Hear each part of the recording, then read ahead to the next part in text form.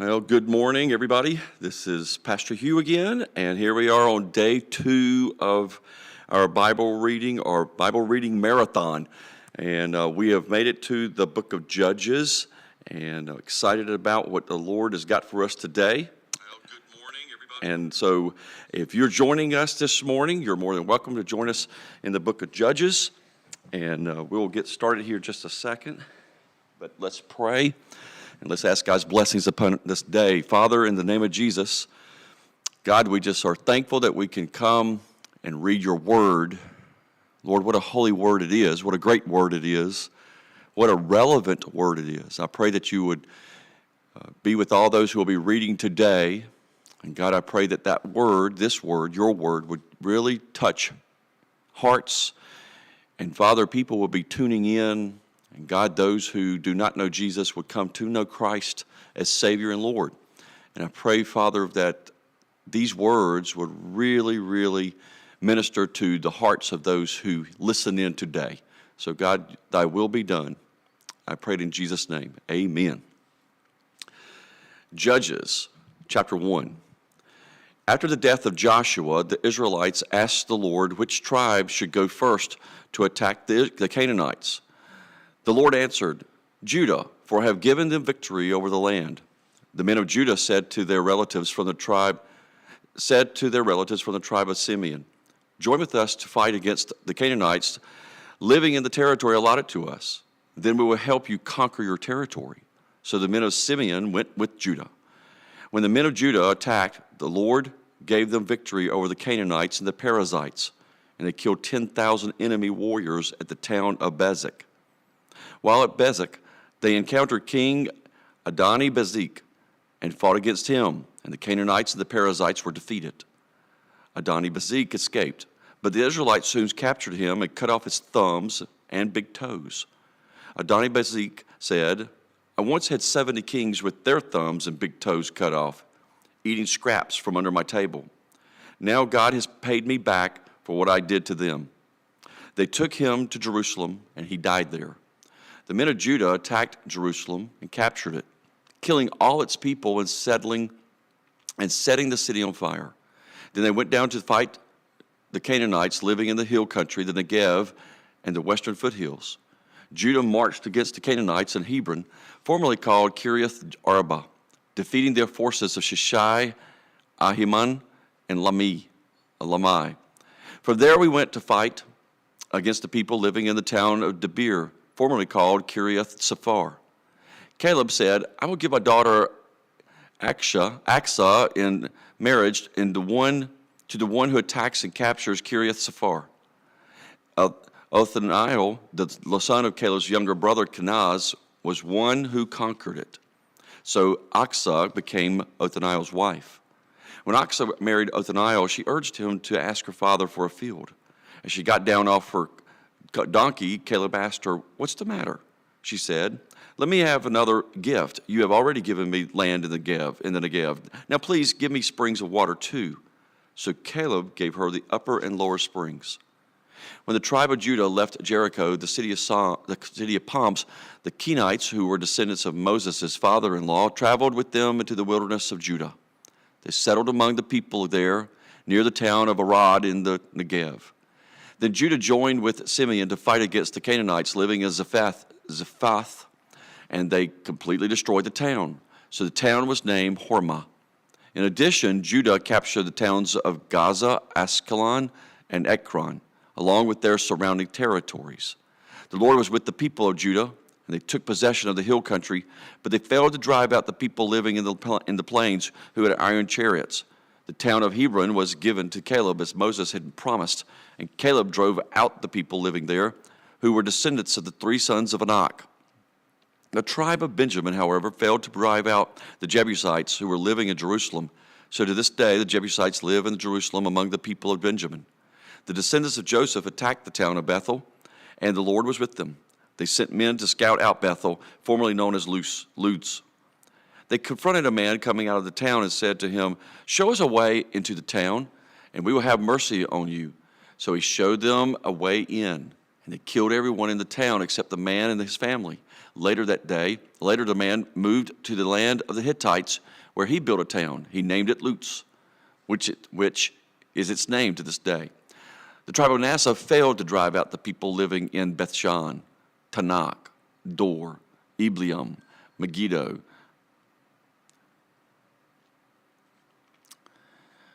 Megiddo, and all their surrounding settlements, because the Canaanites were determined to stay in that region. When the Israelites grew stronger, they forced the Canaanites to work as slaves, but they never did drive them completely out of the land.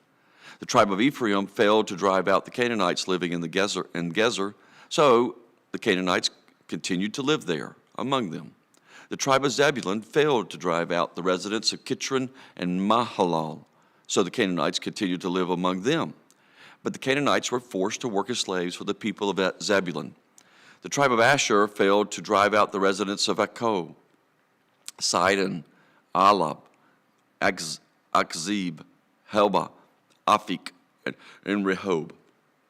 Instead, the people of Asher moved in among the Canaanites who controlled the land, for they failed to drive them out. Likewise, the tribe of Naphtali failed to drive out the residents of Beth Shemesh and Bethanath. Instead, they moved in among the Canaanites who controlled the land. Nevertheless, the people of Beth Shemesh and Bethanath were forced to work as slaves for the people of Naphtali. As for the tribe of Dan, the Amorites forced them back into the hill country and would not let them come down into the plains. The Amorites were determined to stay in Mount Heres, Aijalon, and Shalbim. But when the descendants of Joseph became stronger, they forced the Amorites to work as slaves. The boundary of the Amorites ran from Scorpion Pass to Selah and continued upward from there. Judges 2. The angel of the Lord went up from Gilgal to Bochim and said to the Israelites, I brought you out of Egypt into this land that I swore to give your ancestors, and I said I would never break my covenant with you. For your part, you are not to make any covenants with the people living in this land. Instead, you were to destroy their altars. But you disobeyed my command. Why did you do this? So now I declare that I will no longer drive out the people living in your land. They will be thorns in your side, and their gods will be a constant temptation to you. When the angel of the Lord finished speaking to all the Israelites, the people wept loudly. So they called the place Bochim, which means weeping, and they offered sacrifices to the Lord. After Joshua sent the people away, each of the tribes left to take possession of the land allotted to them. And the Israelites served the Lord throughout the lifetime of Joshua and the leaders who outlived him, those who had seen all the great things the Lord had done for Israel. Joshua, son of Nun, the servant of the Lord, died at the age of 110. They buried him in the land he had been allotted at Timnath-Serah in the hill country of Ephraim, north of Mount Gash. After that generation died, another generation grew up who did not acknowledge the Lord or remember the mighty things he had done for Israel. The Israelites did evil in the Lord's sight and served the image of Baal. They abandoned the Lord, the God of their ancestors who had brought them out of Egypt. They went after other gods, worshiping the gods of the people around them, and they angered the Lord. They abandoned the Lord to serve Baal and the image of Ashtaroth. This made the Lord burn with anger against Israel, so he handed them over to raiders who stole their possessions. He turned them over to their enemies all around, and they were no longer able to resist them. Every time Israel went out to battle, the Lord fought against them, causing them to be defeated, just as he had warned, and the people were in great distress. Then the Lord raised up judges to rescue the Israelites from their attackers. Yet Israel did not listen to the judges, but prostituted themselves by worshiping other gods. How quickly they turned away from the path of their ancestors who had walked in obedience to the Lord's commands. Whenever the Lord raised up a judge over Israel, he was with that judge and rescued the people from their enemies throughout their judge's lifetime. For the Lord took pity on his people who were burdened by oppression and suffered. But when the judge died, the people returned to their corrupt ways, behaving worse than those who had lived before them. They went after other gods, serving and worshiping them, and they refused to give up their evil practices and stubborn ways. So the Lord burned with anger against Israel. He said, "Because these people have violated my covenant, which I made with their ancestors, and have ignored my commands, I will no longer drive out the nations that Joshua left unconquered when he died. I did this to test Israel, to see whether or not they would follow the ways of the Lord, as their ancestors did. That is why the Lord left those nations in place. He did not quickly drive them out or allow Joshua to conquer them all." That is why the Lord left those nations in place. He did not quickly drive them out or allow Joshua to conquer them all. Judges chapter 3. These are the nations that the Lord left in the land to test those Israelites who had not experienced the wars of Canaan. He did this to teach warfare to generations of Israelites who had no experience.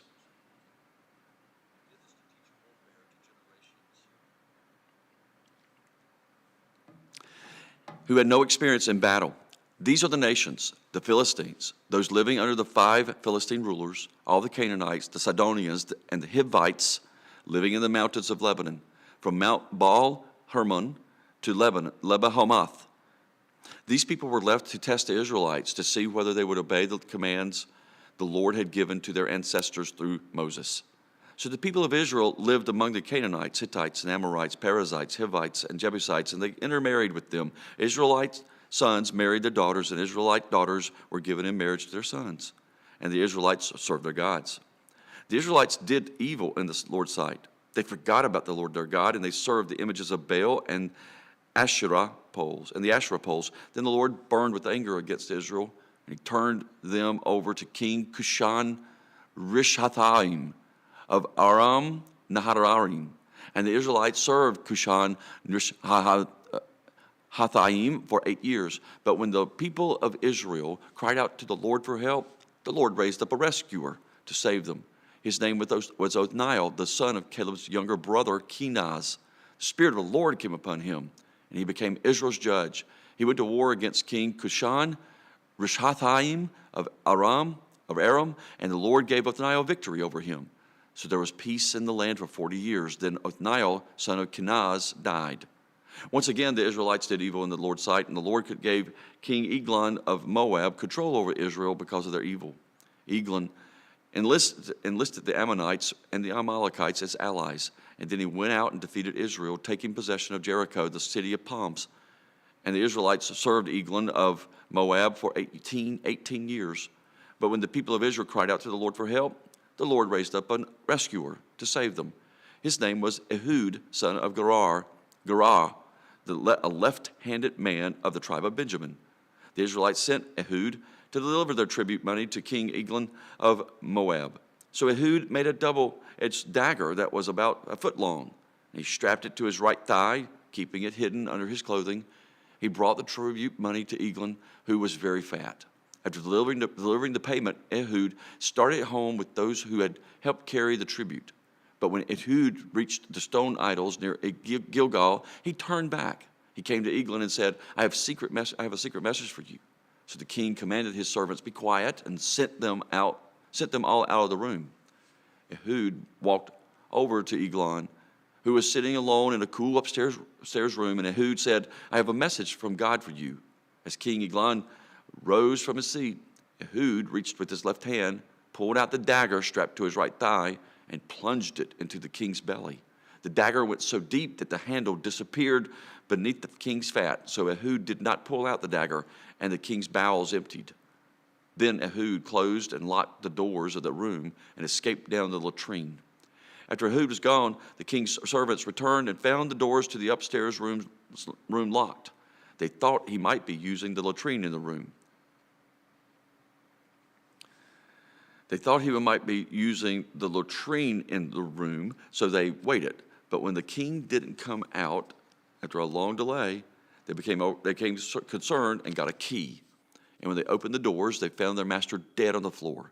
While the servants were waiting, Ehud escaped, passing the stone idols on his way to Sirah.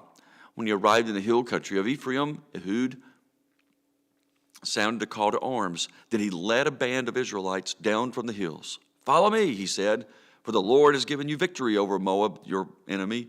So they followed him, and the Israelites took control of the shallow crossings on the Jordan River across from Moab, preventing anyone from crossing. They attacked the Moabites and killed about 10,000 of their strongest and most able-bodied warriors. None of them escaped. So Moab was conquered by Israel that day, and there was peace in the land for 80 years. After Ehud, Shamgar, son of Anath, rescued Israel. He once killed 600 Philistines with an ox goad. Judges 4. After Ehud's death, the Israelites again did evil in the Lord's sight, so the Lord turned them over to King Jabin of Hazor, a Canaanite king. The commander of his army was Sisera, who lived in Harosheth Hagaim. Sisera, who had 900 iron chariots, ruthlessly oppressed the Israelites for 20 years. Then the people of Israel cried out to the Lord for help. Deborah, the wife of Lapidoth, was a prophet who was judging Israel at that time. She would sit under the palm of Deborah between Ramah and Bethel in the hill country of Ephraim, and the Israelites would go to her for judgment. One day she sent for Barak, son of Abinoam, who lived in Kadesh in the land of Naphtali. She said to him, "This is what the Lord, the God of Israel, commands you. Call out 10,000 warriors from the tribes of Naphtali, Zebulun, at Mount Tabor. And I will call out Sisera, commander of Jabin's army, along with his chariots and warriors. Go to the Kishon River. There I will give you victory over him." Barak told her, "I will go, but only if you go with me." "Very well," she replied, "I will go with you. But you will receive no honor in this venture, for the Lord's victory over Sisera will be at the hands of a woman." So Deborah went both with Barak to Kadesh. At Kadesh, Barak called together the tribes of Zebulun and Naphtali, and 10,000 warriors went up with him. Deborah also went with him. Now Heber the Kenite, a descendant of Moses' brother-in-law, Hobab, had moved away from the other members of his tribe and pitched his tent by the oak of Zananim near Kadesh. When Sisera was told that Barak, son of Abinoam, had gone up to Mount Tabor, he called for all 900 of his iron chariots and all of his warriors, and they marched from Harosheth Hagaim to the Kishon River. Then Deborah said to Barak, "Get ready. This is the day the Lord will give you victory over Sisera, for the Lord is marching ahead of you." So Barak led his 10,000 warriors down the slopes of Mount Tabor into battle. When Barak attacked, the Lord threw Sisera and all his chariots and warriors into a panic. Sisera leaped down from his chariot and escaped on foot. Then Barak chased the chariots and the enemy army all the way to Harosheth Hagaim, killing all of Sisera's warriors. Not a single one was left alive. Meanwhile, Sisera ran to the tent of Jael, the wife of Heber, of the Kenite, because Heber's family was on friendly terms with King Jabin of Hazor. Jael went out to meet Sisera and said to him, "Come into my tent, sir. Come in. Don't be afraid." So he went into her tent, and she covered him with a blanket. "Please give me some water," he said. "I'm thirsty." So she gave him some milk from a leather bag and covered him again. "Stand at the door of the tent," he told her. "If anyone comes and ask you if there is anyone here, say no." But when Sisera fell asleep from exhaustion, Jael quietly crept up to him with a hammer and tent peg in her hand. Then she drove the tent peg through his temple and to the ground, and so he died.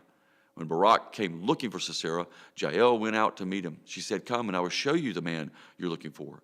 So he followed her into the tent and found Sisera lying there dead, with the tent peg through his temple.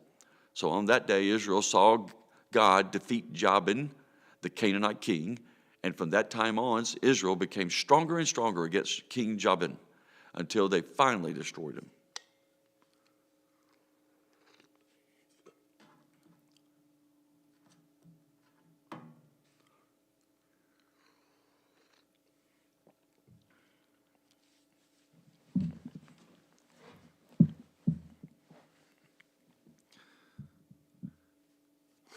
Judges 5.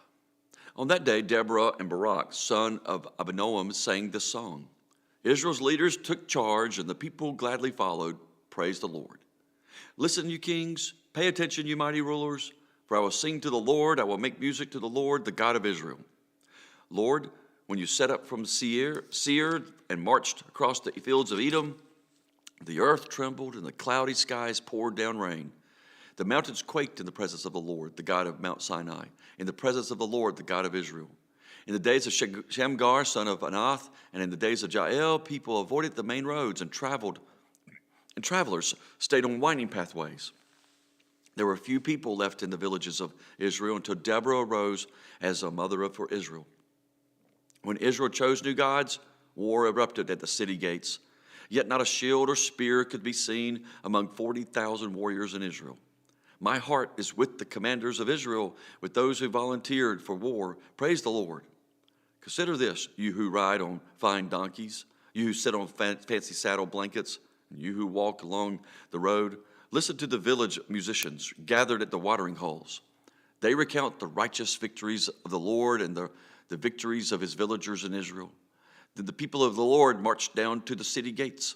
Wake up, Deborah, wake up, wake up, wake up, and sing a song. Arise, Barak, lead your captives away, son of Abinoam.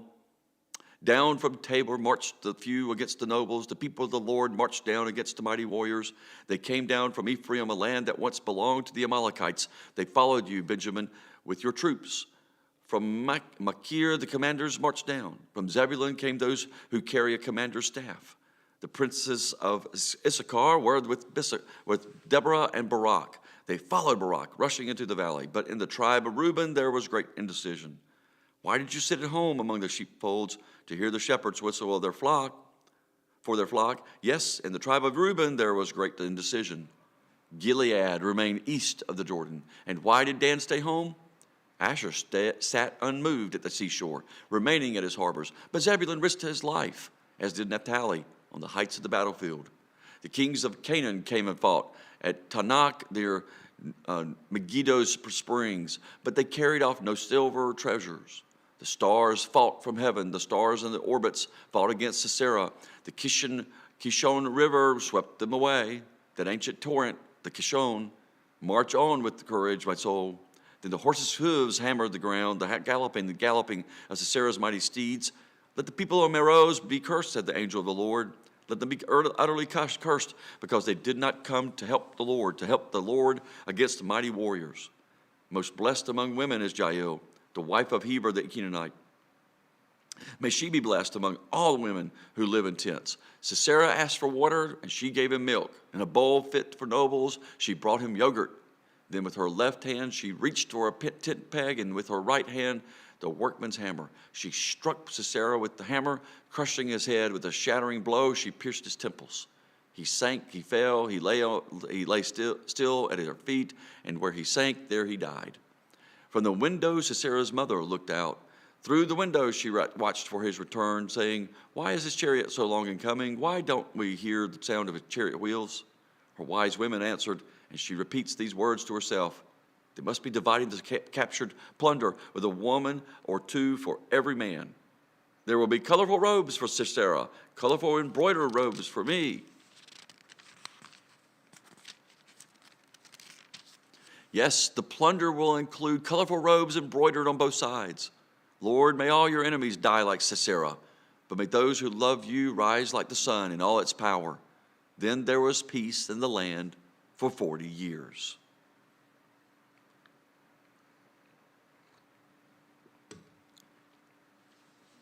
Judges 6. The Israelites did evil in the Lord's sight. So the Lord handed them over to the Midianites for 7 years. The Midianites were so cruel that the Israelites made hiding places for themselves in the mountains, caves, and strongholds. Whenever the Israelites planted their crops, marauders from Midian, Amalek, and the people of the east would attack Israel, camping in the land and destroying crops as far away as Gaza. They left the Israelites with nothing to eat, taking all the sheep, goats, cattle, and donkeys. These enemy hordes, coming with their livestock and tents, were as thick as locusts. They arrived on droves of camels, too numerous to count.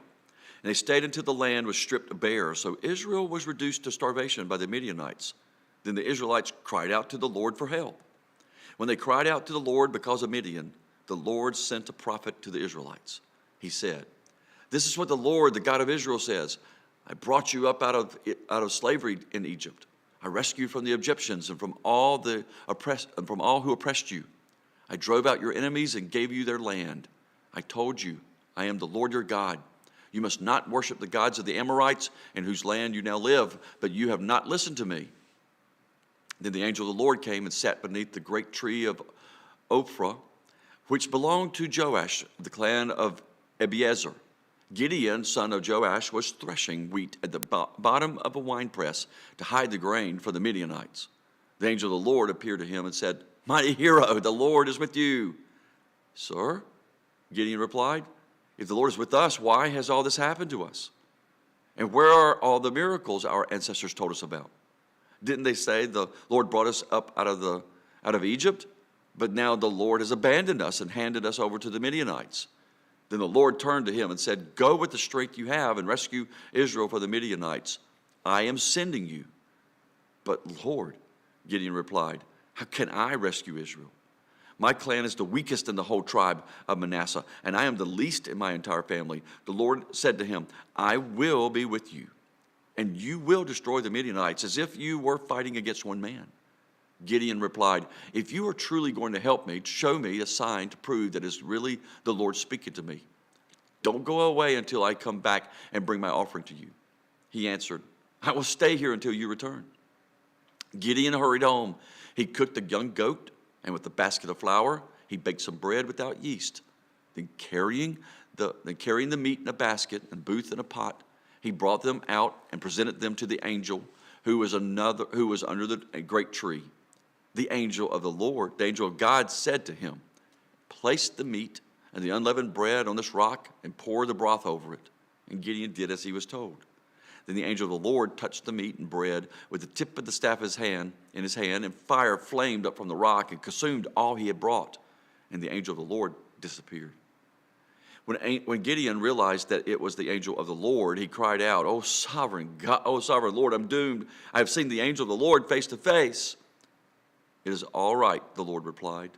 "Do not be afraid. You will not die." And Gideon built an altar to the Lord there and named it Jehovah Shalom, which means the Lord is peace.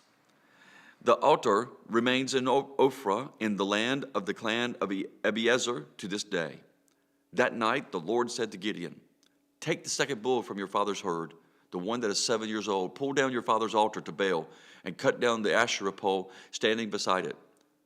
Then build an altar to the Lord your God here on this hilltop sanctuary, laying the stones carefully.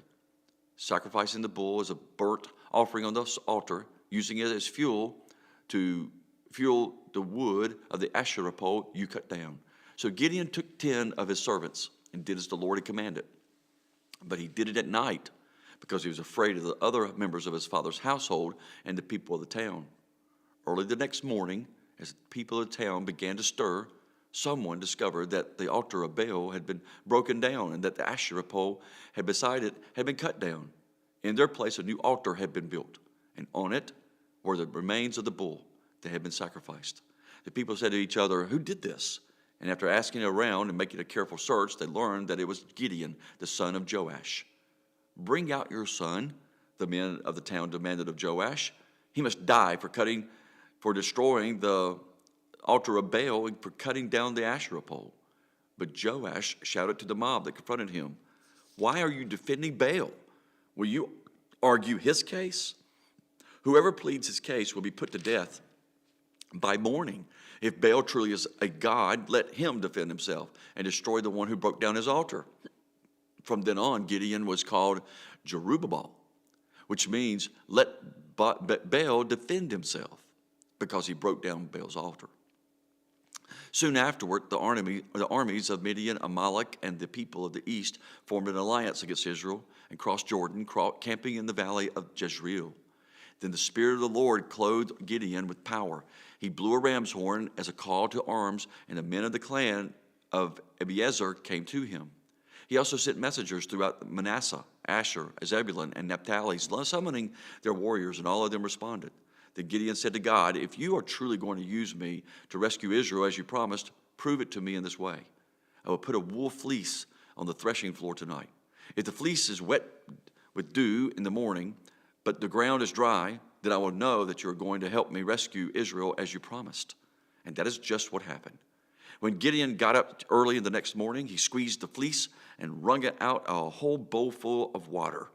Then Gideon said to God, "Please don't be angry with me, but let me make one more request. Let me use the fleece for one more test. This time let the fleece remain dry, while the ground around it is wet with dew." So that night God did as Gideon asked. The fleece was dry in the morning, but the ground was covered with dew.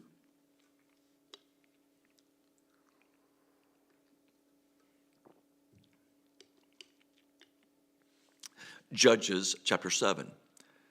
So Jerubbaal, that is Gideon, his army got up early and went as far as the spring of Harod. The armies of Midian were camped north of them in the valley near the hill of Moab. The Lord said to Gideon, "You have too many warriors with you. If I let all of you fight the Midianites, the Israelites will boast to me that they saved themselves by their own strength. Therefore, tell the people, whoever is timid or afraid may leave this mountain and go home." So 22,000 of them went home, leaving out only 10,000 who were willing to fight. But the Lord told Gideon, "There's still too many. Bring them down to the spring, and I will test them to determine who will go with you and who will not." When Gideon took his warriors down to the water, the Lord told him, "Divide the men into two groups. In one group, put all those who cup water in their hands and lap it up with their tongues like dogs. In the other group, put all those who kneel down and drink with their mouths in the stream." Only 300 of the men drank from their hands. All of the others got down on their knees and drank with their mouths in the stream. The Lord told Gideon, "With these 300 men, I will rescue you and give you victory over the Midianites. Send all the others home."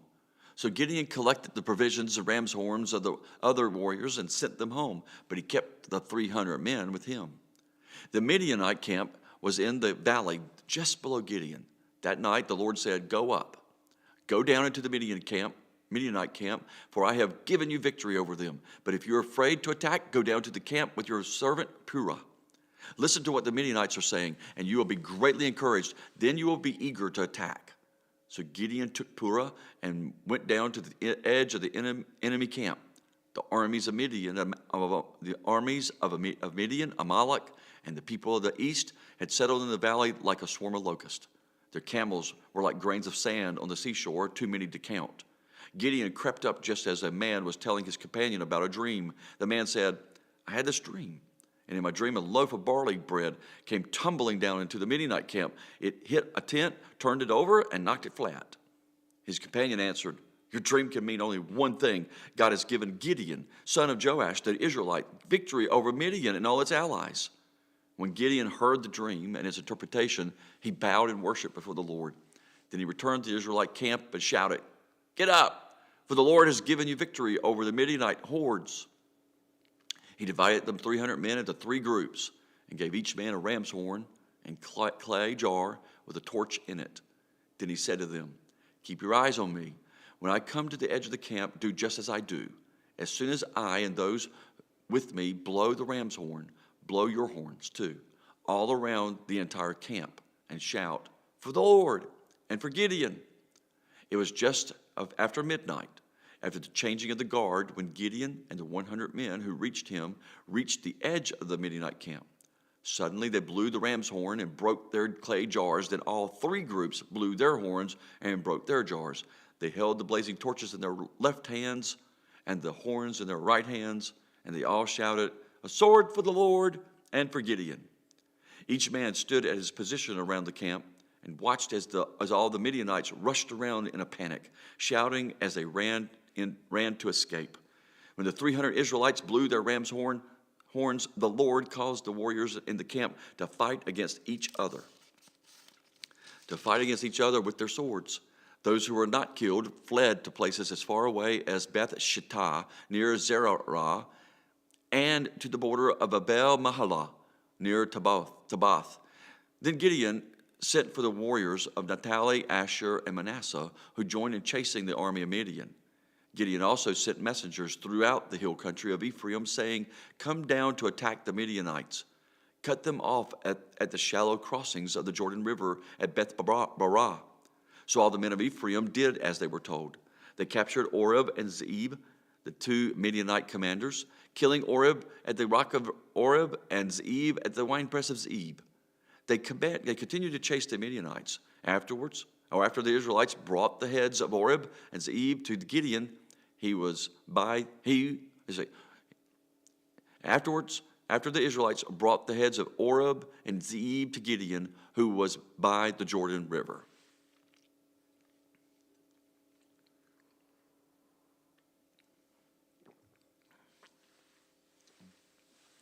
Judges 8. Then the people of Ephraim asked Gideon, "Why have you treated us this way? Why didn't you send for us when you first went out to fight the Midianites?" And they argued heatedly with Gideon. But Gideon replied, "What have I accomplished compared to you? Aren't even the leftover grapes of Ephraim's harvest better than the entire crop of my little clan of Abiezer? God gave you victory over Oreb and Zeeb, the commanders of the Midianite army. What have I accomplished compared to that?" When the men of Ephraim heard Gideon's answer, their anger subsided. Gideon then crossed the Jordan River with his 300 men, and though exhausted, they continued to chase the enemy. When they reached Succoth, Gideon asked the leaders of the town, Please give my warriors some food. They are very tired. I am chasing Zebah and Zalmunna, the kings of Midian." But the officials of Succoth replied, "Catch Zebah and Zalmunna first, and then we will feed your army." So Gideon said, "After the Lord gives me victory over Zebah and Zalmunna, I will return and tear your flesh with the thorns and briars from the wilderness." From there, Gideon went up to the Peniel and again asked for food, but he got the same answer. So he said to the people of Peniel, "After I return in victory, I will tear down this tower." By this time, Zebah and Zalmunna were in Karkor with about 15,000 warriors. All that remained of the allied armies of the east, for 120,000, had already been killed. Gideon circled around by the caravan route east of Nabah and Jogbehah, taking the Midianite army by surprise. Zebah and Zalmunna, the two Midianite kings, fled, but Gideon chased them down and captured all their warriors. After this, Gideon returned from the battle by way of Heres Pass.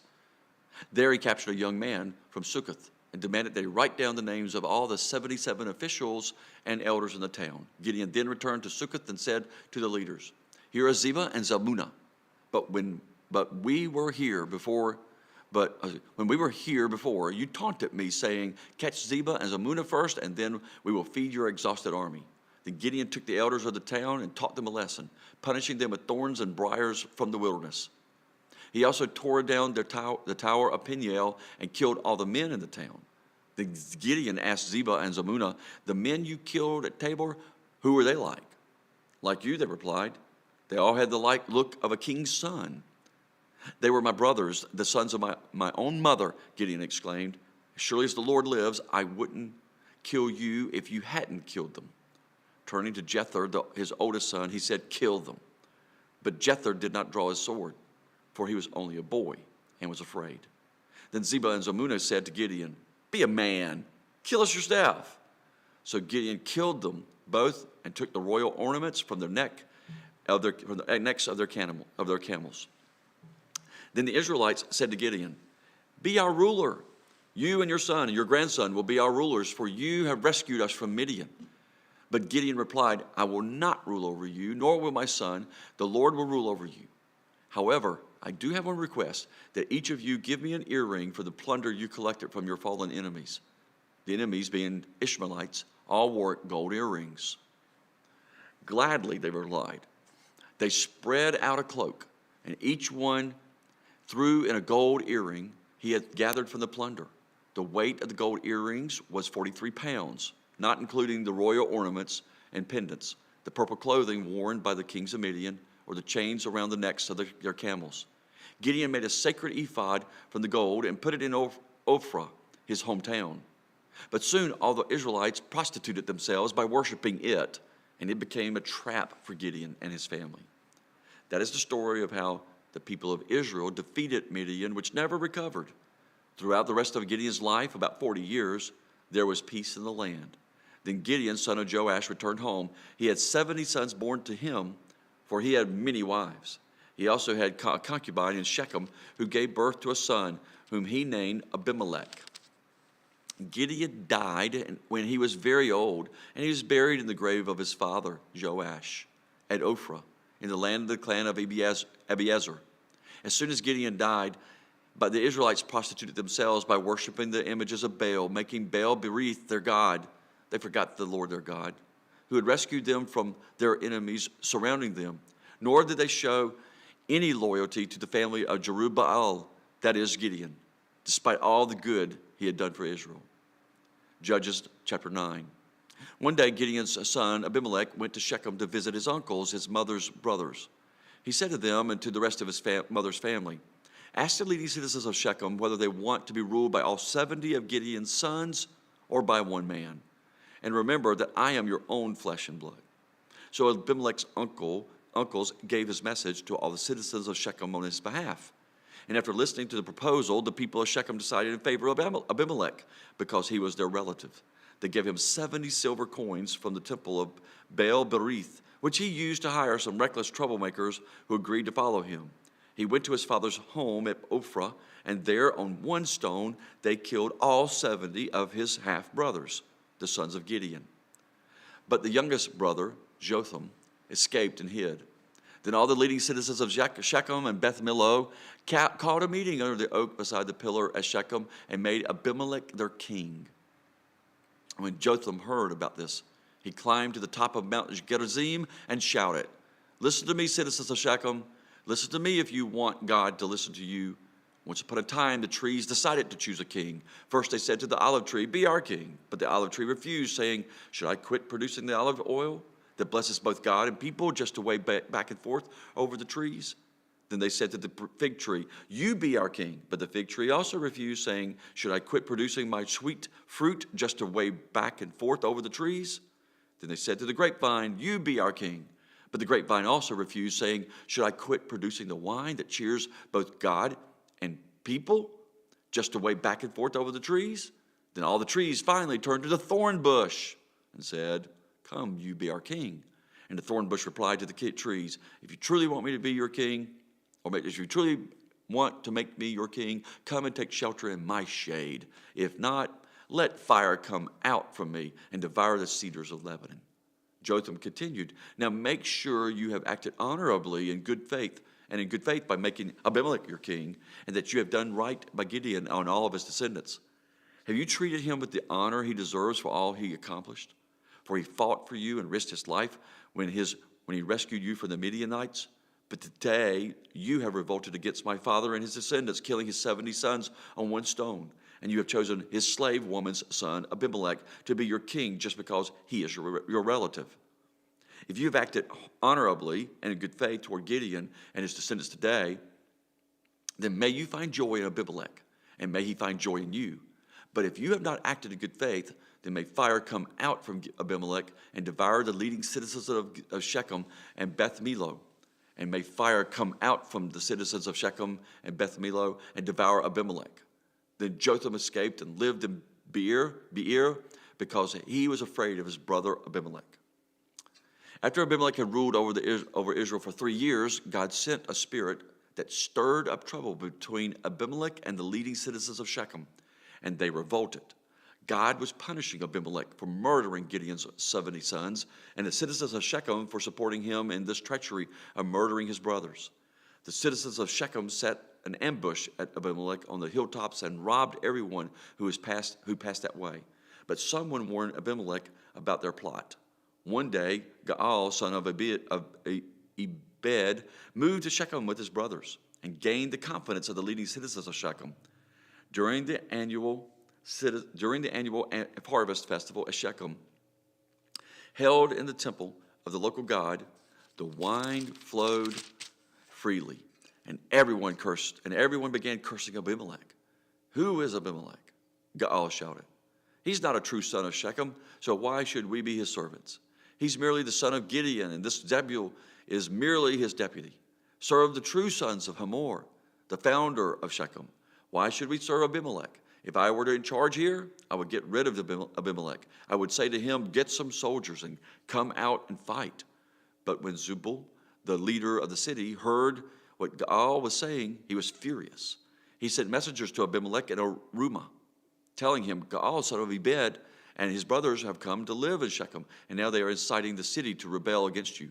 Come by night with an army and hide out in the fields. In the morning, as soon as daylight, attack the city. When Gaal and those who are with him come out against you, you can do with them as you wish.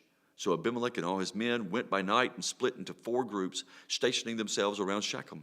Gaal was standing at the city gates when Abimelech and his army came out of hiding. When Gaal saw them, he said to Zubal, look, there are people coming down from the hilltops. Zubal replied, it's just like the shadows on the hills that look like men. But again, Gaal said, no, people are coming down from the hills. And another group is coming down the road past the diviner's oak. Then Zubal turned on him and asked, now where is that big mouth of yours? Wasn't it you that said, who is Abimelech, and why should we be his servants? The men you mocked are right outside the city. Go out and fight them. So Gaal led the leading citizens of Shechem into battle against Abimelech.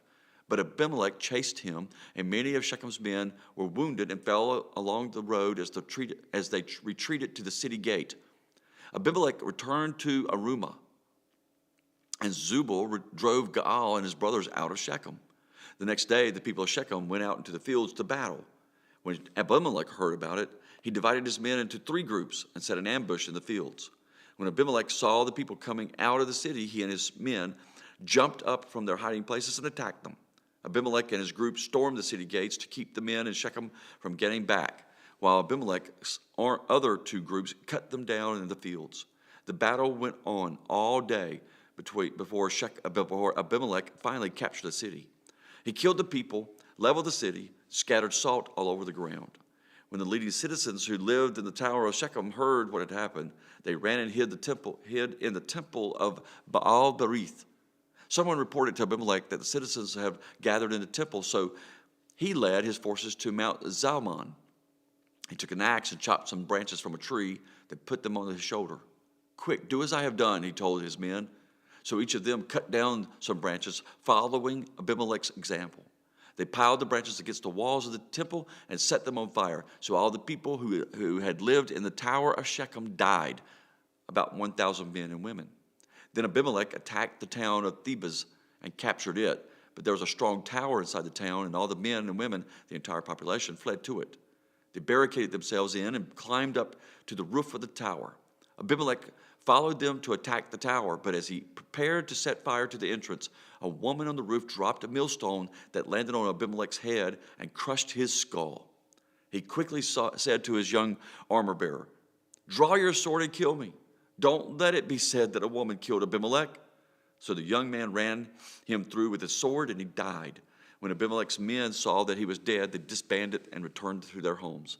In this way, God punished Abimelech for the evil he had done against his father by murdering his 70 brothers. God also punished the men of Shechem for all their evil. So the curse of Jotham, son of Gideon, was fulfilled.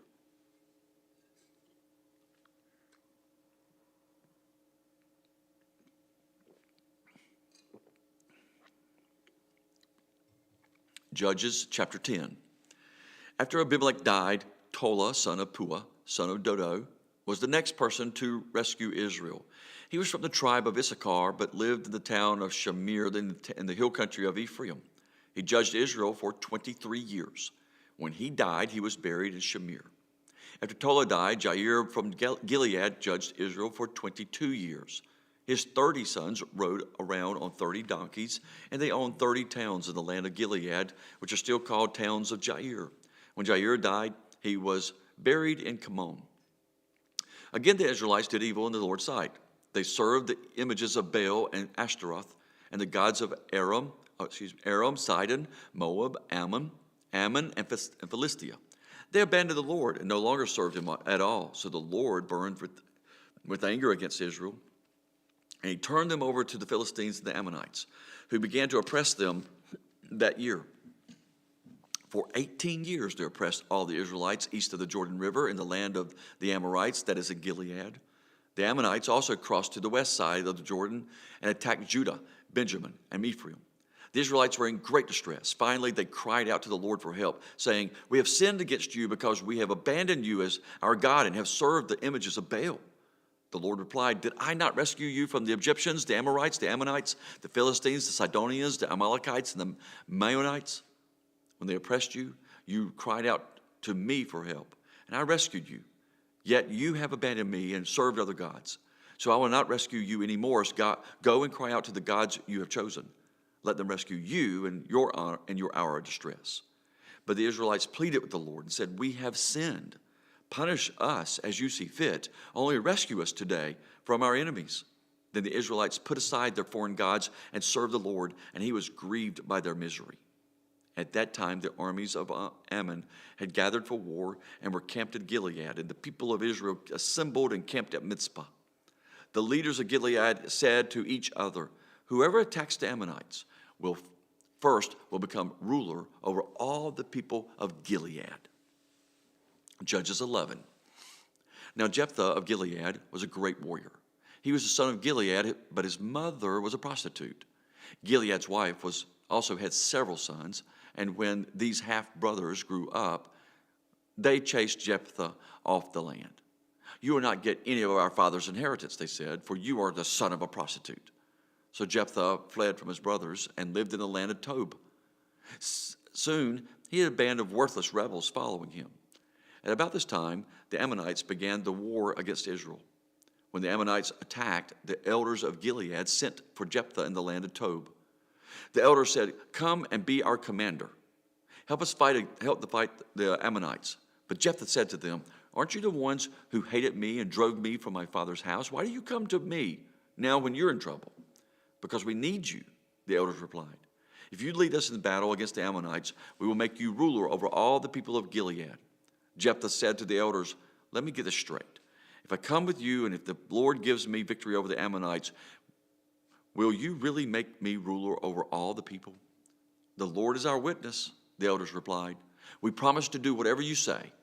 So Jephthah went with the elders of Gilead, and the people made him their ruler and commander of the army. At Mizpah, in the presence of the Lord, Jephthah repeated what he had said to the elders. Then Jephthah sent messengers to the king of Ammon, asking, "Why have you come out to fight against my land?" The king of Ammon answered Jephthah's messengers, "When the Israelites came out of Egypt, they stole my land from the Arnon River to the Jabbok River and all the way to the Jordan. Now then, give back the land peaceably." Jephthah sent his message back to the Ammonite king. This is what Jephthah says: "Israel did not steal any land from Moab or Ammon. When the people of Israel arrived at Kadesh on their journey from Egypt after crossing the Red Sea, they sent messengers to the king of Edom asking for permission to pass through his land, but their request was denied. Then they asked the king of Moab for similar permission, but he wouldn't let them pass through either. So the people of Israel stayed in Kadesh. Finally, they went around Edom and Moab through the wilderness. They traveled along Moab's eastern border and camped on the other side of the Arnon River. But they never once crossed the Arnon River into Moab, for the Arnon was the border of Moab. Then Israel sent messengers to King Sihon of the Amorites, who ruled from Heshbon, asking for permission to cross through his land to get to their destination. But King Sihon didn't trust Israel to pass through his land. Instead, he mobilized his army at Jahaz and attacked them. But the Lord, the God of Israel, gave his people victory over King Sihon. So Israel took control of all the land of the Amorites, who lived in that region, from the Arnon River to the Jabbok River, and from the eastern wilderness to the Jordan. So you see, it was the Lord, the God of Israel, who took away the land from the Amorites and gave it to Israel. Why then should we give it back to you? You keep whatever your god Chemosh gives you, and we will keep whatever the Lord our God gives us. Are you any better than Balak, son of Zippor, king of Moab? Did he try to make a case against Israel for disputed land? Did he go to war against them? Israel has been living here for 300 years, inhabiting Heshbon and its surrounding settlements, all the way to Aurora and its settlements, and in all the towns along the Arnon River. Why have you made no effect to recover it before now? Therefore, I have not sinned against you. Rather, you have wronged me by attacking me. Let the Lord who is judge decide today which of us is right, Israel or Ammon." But the king of Ammon paid no attention to Jephthah's message. At that time, the Spirit of the Lord came upon Jephthah, and he went throughout the land of Gilead and Manasseh, including Mizpah and Gilead, and from there he led an army against the Ammonites. And Jephthah made a vow to the Lord. He said, "If you give me victory over the Ammonites, I will give to the Lord whatever comes out of my house to meet me when I return in triumph. I will sacrifice it as a burnt offering." So Jephthah led his army against the Ammonites, and the Lord gave him victory. He crushed the Ammonites, devastating about 20 towns from Auror to an area near Minnith, and as far as Abel Keramim. In this way, Israel defeated the Ammonites. When Jephthah returned home to Mizpah, his daughter came out to meet him, playing on a tambourine and dancing for joy. She was his one and only child. He had no other sons or daughters. When he saw her, he tore his clothes in anguish. "Oh, my daughter," he cried out, "you have completely destroyed me. You brought disaster on me, for I have made a vow to the Lord, and I cannot take it back." She said, "Father, if you have made a vow to the Lord, you must do to me what you have vowed, for the Lord has given you a great victory over your enemies, the Ammonites. But first, let me do this one thing. Let me go up and roam in the hills and weep with my friends for 2 months, because I will die a virgin." "You may go," Jephthah said, and he sent her away for 2 months. She and her friends went into the hills and wept because she would never have children. When she returned home, her father kept the vow he had made, and she died a virgin. So it has become a custom in Israel, the young Israelite women to go away for 4 days each year to lament the fate of Jephthah's daughter. Judges chapter 12. Then the people of Ephraim mobilized an army and crossed over the Jordan River in Zaphon. They sent this message to Jephthah: "Why didn't you call for us to help you fight against the Ammonites? We're going to burn down your house with you in it." Jephthah replied, I summoned you at the beginning of the dispute, but you refused to come. You failed to help us in our struggle against Ammon. So when I realized you weren't coming, I risked my life and went to battle without you, and the Lord gave me victory over the Ammonites. So why have you now come to fight me?" The people of Ephraim responded, "You men of Gilead are nothing more than fugitives from Ephraim and Manasseh." So Jephthah gathered all the men of Gilead and attacked the men of Ephraim and defeated them. Jephthah captured the shallow crossings of the Jordan River, and whenever a fugitive from Ephraim tried to go back across, the men of Gilead would challenge him. "Are you a member of the tribe of Ephraim?" they would ask. If the men said, "No, I'm not," they would tell him to say Shibboleth. If he was from Ephraim, he would say Sibboleth, because people from Ephraim could not pronounce the word correctly. Then they would take him and kill him at the shallow crossings of the Jordan. In all, 42,000 Ephraimites were killed at that time. Jephthah judged Israel for 6 years. When he died, he was buried in one of the towns of Gilead. After Jephthah died, Ibzan from Bethlehem judged Israel. He had 30 sons and 30 daughters. He sent his daughters to marry men outside his clan, and he brought in 30 young women from outside his clan to marry his sons. Ibzan judged Israel for 7 years. When he died, he was buried at Bethlehem. After Ibzan died, Elon from the tribe of Zebulun judged Israel for 10 years. When he died, he was buried at Aijalon in Zebulun. After Elon died, Abdon, son of Hillel from Pirathon, judged Israel. He had 40 sons and 30 grandsons who rode on 70 donkeys. He judged Israel for 8 years. When he died, he was buried in Pirathon at Ephraim in the hill country of the Amalekites. Judges 13.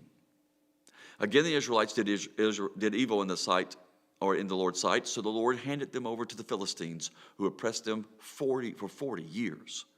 In those days, a man named Manoah from the tribe of Dan lived in the town of Zorah.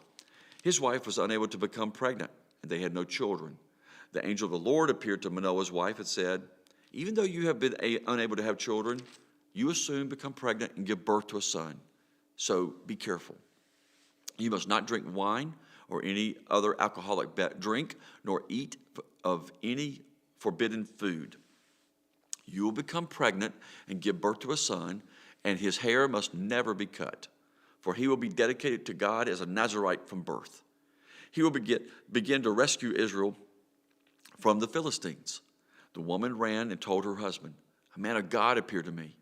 He looked like one of God's angels, terrifying to see. I didn't ask where he was from, and he didn't tell me his name. But he told me, 'You will become pregnant and give birth to a son. You must not drink wine or any other alcoholic drink, nor eat any forbidden fruit, for your son will be dedicated to God as a Nazirite from the moment of his birth until the day of his death.' Then Manoah prayed to the Lord, saying, 'Lord, please let the man of God come back to us again and give us more instructions about this son who is to be born.' God answered Manoah's prayer, and the angel of God appeared once again to his wife as she was sitting in the field, but her husband Manoah was not with her. So she quickly ran and told her husband, 'The man who appeared to me the other day is here again.' Manoah ran back with his wife and asked, 'Are you the man who spoke to my wife the other day?' 'Yes,' he replied, 'I am.' So Manoah asked him, when your words come true, what kind of rules should govern the boy's life and work?' The angel of the Lord replied, 'Be sure your wife follows the instructions I gave her. She must not eat grapes or raisins, drink wine or any other alcoholic drink, or eat any forbidden fruit.' Then Manoah said to the angel of the Lord, 'Please stay here until we can prepare a young goat for you to eat.' 'I will stay,' the angel of the Lord replied, 'but I will not eat anything. However, you may prepare a burnt offering as a sacrifice to the Lord.' Manoah didn't realize it was the angel of the Lord. Then Manoah asked the angel of the Lord, 'What is your name? For when all this comes true, we want to honor you.' 'Why do you ask my name?' the angel of the Lord replied. 'It is too wonderful for you to understand.'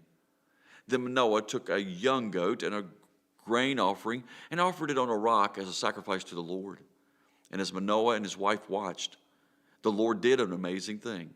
As the flames from the altar shot up toward the sky and the angel of the Lord ascended into fire, when Manoah and his wife saw this, they fell with their faces to the ground. The angel did not appear again to Manoah and his wife.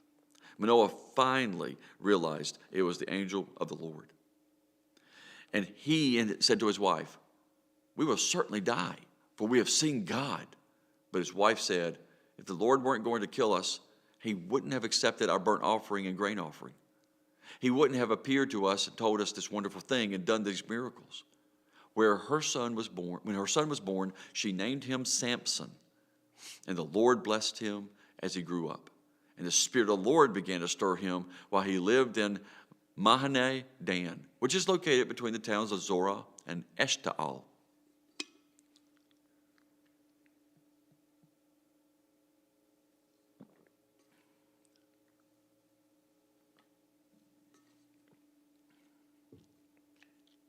Judges chapter 14. One day when Samson was in Timnah, one of the Philistine women caught his eye. When he returned home, he told his father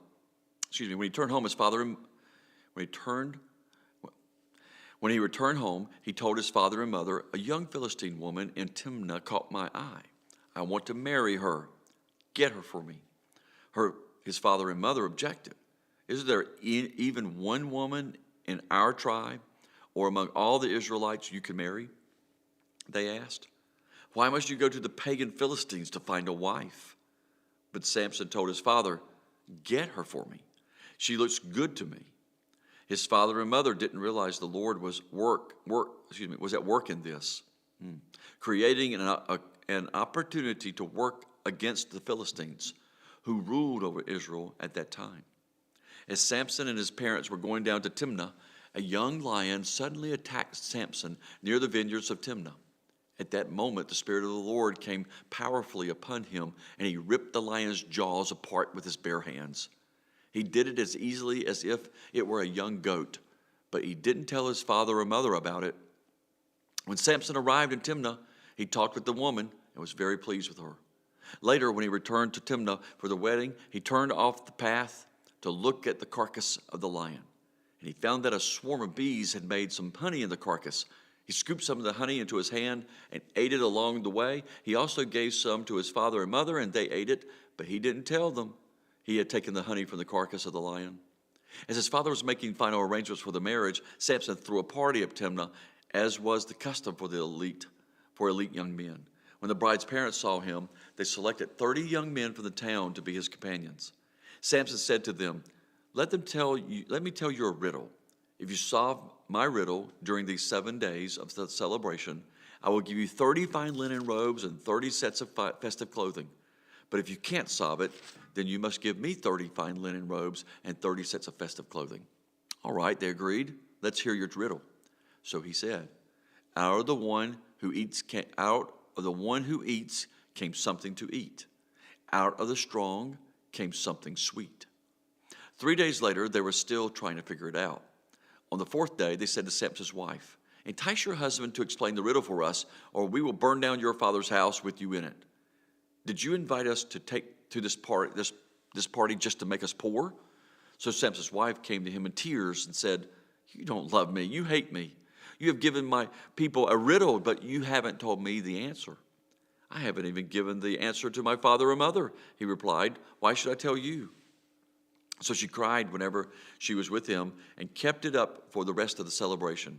At last, on the 7th day, he told her the answer because she was tormenting him with her nagging. Then she explained the riddle to the young men. So before the sun set of the 7th day, the men of the town came to Samson with their answer. What is sweeter than honey? What is stronger than a lion? Samson replied, if you hadn't plowed with my heifer, you wouldn't have solved my riddle. Then the Spirit of the Lord came powerfully upon him. He went down to the town of Ashkelon, killed 30 men, took their belongings, and gave their clothing to the men who had solved his riddle. But Samson was furious about what had happened, and he went back home to live with his father and mother. So his wife was given in marriage to the man who had been Samson's best man at the wedding. Judges chapter 15. Later on, during the wheat harvest, Samson took a young goat as a present to his wife. He said, I'm going into my wife's room to sleep with her. But her father wouldn't let him in. I truly thought you must hate her, her father explained. So I gave her in marriage to your best man. But look, her younger sister is even more beautiful than she. Marry her instead. Samson said, this time I cannot be blamed for everything I am going to do to you Philistines. Then he went out and caught 300 foxes. He tied their tails together in pairs, and he fastened a torch to each pair of their tails. Then he lit the torches and let the foxes run through the grain fields of the Philistines. He burned all the grain to the ground, including the sheaves and the uncut grain. He also destroyed their vineyards and olive groves. Who did this? The Philistines demanded. Samson, was the reply, because his father-in-law from Timnah gave Samson's wife to be married to his best man. So the Philistines went and got the woman and her father and burned them to death. Because you did this, Samson vowed, I won't rest until I take my revenge on you. So he attacked the Philistines with great fury and killed many of them. Then he went to live in a cave in the rock of Etam. The Philistines retaliated by setting up camp in Judah and spreading out near the town of Lehi. The men of Judah asked the Philistines, why are you attacking us? The Philistines replied, we've come to capture Samson. We've come to pay him back for what he did to us. So 3,000 men of Judah went down to get Samson at the cave in the rock of Etam. They said to Samson, don't you realize the Philistines rule over us? What are you doing to us? But Samson replied, I only did to them what they did to me. But the men of Judah told him, we have come to tie you up and hand you over to the Philistines. All right, Samson said, but promise that you won't kill me yourselves. We will only tie you up and hand you over to the Philistines, they replied. We won't kill you. So they tied him up with 2 new ropes and brought him up from the rock. As Samson arrived at Lehi, the Philistines came shouting in triumph. But the Spirit of the Lord came powerfully upon Samson, and he snapped the ropes of his arms as if they were burnt strands of flax, and they fell from his wrist. Then he found the jawbone of a recently killed donkey. He picked it up and killed 1,000 Philistines with it. Then Samson said, with the jawbone of a donkey, I've piled them in heaps. With the jawbone of a donkey, I've killed 1,000 men. When he finished boasting, he threw away the jawbone, and the place was named Jawbone Hill. Samson was now very thirsty, and he cried out to the Lord, You have accomplished this great victory by the strength of your servant. Must I now die of thirst and fall into the hands of these pagans? So God caused water to gush out of a hollow in the ground of Lehi, and Samson was revived as he drank. Then he named that place the spring of the one who cried out, and it is still in Lehi to this day. Samson judged Israel for 20 years during the period when the Philistines dominated the land. Judges chapter 16. One day Samson went to the Philistine town of Gaza and spent the night with the prostitute. Word soon spread that Samson was there, so the men of Gaza gathered together and waited all night at the town gates. They kept quiet during the night, saying to themselves, When the light of the morning comes, we will kill him. But Samson stayed in bed only until midnight. Then he got up, took hold of the doors of the town gate, including the two posts, and lifted them up, bar and all. He put them on his shoulders and carried them all the way to the top of the hill across from Hebron. So sometime later, Samson fell in love with a woman named Delilah, who lived in the valley of Sorek. The rulers of the Philistines went to her and said, Entice Samson to tell you what makes him so strong and how he can be overpowered and tied up securely. Then each of us will give you 1,100 pieces of silver. So Delilah said to Samson, Please tell me what makes you so strong and what it would take to tie you up secretly. Samson replied, If I were tied up with 7 new bowstrings that have not yet been dried, I will become as weak as anyone else. So the Philistine rulers brought Delilah 7 new bowstrings, and she tied Samson up with them. She had hidden some men in one of the inner rooms of her house, and she cried out, Samson, the Philistines come to capture you. But Samson snapped the bowstrings as a piece of string snaps when it is burned by a fire. So the secret of his strength was not discovered. Afterward, Delilah said to him, You've been making fun of me and telling me lies. Now please tell me, how can you be tied up securely? Samson replied, If I were tied up with brand new ropes that had never been used, I would become as weak as anyone else. So Delilah took new ropes and tied him up with them. The men were hiding in the inner room as before. And again, Delilah cried, Samson, the Philistines come to capture you. But again, Samson snapped the ropes from his arms as if they were thread. Then Delilah said, You've been making fun of me and telling me lies. Now tell me how you can be tied up securely. Samson replied, If you were to weave the 7 braids of my hair into the fabric on your loom and tighten it with the loom shuttle, I would become as weak as anyone else. So while he slept, Delilah wove the 7 braids of his hair into the fabric. Then she tightened it with the loom shuttle. Again she cried out, Samson, the Philistines have come to capture you. But Samson woke up, pulled back the loom shuttle, and yanked his hair away from the loom and the fabric. Then Delilah pouted, How can you tell me I love you when you don't share your secrets with me? You have made fun of me these 3 times now, and you still haven't told me what makes you so strong. She tormented him with her nagging day after day until he was sick to death of it. Finally, Samson shared his secret with her. My hair has never been cut, he confessed, for I was dedicated to God as a Nazirite from birth. If my head were shaved, my strength would leave me, and I would become as weak as anyone else. Delilah realized he had finally told her the truth, so she sent for the Philistine rulers. Come back one more time, she said, for he has finally told me his secret. So the Philistine rulers returned with the money in their hands. Delilah lulled Samson to sleep with his head in her lap, and then she called in a man to shave off the 7 locks of his hair. In this way she began to bring him down, and his strength left him. Then she cried out, Samson, the Philistines have come to capture you. When he woke up, he thought, I will do as before and shake myself free. But he didn't realize the Lord had left him.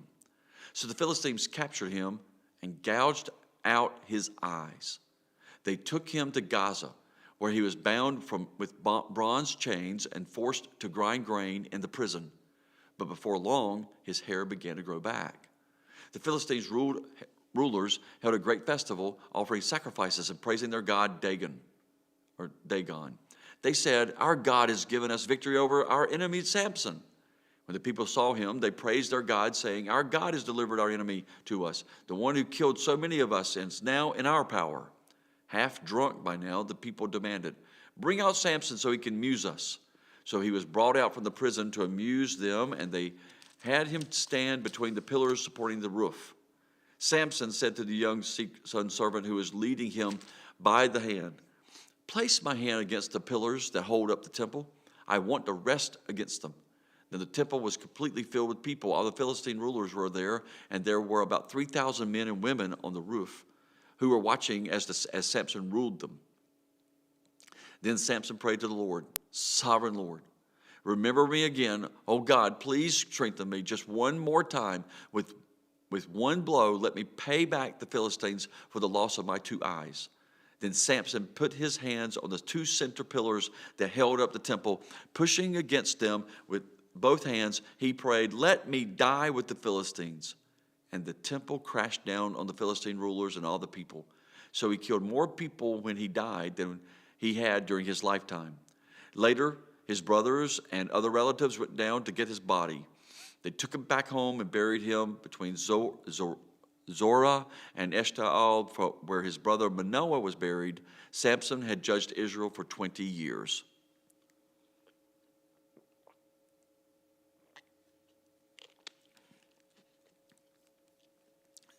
Judges 17. There was a man named Micah who lived in the hill country of Ephraim. One day he said to his mother, "I heard you place a curse on the person who stole 1,100 pieces of silver from you." "Well, I have the money. I was the one who took it." "The Lord bless you for admitting it," his mother replied. He returned the money to her, and she said, "I now dedicate these silver coins to the Lord. In honor of my son, I will have an image carved and an idol cast."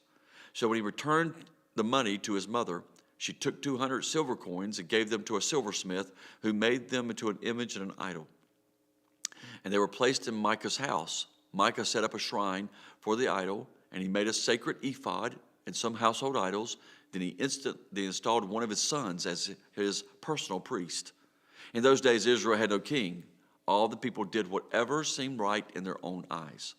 One day, a young Levite who had been living in Bethlehem in Judah arrived in that area.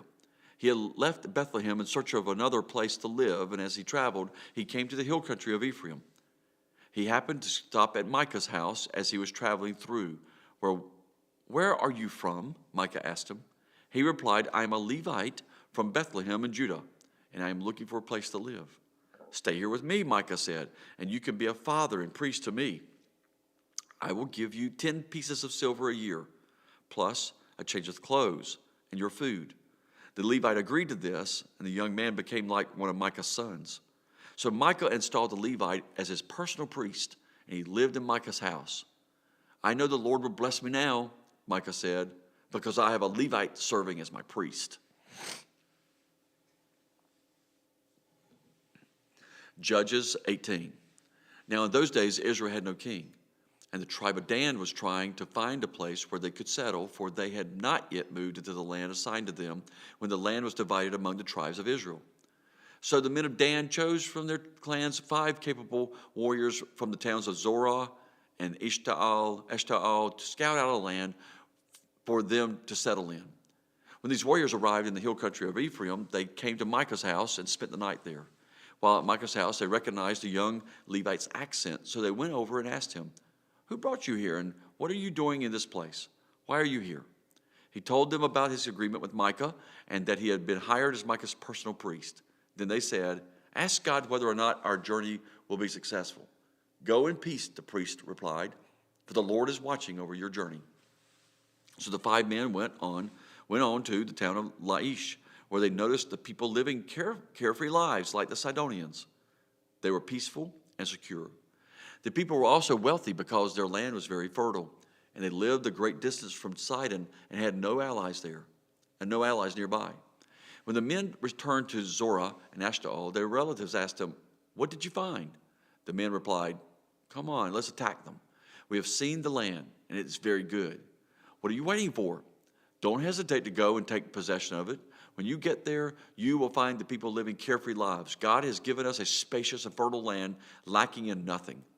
So 600 men from the tribe of Dan, armed with weapons of war, set out from Zorah and Eshtaol. They camped at a place west of Kiriath Jearim in Judah, which is called Mahaneh Dan to this day. Then they went out from there into the hill country of Ephraim and came to the house of Micah. The 5 men who had scouted out the land of around Laish explained to the others, "These buildings contain a sacred ephod, as well as some household idols, a carved image, and a cast idol. What do you think you should do? Then the 5 men turned off the road and went out to Micah's house, where the young Levite lived, and greeted him kindly.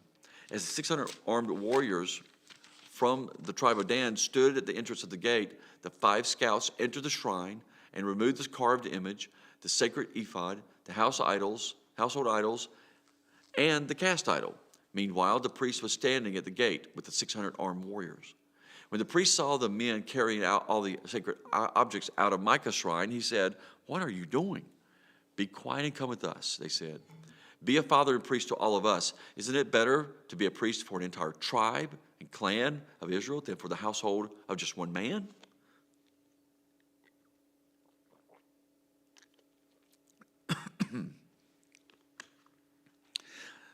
The young priest was quite happy to go with them, so he took along the sacred ephod, the household idols, and the carved image.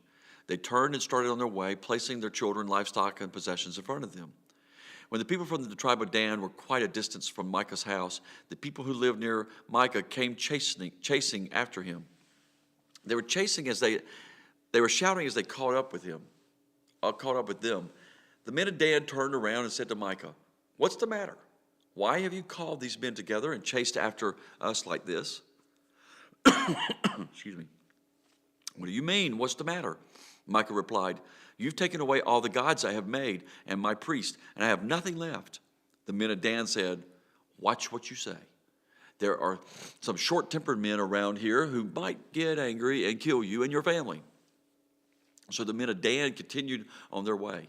When Micah saw that there were too many of them for him to attack, he turned around and went home. Then with Micah's idols and his priest, the men of Dan came to the town of Laish, whose people were peaceful and secure. They attacked with swords and burned the town to the ground. There was no one to rescue the people, for they lived a great distance from Sidon and had no allies nearby. This happened in the valley near Beth Rehob. Then the people of the tribe of Dan rebuilt the town and lived there. They renamed the town Dan after their ancestor, Israel's son, but it had originally been called Laish. Then they set up the carved image, and they appointed Jonathan, son of Gershom, son of Moses, as their priest. This family continued as priests for the tribe of Dan until the exile. So Micah's carved image was worshipped by the tribe of Dan as long as the tabernacle of God remained at Shiloh. Judges chapter 19. Now in those days, Israel had no king. There was a man from the tribe of Levi living in a remote area of the hill country of Ephraim. One day he brought home a woman from Bethlehem in Judah to be his concubine. But she became angry with him and returned to her father's home in Bethlehem. After about 4 months, her husband set out for Bethlehem to speak personally to her and persuade her to come back. He took with him a servant and a pair of donkeys. When he arrived at her father's house, her father saw him and welcomed him. Her father urged him to stay a while, so he stayed 3 days, eating, drinking, and sleeping there. On the 4th day, the man was up early, ready to leave, but the woman's father said to his son-in-law, "Have something to eat before you go." So the 2 men sat together and had something to eat and drink. Then the woman's father said, "Please stay another night and enjoy yourself." The man got up to leave, but his father-in-law kept urging him to stay, so he finally gave in and stayed the night. On the morning of the 5th day, he was up early again, ready to leave. And again the woman's father said, "Have something to eat, then you can leave later this afternoon." So they had another day of feasting. Later, as the man and his concubine and servant were preparing to leave, his father-in-law said, "Look, it's almost evening. Stay the night and enjoy yourself. Tomorrow you can get up early and be on your way." But this time the man was determined to leave. So he took his 2 saddled donkeys and his concubine and headed in the direction of Jebus, that is Jerusalem. It was late in the day when they neared Jebus, and the man's servant said to him, "Let's stop at the Jebusite town, and spend the night there." "No," his master said, "we can't stay in this foreign town where there are no Israelites. Instead, we will go on to Gibeah. Come on, let's try to get as far as Gibeah or Ramah, and we'll spend the night in one of those towns." So they went on. The sun was setting as they came to Gibeah, a town in the land of Benjamin. So they stopped there to spend the night. They rested in the town square, but no one took them in for the night. That evening, an old man came home from his work in the fields. He was from the hill country of Ephraim, but he was living in Gibeah, where the people were from the tribe of Benjamin. When he saw the travelers, he asked them where they were from and where they were going. "We have been in Bethlehem in Judah," the man replied. "We are on our way to a remote area in the hill country of Ephraim, which is my home. I traveled to Bethlehem, and now I'm returning home. But no one has taken us in for the night. Even though we have everything we need, we have straw and feed for our donkeys and plenty of bread and wine for ourselves." "You're welcome to stay with me," the old man said. "I will give you anything you might need. But whatever you do, don't spend the night in the square." So he took them home with him and fed the donkeys. After they washed their feet, they ate and drank together. While they were enjoying themselves, a crowd of troublemakers from the town surrounded the house. They began beating at the door and shouting to the old man, "Bring out the man who is staying with you so we can have sex with him." The old man stepped outside to talk to them. "No, my brothers, don't do such an evil thing, for this man is a guest in my house, and such a thing would be shameful. Here, take my virgin daughter and this man's concubine. I will bring them out to you, and you can abuse them and do whatever you like, but don't do such a shameful thing to this man." But they wouldn't listen to him. So the Levite took hold of his concubine and pushed her out the door. The men of the town abused her all night, taking turns raping her until morning. Finally, at dawn, they let her go. At daybreak, the woman returned to the house where her husband was staying. She collapsed at the door of the house and lay there until it was light. When her husband opened the door to leave, there lay his concubine with her hands on the threshold. He said, "Get up, let's go." But there was no answer. So he put her body on his donkey and took her home. When he got home, he took a knife and cut his concubine's body into 12 pieces. Then he sent one piece to each tribe throughout all the territory of Israel. Everyone who saw it said, "Such a horrible crime has not been committed in all the town since Israel left Egypt. Think about it. What are we going to do? Who's going to speak up?"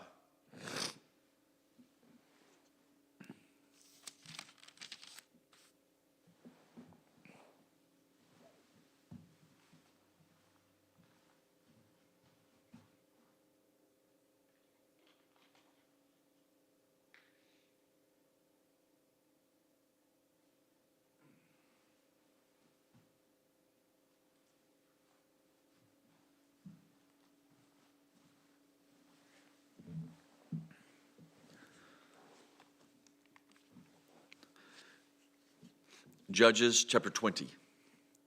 Then all the Israelites united as one man, from Dan in the north to Beersheba in the south, including those from across the Jordan in the land of Gilead. The entire community assembled in the presence of the Lord at Mizpah. The leaders of all the people and all the tribes of Israel, 400,000 warriors armed with swords, took their positions in the assembly of the people of God. Word soon reached the land of Benjamin that the other tribes had gone up to Mizpah. The Israelites then asked how this terrible crime had happened. The Levites, the husband of the woman who had been murdered, said, "My concubine and I came to spend the night in Gibeah, the town that belongs to the people of Benjamin. That night, some of the leading citizens of Gibeah surrounded the house, planning to kill me, and they raped my concubine until she was dead. So I cut her body into 12 pieces and sent the pieces throughout the territory assigned to Israel, for these men have committed a terrible and shameful crime. Now then, all of you, the entire community of Israel, must decide here and now what should be done about this people." And all the people rose to their feet in unison and declared, "None of us will return home. No, not even one of us. Instead, this is what we will do to Gibeah. We will draw lots to decide who will attack it. 1/10 of the men from each tribe will be chosen to supply the warriors with food, and the rest of us will take the revenge on Gibeah of Benjamin for the shameful thing they have done in Israel." So all the Israelites were completely united, and they gathered together to attack the town. The Israelites sent messengers to the tribe of Benjamin, saying, "What a terrible thing has been done among you. Give up those evil men, those troublemakers from Gibeah, so we can execute them and purge Israel of this evil."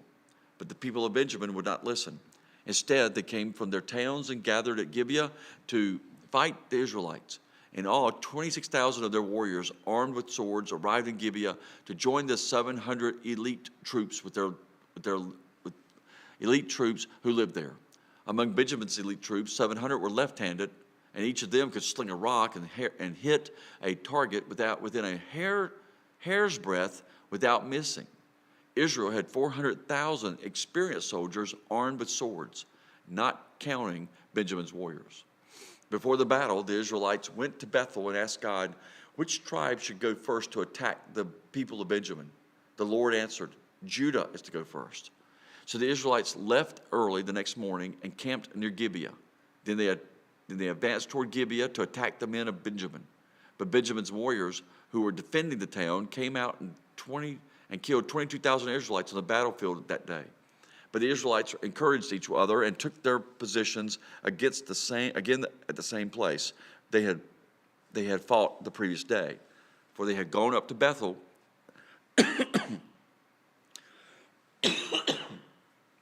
For they had gone up to Bethel and wept in the presence of the Lord until evening. They had asked the Lord, "Should we fight against our relatives from Benjamin again?" And the Lord had said, "Go out and fight against them." So the next day they went out again to fight against the men of Benjamin. But the men of Benjamin killed another 18,000 Israelites, all of whom were experienced with the sword. Then all the Israelites went up to Bethel and wept in the presence of the Lord and fasted until evening. They also brought burnt offerings and peace offerings to the Lord. The Israelites went up seeking direction from the Lord. In those days, the Ark of the Covenant of God was in Bethel, and Phinehas, son of Eleazar, and grandson of Aaron, was the priest. The Israelites asked the Lord, "Should we fight against our relatives from Benjamin again, or should we stop?" The Lord said, "Go, tomorrow I will hand them over to you." So the Israelites set an ambush all around Gibeah. They went out on the third day and took their positions at the same place as before. When the men of Benjamin came out to attack, they were drawn away from the town. And as they had done before, they began to kill the Israelites. About 30 Israelites died in the open fields and along the roads, one leading to Bethel and the other leading back to Gibeah. Then the warriors of Benjamin shouted, "We're defeating them as we did before." But the Israelites had planned in advance to run away so that the men of Benjamin would chase them along the roads and be drawn away from the town. When the main group of the Israelite warriors reached Balaam Tamar, they turned and looked and took up their positions. Meanwhile, the Israelites, hiding in ambush to the west of Gibeah, jumped up to fight. There were 10,000 elite Israelite troops who advanced against Gibeah. The fighting was so heavy that Benjamin didn't realize the impending disaster. So the Lord helped Israel defeat Benjamin. And that day the Israelites killed 25,100 of Benjamin's warriors, all of whom were experienced swordsmen. Then the men of Benjamin saw that they were beaten. The Israelites had retreated from Benjamin's warriors in order to give those hiding in ambush more room to maneuver against Gibeah. Then those who were hiding rushed in from all sides and killed everyone in the town. They had arranged to send up a large cloud of smoke from the town as a signal. When the Israelites saw the smoke, they turned and attacked Benjamin's warriors. But that time, Benjamin's warriors had killed about 30 Israelites, and they shouted, "We're defeating them as we did in the first battle." But when the warriors of Benjamin looked behind them and saw the smoke rising in the city from every part of the town, the men of Israel turned and attacked. At this point, the men of Benjamin became terrified because they realized disaster was close at hand. So they turned around and fled before the Israelites toward the wilderness. But they couldn't escape the battle. And the people who had come out of the nearby towns were also killed. The Israelites surrounded the men of Benjamin and chased them relentlessly, finally overtaking them east of Gibeah. That day, 18,000 of Benjamin's strongest warriors died in battle. The survivors fled into the wilderness toward the rock of Rimmon. But Israel killed 5,000 of them along the road. They continued to chase until they had killed another 2,000 near Gidom. So that day, the tribe of Benjamin lost 25,000 strong warriors armed with swords, leaving only 600 men who escaped to the rock of Rimmon, where they lived for 4 months. And the Israelites returned and slaughtered every living thing in all the towns, the people, the livestock, and everything they found. They also burned down all the towns they came to.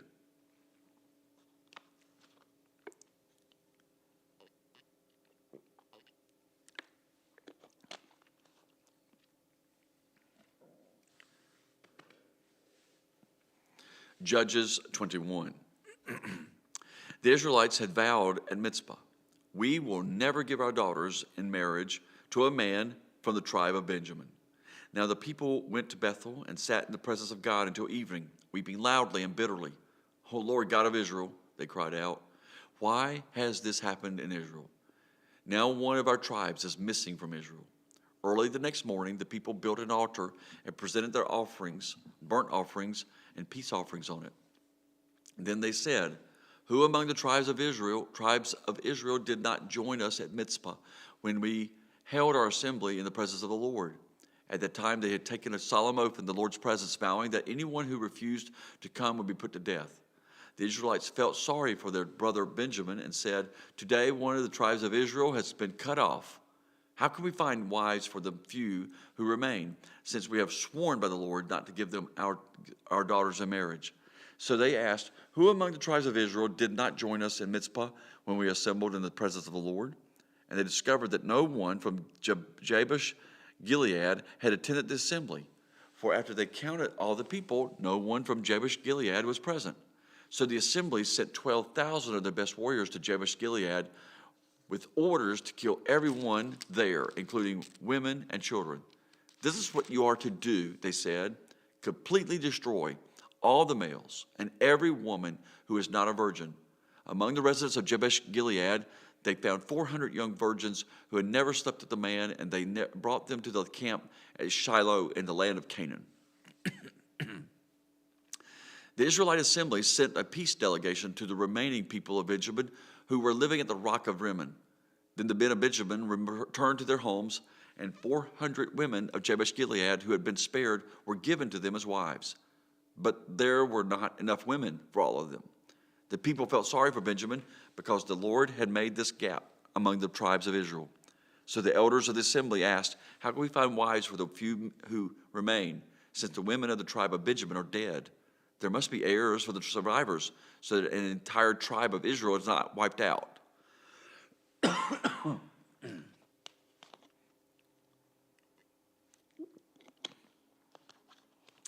"But we cannot give them our own daughters in marriage because we have sworn with a solemn oath that anyone who does this will fall under God's curse." Then they thought of the annual festival of the Lord held in Shiloh, south of Lebanon and north of Bethel, along the east side of the road that goes from Bethel to Shechem. They told the men of Benjamin who still needed wives, "Go and hide in the vineyards. When you see the young women of Shiloh come out from their dances, rush out from the vineyards, and each one of you can take one of them home to the land of Benjamin to be your wife. And when their fathers and brothers come to us in protest, we will tell them, 'Please be sympathetic. Let them have your daughters, for we didn't find wives for all of them when we destroyed Jabesh Gilead. And you're not guilty of breaking the vows, since you did not actually give your daughters to them in marriage.' So the men of Benjamin did as they were told. Each man caught one of the women as she danced in the celebration and carried her off to be his wife. They returned to their own land, and they rebuilt their towns and lived in them.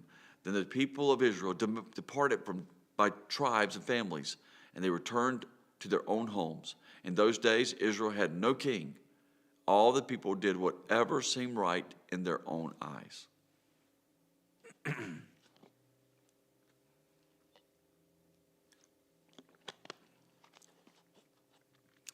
The book of Ruth, chapter 1. In the days when the judges ruled in Israel, a severe famine came upon the land. So a man from Bethlehem in Judah left his home and went to live in the country of Moab, taking his wife and 2 sons with him. The man's name was Elimelech, and his wife was Naomi. Their 2 sons were Mahlon and Chilion. They were Ephrathites from Bethlehem in the land of Judah. And when they reached Moab, they settled there. Then Elimelech died, and Naomi was left with her 2 sons. The 2 sons married Moabite women. One married a woman named Orpah, the other a woman named Ruth. But about 10 years later, both Mahlon and Chilion died. This left Naomi alone without her 2 sons or her husband. Then Naomi heard in Moab that the Lord had blessed his people in Judah by giving them good crops again. So Naomi and her daughter-in-law got ready to leave Moab to return to her homeland. With her 2 daughters-in-law, she set out from the place where she had been living, and they took the road that would lead them back to Judah. But on the way, Naomi said to her 2 daughters-in-law, "Go back to your mother's homes, and may the Lord reward you for your kindness to your husbands and to me. May the Lord bless you with the security of another marriage." Then she kissed them goodbye, and they all broke down and wept. "No," they said, "we want to go with you, to your family, to your people." But Naomi replied, "Why should you go on with me? Can I still give birth to other sons who could grow up to be your husbands? No, my daughters, return to your parents' homes, for I am too old to marry again. And even if it were possible, and I were to get married tonight and bear sons, then what? Would you wait for them to grow up and refuse to marry someone else? No, of course not, my daughters. Things are far better for me than for you, because of the Lord himself has raised his fist against me." And again they wept together, and Orpah kissed her mother-in-law goodbye. But Ruth clung tightly to Naomi. "Look," Naomi said to her, "your sister-in-law has gone back to her people and to her gods. You should do the same." But Ruth replied, "Don't ask me to leave you and turn back. Wherever you go, I will go. Wherever you live, I will live. Your people will be my people, and your God will be my God. Wherever you die, I will die, and there I will be buried. May the Lord punish me severely if I allow anything but death to separate us." When Naomi saw that Ruth was determined to go with her, she said nothing more. So the 2 of them continued on their journey. When they came to Bethlehem, the entire town was excited by their arrival. "Is it really Naomi?" the women asked. "Don't call me Naomi," she responded. "Instead, call me Mara, for the Almighty has made life very bitter for me. I went away full, but the Lord has brought me home empty. Why call me Naomi when the Lord has caused me to suffer, and the Almighty has sent such tragedy upon me?" So Naomi returned from Moab, accompanied by her daughter-in-law, Ruth, the young Moabite woman. They arrived in Bethlehem in late spring, at the beginning of the barley harvest. Ruth chapter 2. Now there was a wealthy and influential man in Bethlehem named Boaz, who was a relative of Naomi's husband Elimelech. One day, Ruth the Moabite said to Naomi, let me go out into the harvest fields to pick up the stalks of grain left behind by anyone who is kind enough to let me do it." Naomi replied, "All right, my daughter, go ahead." So Ruth went out to gather grain behind the harvesters. And as it happened, she found herself working in a field that belonged to Boaz, the relative of her father-in-law Elimelech. While she was there, Boaz arrived from Bethlehem and greeted the harvesters. "The Lord be with you," he said. "The Lord bless you," the harvesters replied. Then Boaz asked his foreman, "Who is that young woman over there? Who does she belong to?" And the foreman replied, "She is the young woman from Moab, who came back with Naomi. She asked me this morning if she could gather grain behind the harvesters. She's been hard at work ever since, except for a few minutes rest in the shelter." Boaz went over and said to Ruth, "Listen, my daughter, stay right here with us when you gather grain. Don't go to any other fields. Stay right behind the young women working in my field. See which part of the field they are harvesting, and then follow them. I have warned the young men not to treat you roughly, and when you are thirsty, help yourself to the water they have drawn from the well." Ruth fell at his feet and thanked him warmly. "What have I done to deserve such kindness?" she asked. "I am only a foreigner." "Yes, I know," Boaz replied, "but I also know about everything you have done for your mother-in-law since the death of your husband. I have heard how you left your father and mother among your own land to live here among complete strangers. May the Lord, the God of Israel, under whose wings you have come to take refuge, reward you fully for what you have done." "I hope I continue to please you, sir," she replied. "You have comforted me by speaking so kindly to me, even though I am not one of your workers." At mealtime, Boaz called to her, "Come over here and help yourself to some food. You can dip your bread in the sour wine." So she sat with his harvesters, and Boaz gave her some roasted grain to eat. She ate all she wanted and still had some left over. When Boaz went back to work again, Boaz ordered his young men, "Let her gather grain right among the sheaves without stopping her, and pull out some heads of barley from the bundles and drop them on purpose and for her. Let her pick them up, and don't give her a hard time." So Ruth gathered barley there and all day, and when she beat out the grain that evening, it filled an entire basket. She carried it back into town and showed it to her mother-in-law. Ruth also gave her the roasted grain that was left over from her meal. "Where did you gather all that grain today?" Naomi asked. "Where did you work? May the Lord bless the one who helped you." So Ruth told her mother-in-law about the man in whose field she had worked. She said, "The man I worked with today is named Boaz. May the Lord bless him." Naomi told her daughter-in-law, "He is showing his kindness to us as well as to your dead husband. That man is one of our closest relatives, one of our family redeemers." Then Ruth said, "What's more, Boaz even told me to come back and stay with his harvesters until the entire harvest is completed." "Good," Naomi explained. "Do as he said, my daughter. Stay with his young women right through the whole harvest. You might be harassed in other fields, but you'll be safe with him." So Ruth worked alongside the women in the Boaz's fields and gathered grain with them until the end of the barley harvest. Then she continued working with them through the wheat harvest in early summer, and all the while she lived with her mother-in-law.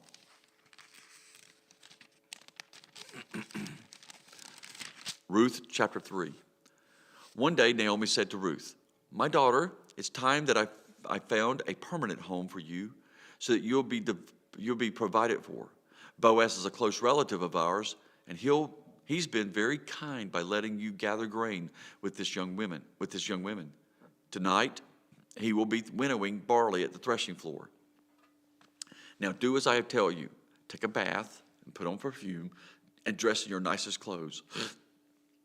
Then go to the threshing floor, but don't let Boaz see you until he has finished eating and drinking.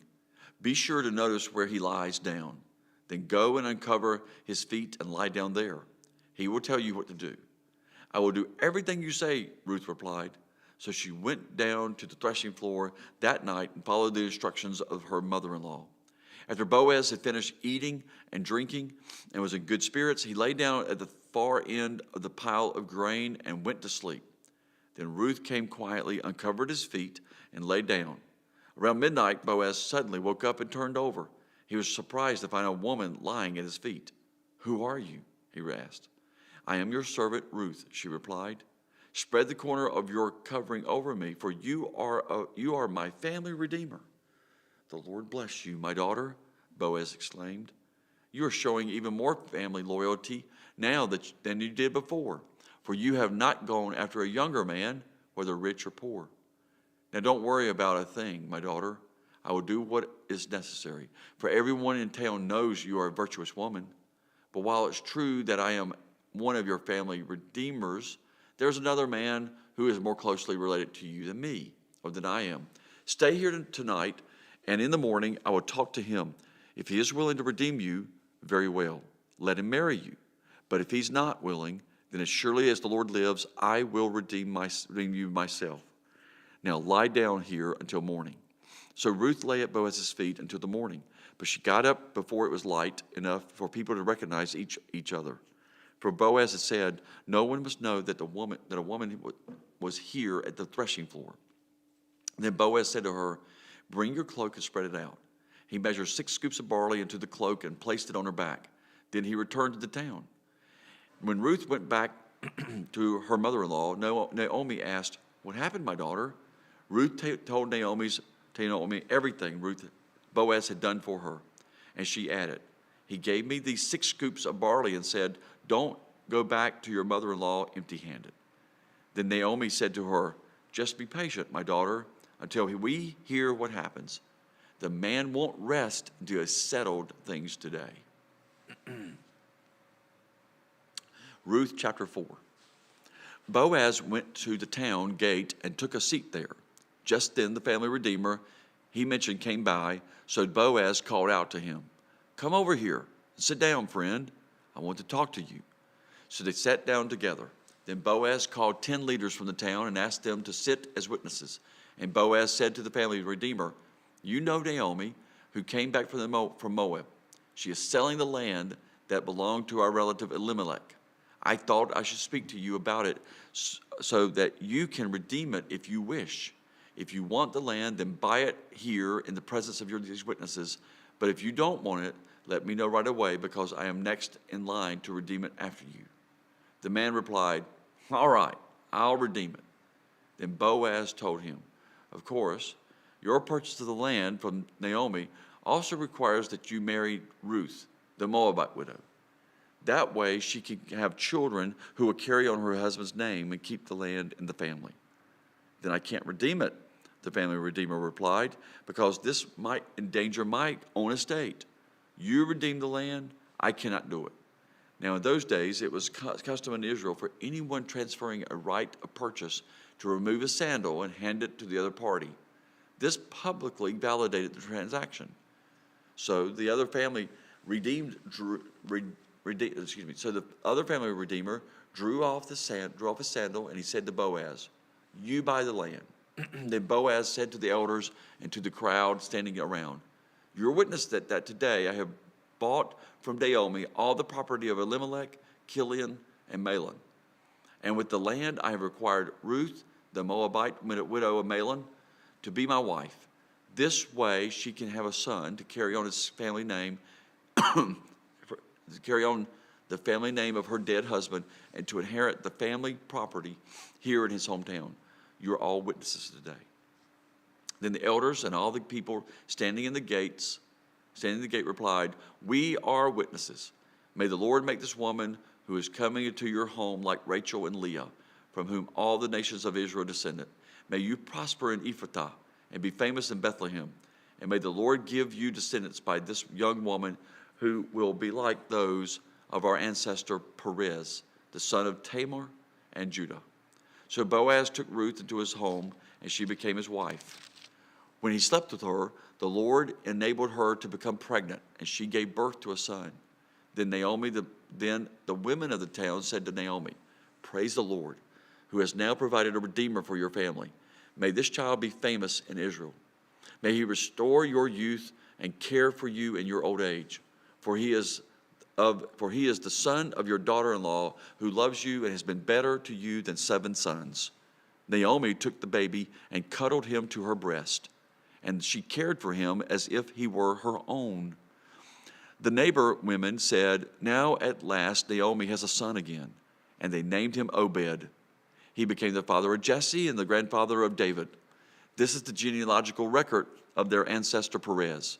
Perez was the father of Hezron. Hezron was the father of Ram. Ram the father of Amminadab. Amminadab was the father of Nahshon. Nahshon was the father of Salmon. Salmon was the father of Boaz. Boaz was the father of Obed. Obed was the father of Jesse. Jesse was the father of David.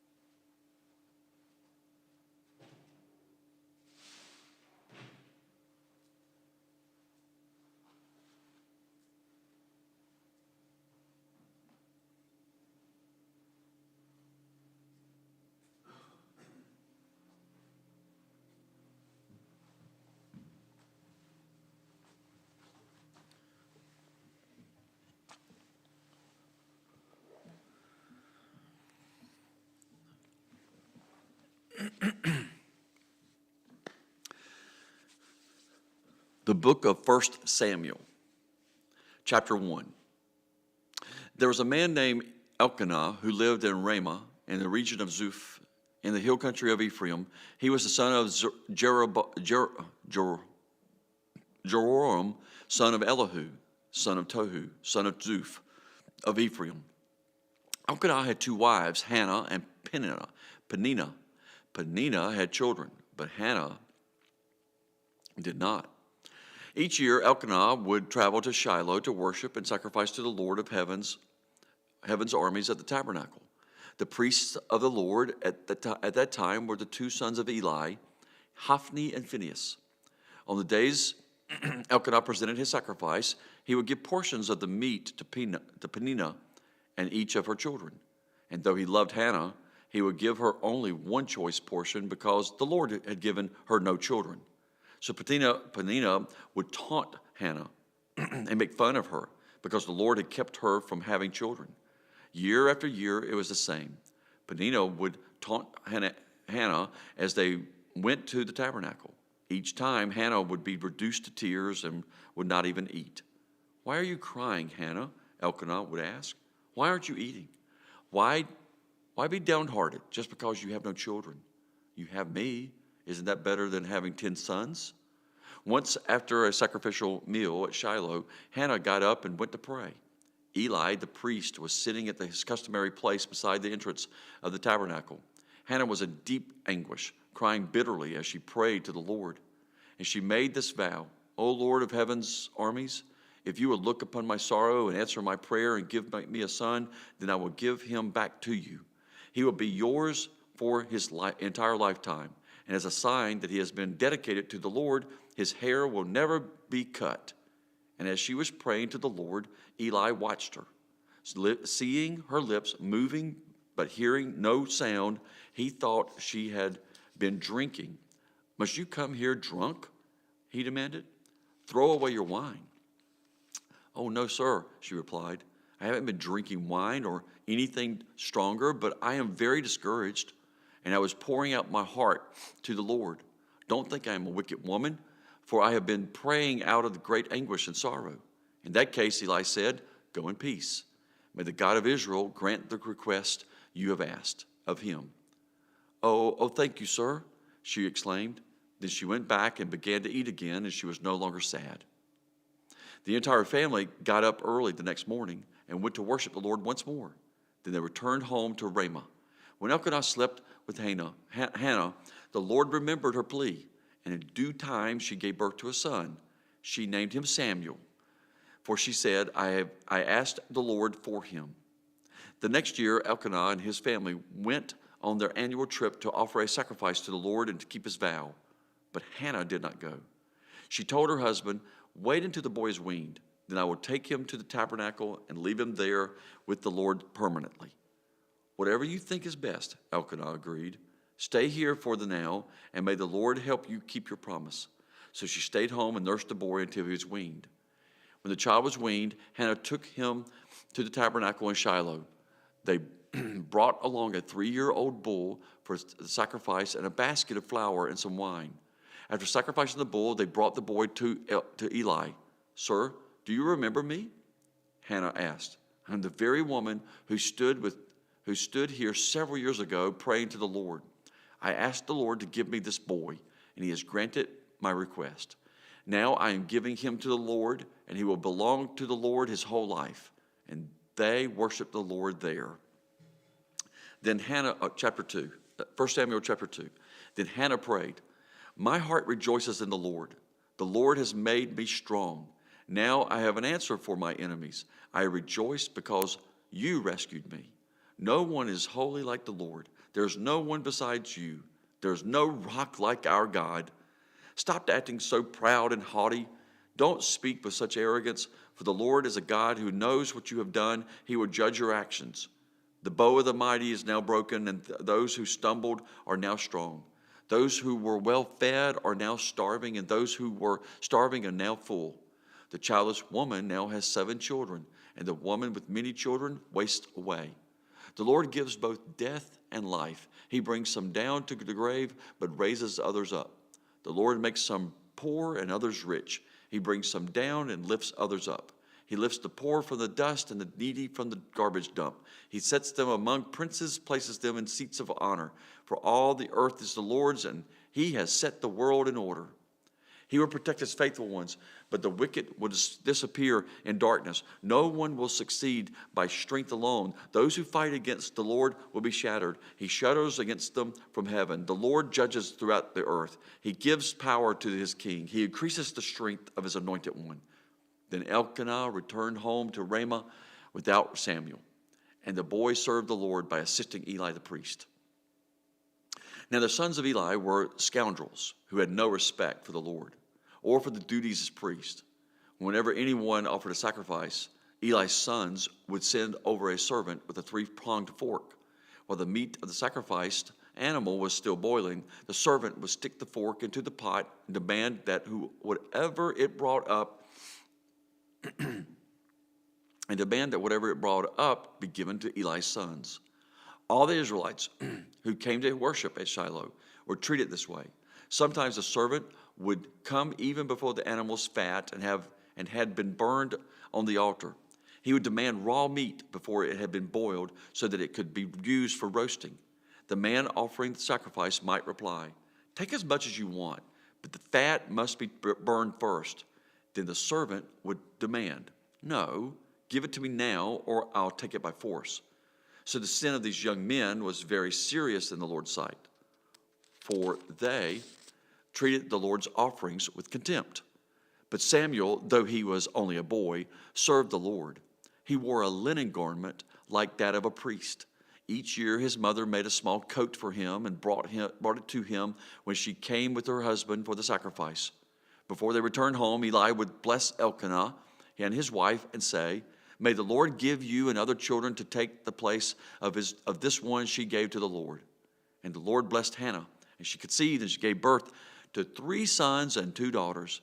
Meanwhile, Samuel grew up in the presence of the Lord. Now Eli was very old, but he was aware of what his sons were doing to the people of Israel. He knew, for instance, that his sons were seducing the young women who assisted at the entrance of the tabernacle.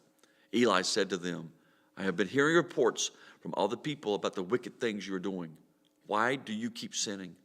You must stop, my sons. The reports I hear among the Lord's people are not good. If someone sins against another person, God can mediate for the guilty party. But if someone sins against the Lord, who can intercede? But Eli's sons wouldn't listen to their father, for the Lord was already planning to put them to death.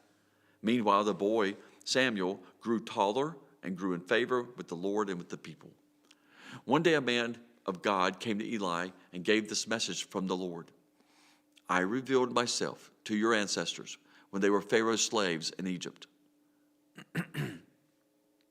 I chose your ancestor Aaron from among all the tribes of Israel to be my priest, to offer sacrifices on my altar, to burn incense, to wear the priestly vest as he served me.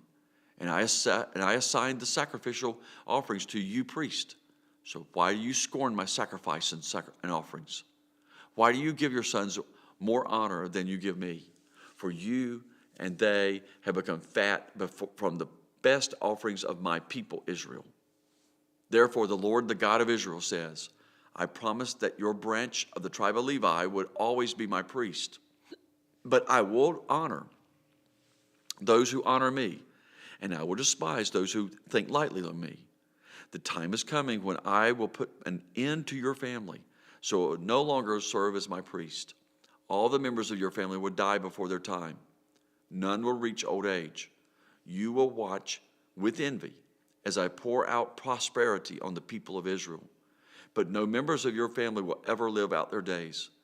The few not cut off from serving at my altar will survive, but only so their eyes can go blind and their hearts break, and their children will die a violent death. And to prove that what I said to you, and to prove that what I have said will come true, I will cause your two sons, Hophni and Phinehas, to die on the same day. Then I will raise up a faithful priest who will serve me and do what I desire. I will establish his family, and they will be priests to my anointed kings forever. Then all of your surviving family will bow before him, begging for money and food. Please, they will say, give us jobs among the priests, so we will have enough to eat. 1 Samuel chapter 3. Meanwhile, the boy Samuel served the Lord by assisting Eli. Now in those days, messages from the Lord were very rare, and visions were quite uncommon. One night, Eli, who was almost blind by now, had gone to bed. The lamp of God had not yet gone out, and Samuel was sleeping in the tabernacle near the ark of God.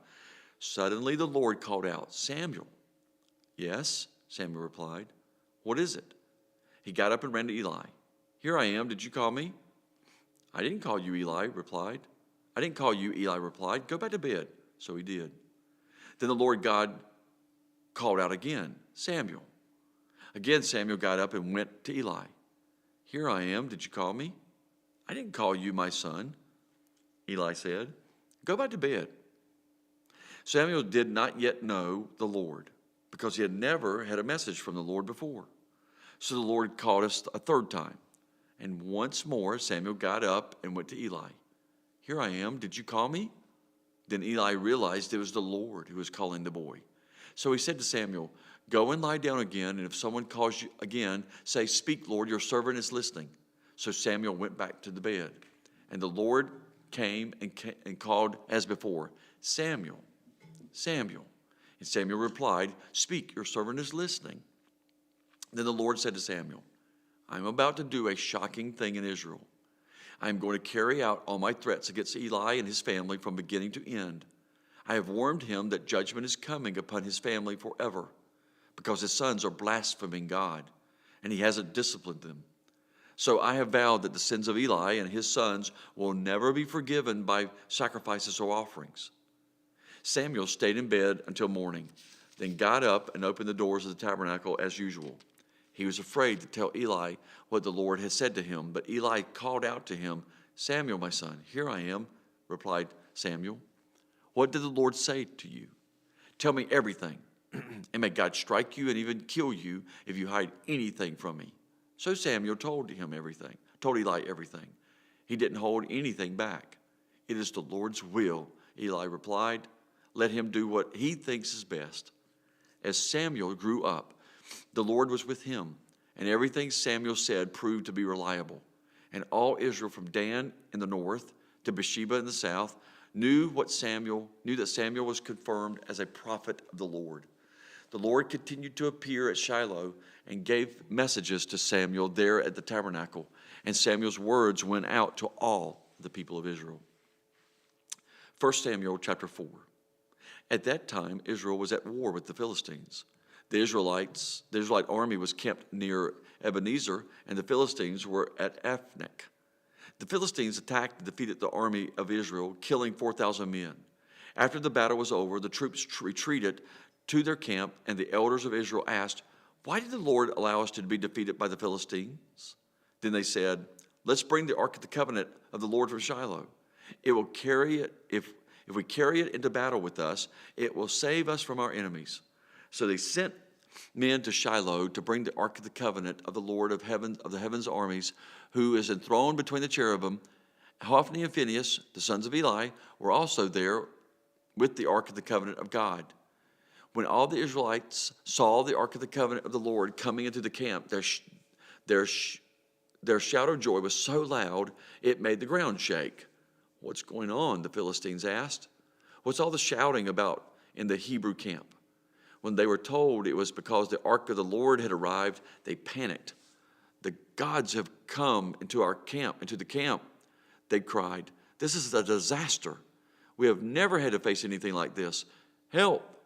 Who could save us from these mighty gods of Israel? They are the same gods who destroyed the Egyptians with plagues when Israel was in the wilderness. Fight as never before, Philistines. If you don't, we will become Hebrews' slaves, just as they had been ours. Stand up like men and fight." So the Philistines fought desperately, and Israel was defeated again. The slaughter was great.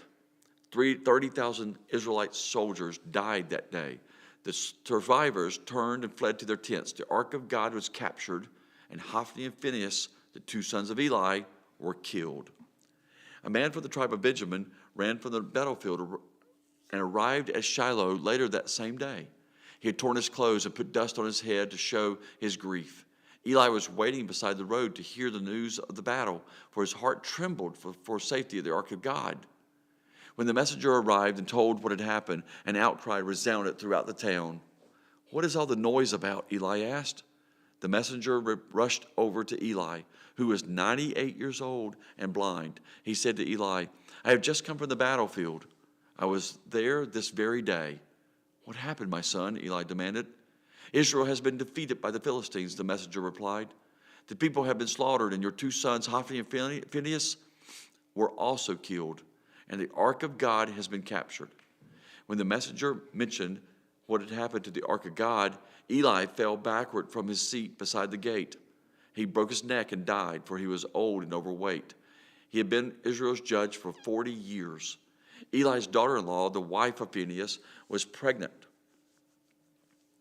and near her time of delivery.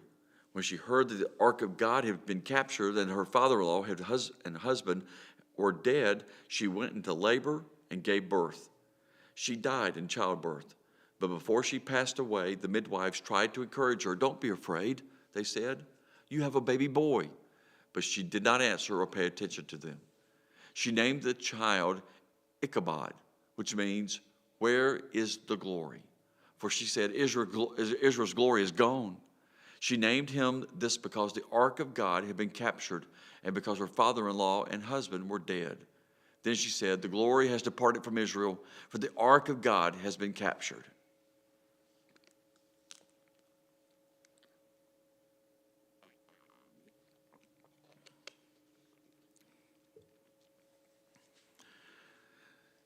First Samuel 5. After the Philistines captured the ark of God, they took it from the battleground at Ebenezer to the town of Ashdod. They carried the ark of God into the temple of Dagon and placed it beside an idol of Dagon. But when the citizens of Ashdod went to see it the next morning, Dagon had fallen with his face to the ground in front of the ark of the Lord. So they took Dagon and put him in his place again. But the next morning, the same thing happened. Dagon had fallen face down before the ark of the Lord again. This time his head and hands had broken off and were lying in the doorway. Only the trunk of his body was left intact. That is why, to this day, neither the priest of Dagon nor anyone who enters the temple of Dagon in Ashdod will step on its threshold. Then the Lord's heavy hand struck the people of Ashdod and the nearby villages with the plague of tumors. When the people realized what was happening, they cried out, "We can't keep the ark of God of Israel here any longer. He is against us. We will all be destroyed along with Dagon, our God." So they called together the rulers of the Philistine towns and asked, "What should we do with the ark of the God of Israel?" The rulers discussed it and replied, "Move it to the town of Gath." So they moved the ark of God of Israel to Gath.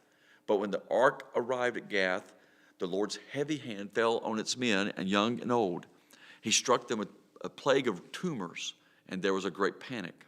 So they sent the ark of God to the town of Ekron. But when the people of Ekron saw it coming, they cried out, "They're bringing the ark of God of Israel here to kill us too."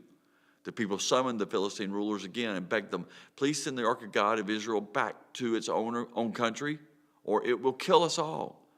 For the deadly plague from God had already begun, and great fear was sweeping across the town. Those who didn't die were afflicted with tumors, and the cry from the town rose to heaven. 1 Samuel chapter 6. The ark of the Lord remained in Philistine territory 7 months in all. Then the Philistines called in their priests and diviners and asked them, "What should we do about the ark of the Lord? Tell us how to return it to its owner or to its own country." "Send the ark of the God of Israel back with a gift," they were told. "Send a guilt offering so the plague will stop. Then if you're healed, you will know that it was his hand that caused the plague." "What sort of guilt offering should we send?" they asked. And they were told, "Since the plague has struck both you and your 5 rulers, make 5 golden tumors and 5 gold rats, just like those that had ravaged your land. Make these things to show honor to the Lord, to the God of Israel. Perhaps then he will stop afflicting you, your gods, and your land. Don't be stubborn and rebellious as Pharaoh and the Egyptians were. By the time God was finished with them, they were eager to let Israel go. Now build a new ark and find 2 cows that have just given birth to calves.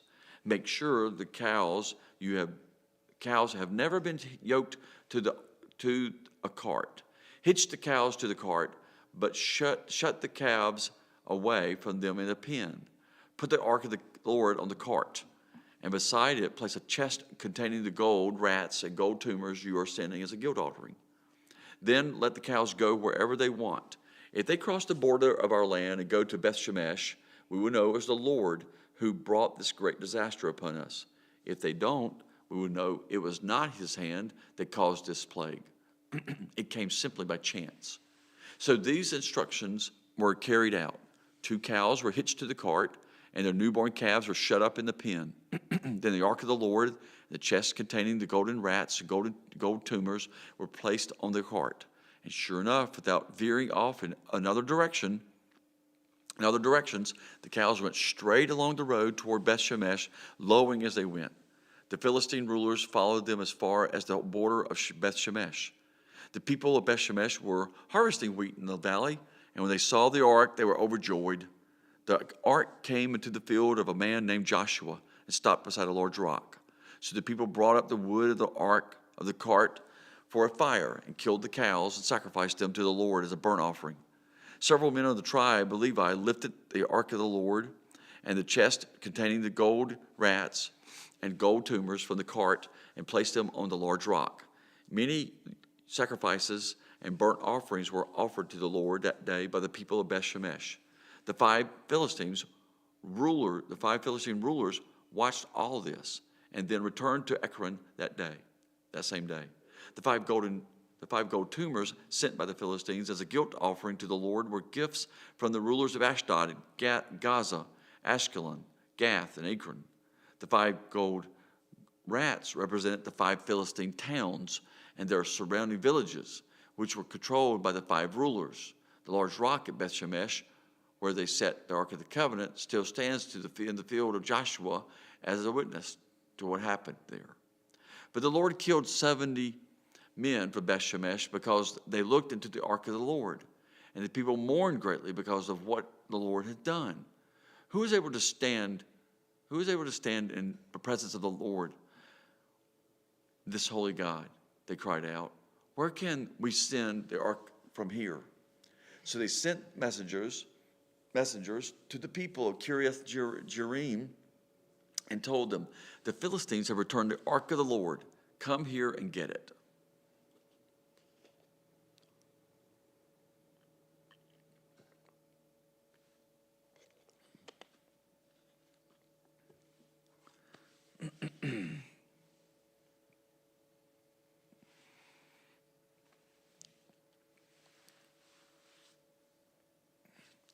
First Samuel chapter 7.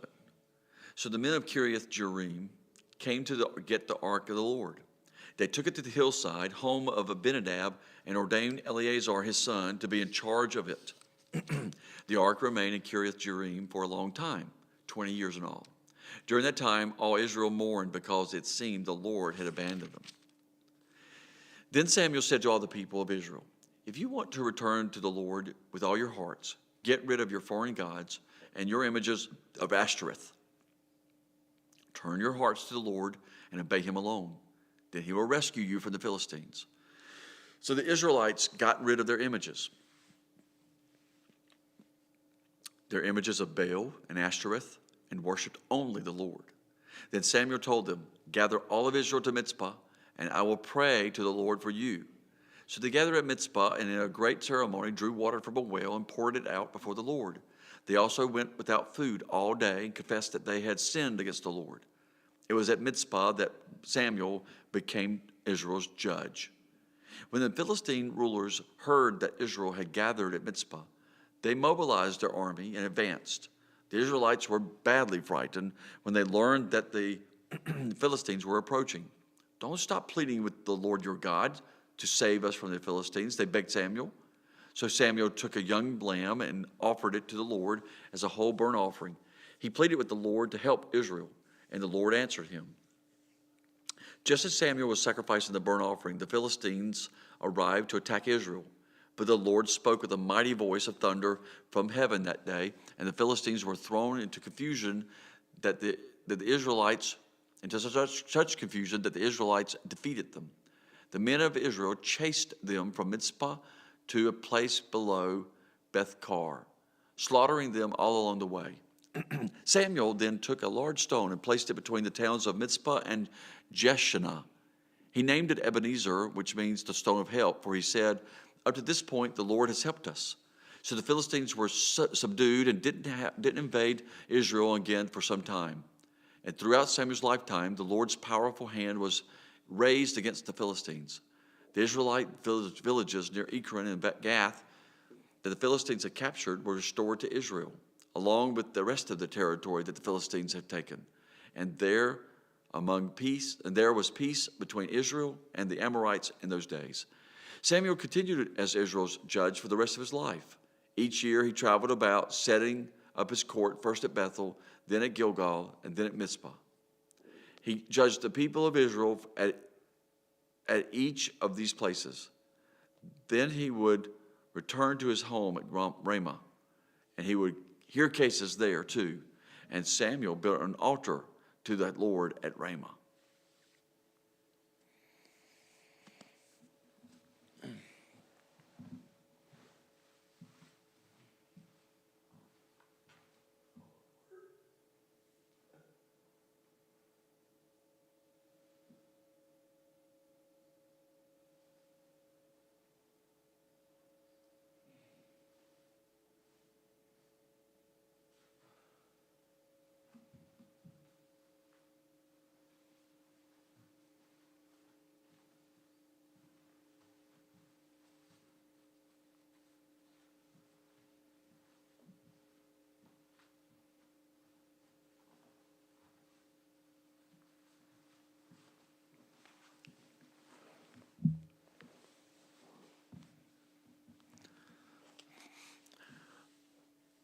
First Samuel chapter 8.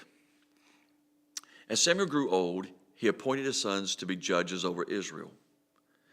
Joel and Abijah, his oldest son, held court in Beersheba. But they were not like their father, for they were greedy for money. They accepted bribes and perverted justice. Finally, all the elders of Israel met at Ramah to discuss the matter with Samuel. "Look," they told him, "you're now old, and your sons are not like you. Give us a king to judge us like all the other nations have." Samuel was displeased with their request and went to the Lord for guidance. "Do everything they say to you," the Lord replied, "for they are rejecting me, not you. They don't want me to be their king any longer. Ever since I brought them from Egypt, they have continually abandoned me and followed other gods. And now they're giving you the same treatment. Do as they ask, but solemnly warn them about the way a king will reign over them." So Samuel passed on the Lord's warning to the people who were asking him for a king. "This is how a king will reign over you," Samuel said. "The king will draft your sons and assign them to his chariots and his charioteers, making them run before his chariots. Some will be generals and captains in his armies. Some will be forced to plow in his fields and harvest his crops, and some will make his weapons and chariot equipment. The king will take your daughters from you and force you to cook and bake and make perfumes for him.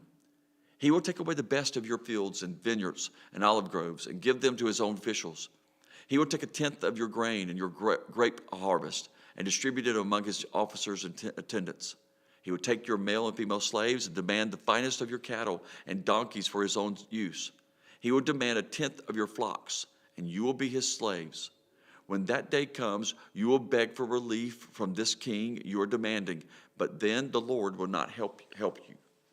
But the people refused to listen to Samuel's warning. "Even so, we will still want a king," they said. "We want to be like the nations around us. Our king will judge us and lead us into battle." So Samuel repeated to the Lord what the people had said, and the Lord replied, "Do as they say, and give them a king." Then Samuel agreed and sent the people home. It's 1 Samuel chapter 9. There was a wealthy, influential man named Kish from the tribe of Benjamin. He was the son of Abiel, son of Zorah, son of Bechorath, son of Aphiah of the tribe of Benjamin. His son Saul was the most handsome man in Israel, head and shoulders taller than anyone else in the land. One day Kish's donkeys strayed away, and he told Saul, "Take a servant with you and go look for the donkeys." So Saul took one of the servants and traveled through the hill country of Ephraim, the land of Shalishah and Shaalim area, and of the entire land of Benjamin, but they couldn't find the donkeys anywhere. Finally, they entered the region of Zuph, and Saul said to his servant, "Let's go home. By now my father will be more worried about us than about the donkeys." But the servant said, "I just thought of something. There is a man of God who lives here in this town. He is held in high honor by all the people because everything he says comes true. Let's go find him. Perhaps he can tell us which way to go." "But we don't have anything to offer him," Saul replied. "Even our food is gone, and we don't have a thing to give." Well, the servant said, "I have one small silver piece. We can at least offer it to the man of God and see what happens. In those days, if people wanted a message from God, they would say, 'Let's go and ask the seer,' for prophets used to be called seers." "All right," Saul agreed. "Let's try it." So they started into the town where the man of God lived. As they were climbing the hill of the town, they met some young women coming out to draw water. So Saul and his servant asked, "Is the seer here today?" "Yes," they replied. "Stand right on this road. He is at the town gates. He has just arrived to take part in a public sacrifice up at the place of worship. Hurry and catch him before he goes up there to eat. The guests won't begin eating until he arrives to bless the food." So they returned to town. They entered the town, and as they passed through the gates, Samuel was coming out toward them to go up to the place of worship. Now the Lord had told Samuel the previous day, "About this time tomorrow, I'll send you a man from the land of Benjamin. Anoint him to be the leader of Israel, of my people Israel. He will rescue them from the Philistines, for I have looked down on my people in mercy and have heard their cry. When Samuel saw Saul, the Lord said, that's the man I told you about. He will rule my people. Just then Saul approached Samuel at the gate and asked, can you please tell me where the seer's house is? I am the seer, Samuel replied.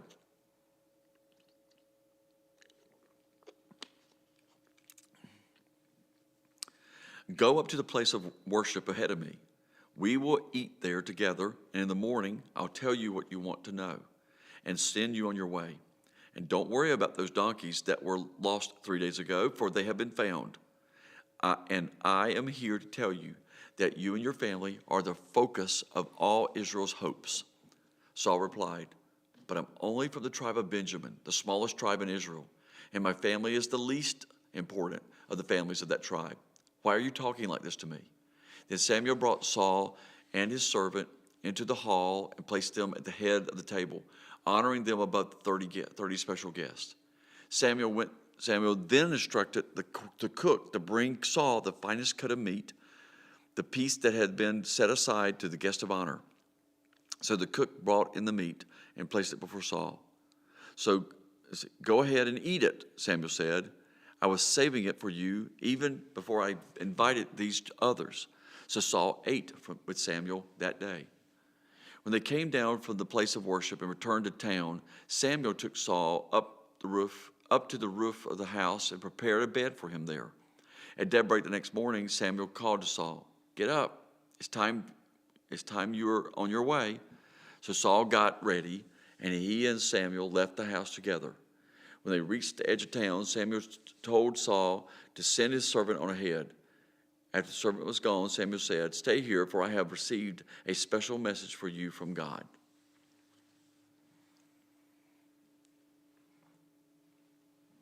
1 Samuel chapter 10. Then Samuel took a flask of olive oil and poured it over Saul's head. He kissed Saul and said, I am doing this because the Lord has appointed you to be the ruler over Israel, his special possession. When you leave me today, you will see two men beside Rachel's tomb at Zelzah on the border of Benjamin. They will tell you that the donkeys have been found and that your father has stopped worrying about them and is now worried about you. He is asking, have you seen my son? When you get to the oak of Tabor, you will see 3 men coming toward you who are on their way to worship God at Bethel. One will be bringing 3 young goats. Another will have 3 loaves of bread. And the third will be carrying a wineskin full of wine. They will greet you and offer you 2 loaves which you are to accept. When you arrive at Gibeah of God, where the garrison of the Philistines is located, you will meet a band of prophets coming down from the place of worship. They will be playing a harp, a tambourine, a flute, and a lyre, and they will be prophesying. At that time, the Spirit of the Lord will come powerfully upon you, and you will prophesy with them. You will be changed into a different person. After these signs take place, do what must be done, for God is with you. Then go down to Gilgal ahead of them. I will join you there to sacrifice burnt offerings and peace offerings. You must wait for 7 days until I arrive and give you further permission. As Saul turned and started to leave, God gave him a new heart, and all Samuel's signs were fulfilled that day. When Saul and his servant arrived at Gibeah, they saw a group of prophets coming toward them. Then the Spirit of God came powerfully upon Saul, and he too began to prophesy. When those who knew Saul heard about it, they exclaimed, what? Is even Saul a prophet? How did the son of Kish become a prophet? Kish. And one of those standing there said, can anyone become a prophet no matter who his father is? So that is the origin of the saying, is even a Saul a prophet? When Saul had finished prophesying, he went up to the place of worship. Where have you been? Saul's uncle asked him and his servant. We were looking for the donkeys, Saul replied, but we couldn't find them. So we went to Samuel to ask him where they were. Oh, and what did he say? The uncle asked. He told us that the donkeys had already been found, Saul replied. But Saul didn't tell his uncle what Samuel had said about the kingdom. Later, Samuel called all the people of Israel to meet before the Lord at Mizpah. And he said, "This is what the Lord, the God of Israel, has declared. I brought you from Egypt and rescued you from the Egyptians and from all the nations that were oppressing you. But though I have rescued you from your misery and distress, you have rejected your God today and have said, 'No, we want a king instead.' Now, therefore, present yourselves before the Lord by tribes and clans." So Samuel brought all the tribes of Israel before the Lord, and the tribe of Benjamin was chosen by lot. Then he brought each family of the tribe of Benjamin before the Lord, and the family of the Matrites was chosen. And finally, Saul, son of Kish, was chosen from among them. But when they looked for him, he had disappeared. So they asked the Lord, "Where is he?" And the Lord replied, "He is hiding among the baggage." So they found him and brought him out, and he stood head and shoulders above everyone else. Then Samuel said to all the people, "This is the man the Lord has chosen as your king. No one in all of Israel is like him." And among all the people shouted, "Long live the king." Then Samuel told the people what the rights and duties of a king were. He wrote them down on a scroll and placed it before the Lord. Then Samuel sent the people home again.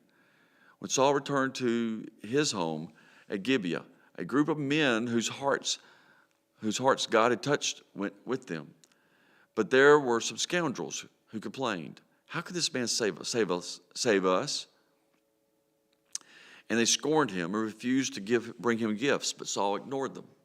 Nahash, king of the Ammonites, had been grievously oppressing the people of Gad and Reuben, who lived east of the Jordan. He gouged out the right eye of each of the Israelites living there, and he didn't allow anyone to come and rescue him. In fact, of all the Israelites east of the Jordan, there wasn't a single one whose right eye Nahash had not gouged out. But there were 7,000 men who had escaped from the Ammonites, and they had settled at Jabesh Gilead.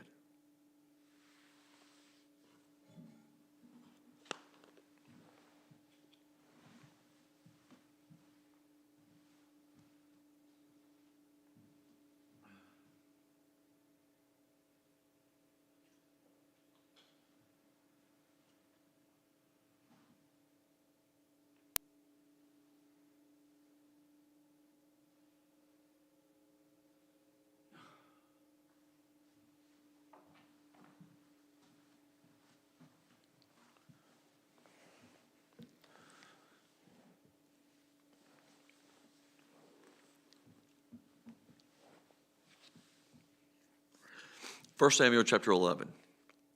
About a month later, King Nahash of Ammon led his army against the Israelite towns of Jabesh Gilead. But all the citizens of Jabesh asked for peace. "Make a treaty with us, and we will be your servants," they pleaded. "All right," Nahash said, "but only on one condition. I will gouge out the right eye of every one of you as a disgrace to all Israel." "Give us 7 days to send messengers throughout Israel," replied the elders of Jabesh. "If no one comes to save us, we will agree to your terms." When the messengers came to Gibeah of Saul and told the people about their plight, everyone broke into tears. Saul had been plowing a field with his oxen, and when he returned to town, he asked, "What's the matter? Why is everyone crying?" So they told him about the message from Jabesh. Then the Spirit of God came powerfully upon Saul, and he became very angry. He took 2 oxen, cut them into pieces, and sent the messengers to carry them throughout the Israel with this message: "This is what will happen to the oxen of anyone who refuses to follow Saul and Samuel into battle." And the Lord made the people afraid of Saul's anger, and all of them came out together as one. When Saul mobilized them at Bezek, he found that there were 300,000 men from Israel and 30,000 men from Judah. So Saul sent the messengers back to Jabesh Gilead to say, "We will rescue you by noontime tomorrow." There was great joy throughout the town when that message arrived. Then the men of Jabesh then told their enemies, "Tomorrow we will come out to you, and you can do to us whatever you wish." But before dawn the next morning, Saul arrived, having divided his army into 3 detachments. He launched a surprise attack against the Ammonites and slaughtered them the whole morning. The remnant of the army was so badly scattered that no one of them were left together. Then the people exclaimed to Samuel, "Now where are those men who said, 'Why should Saul rule over us?' Bring them here, and we will kill them." But Saul replied, "No one will be executed today, for today the Lord has rescued Israel." Then Samuel said to the people, "Come, let us all go to Gilgal to renew the kingdom." So they all went to Gilgal, and in solemn ceremony before the Lord, they made Saul king. Then they offered peace offerings to the Lord, and Saul and the Israelites were filled with joy. 1 Samuel 12. Then Samuel addressed all Israel. "I have done as you asked and given you a king. Your king is now your leader. I stand here before you, an old gray-haired man, and my sons serve you. I have served as your leader from the time I was a boy to this very day. Now testify against me in the presence of the Lord and before his anointed one. Whose ox or donkey have I stolen? Have I ever cheated any of you? Have I ever oppressed you? Have I ever taken a bribe and perverted justice? Tell me, and I will make right whatever I have done wrong." "No," they replied, "you have never cheated or oppressed us, and you have never taken even a single bribe. The Lord and his anointed one are my witnesses today." Samuel declared that my hands are clean. "Yes, he is a witness," they replied. "It was the Lord who appointed Moses and Aaron." Samuel continued, "He brought your ancestors out of the land of Egypt. Now stand here quietly before the Lord as I remind you of all the great things the Lord has done for you and your ancestors." When the Israelites were in Egypt and cried out to the Lord, he sent Moses and Aaron to rescue them from Egypt and to bring them into this land. But the people soon forgot about the Lord their God. So he handed them over to Sisera, the commander of the Azar's army, and also to the Philistines and to the king of Moab, who fought against them. Then they cried to the Lord again and confessed, We have sinned by turning away from the Lord and worshiping the idols, the image of Bethel, the image of Baal, and Ashtoreth. But we will worship you and you alone if you will rescue us from our enemies." Then the Lord said to Gideon, Japheth, and Samuel to save. Then the Lord sent Gideon, Bedan, Jephthah, and Samuel to save you, and you lived in safety. But when you were afraid of Nahash, the king of Ammon, you came to me and said that you wanted a king to reign over you, even though the Lord your God was already your king. All right, here's your king you have chosen. You asked for him, and the Lord has granted your request. Now, if you fear and worship the Lord and listen to his voice, and if you do not rebel against the Lord's commands, then both you and your king will show that you recognize the Lord as your God.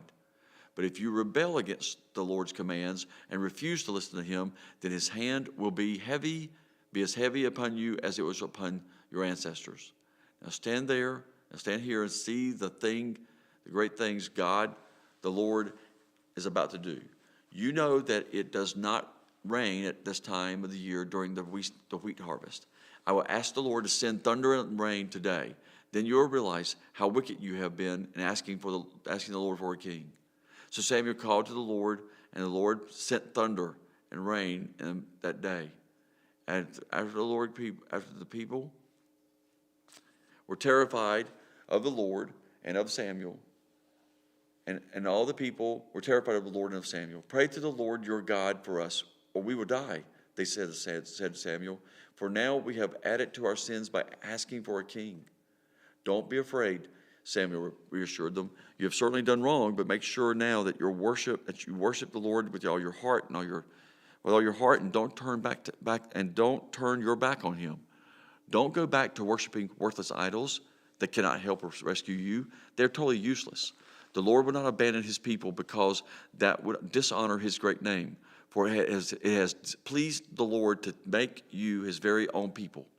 As for me, I will certainly not sin against the Lord by ending my prayers for each of you. As for me, I will certainly not sin against the Lord by ending my prayers for you, and I will continue to teach you what is right and what is good and right. But be sure to fear the Lord and faithfully serve him. Think of all the wonderful things he has done for you. But if you continue to sin, you and your king will be swept away."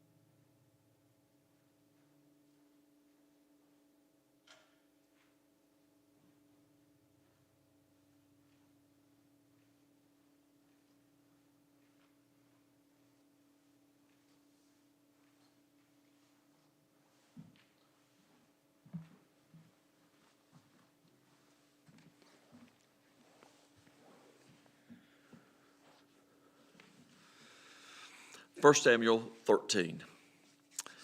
Saul was 30 years old when he became king, and he reigned for 42 years. Saul selected 3,000 special troops from the army of Israel and sent the rest of the men home. He took 2,000 of the chosen men with him to Michmash and the hill country of Bethel. The other 1,000 went with Saul's son Jonathan to Gibeah in the land of Benjamin. Soon after this, Jonathan attacked and defeated the garrison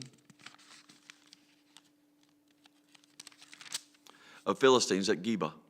The news spread quickly among the Philistines. So Saul blew the ram's horn throughout the land, saying, "Hebrews, hear this, rise up and revolt." All Israel heard the news that Saul had destroyed the Philistine garrison at Geba, and that the Philistines now hated the Israelites more than ever. So the entire Israelite army was summoned to join Saul at Gilgal. The Philistines mustered a mighty army of 3,000 chariots, 6,000 charioteers, and as many warriors as the grains of sand on the seashore. They camped at Michmash, east of Beth-aven. The men of Israel saw what a tight spot they were in, and because they were hard-pressed by the enemy, they tried to hide in caves, thickets, rocks, holes, and cisterns. Some of them crossed the Jordan River and escaped to the land of Gad and Gilead. Meanwhile, Saul stayed at Gilgal, and his men were trembling with fear. Saul waited there 7 days for Samuel, as Samuel had instructed him earlier, but Samuel still didn't come. Saul realized that his troops were rapidly slipping away, so he demanded "Bring me the burnt offering and the peace offerings." And Saul sacrificed the burnt offering himself. Just as Saul was finishing with the burnt offering, Samuel arrived. Saul went out to meet and welcome him. But Samuel said, "What is this you have done?" Saul replied, "I saw my men scattering from me, and you didn't arrive when you said you would. And the Philistines are at Michmash ready for battle.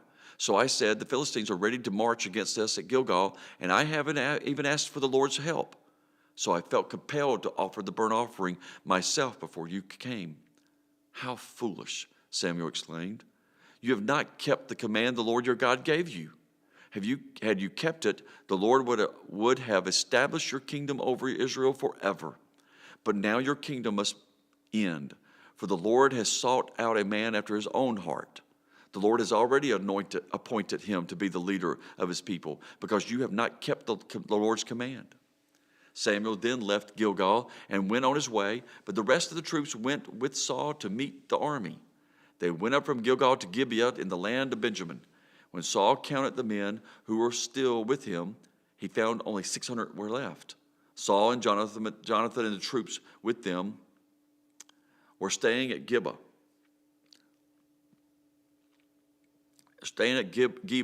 in the land of Benjamin. The Philistines set up their camp in Michmash. 3 raiding parties soon left the camp of the Philistines. One went north toward Orpha in the land of Shual. Another went west to Beth Horon, and the third moved toward the border above the valley of Zeboim near the wilderness. There were no blacksmiths in the land of Israel in those days. The Philistines wouldn't allow them for fear that they would make swords and spears for the Hebrews. So whenever the Israelites needed to sharpen their plowshares, picks, axes, or sickles, they had to take them to a Philistine blacksmith. The charges were as follows: 1/4 of an ounce of silver for sharpening a plowshare or a pick, and 1/8 of an ounce for sharpening an axe or making the point of an ox goad.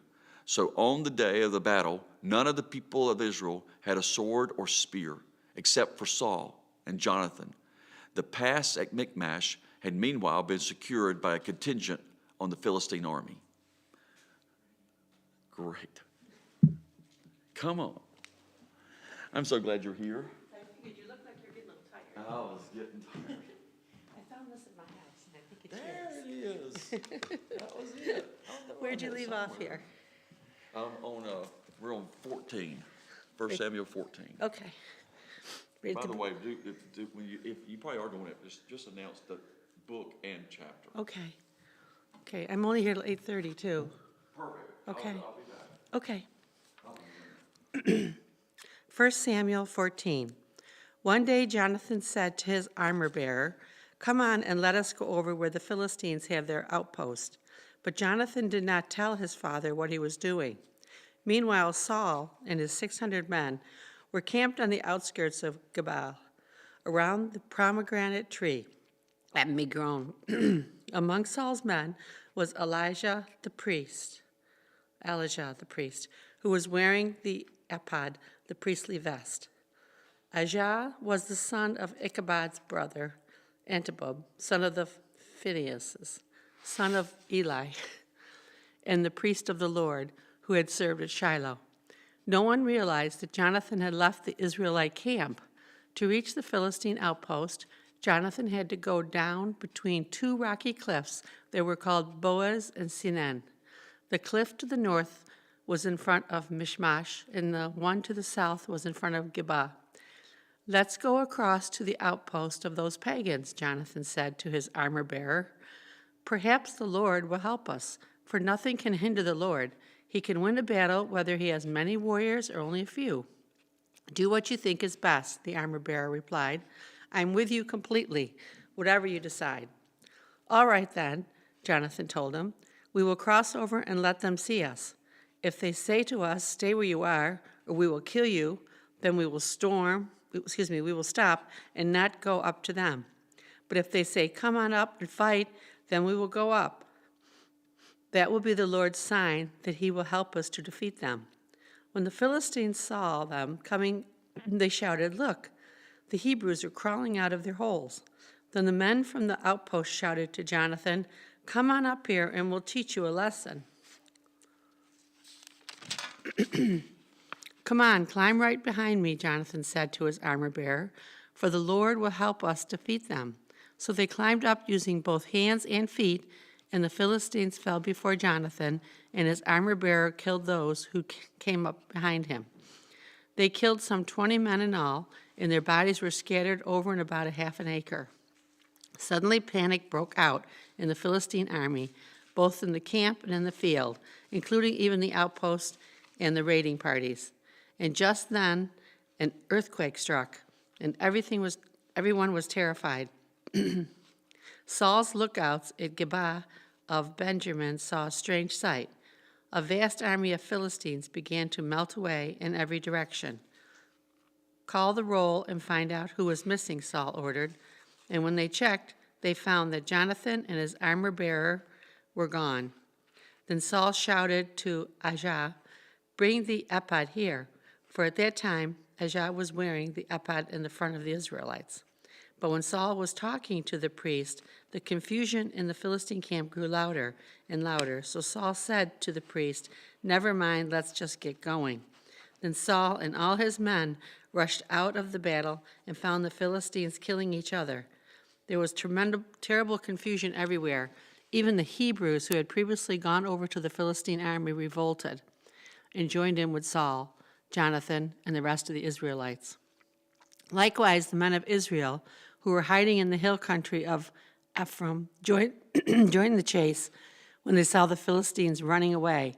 So the Lord saved Israel that day, and the battle continued to rage even beyond Beth-haven. And this is Saul's foolish oath.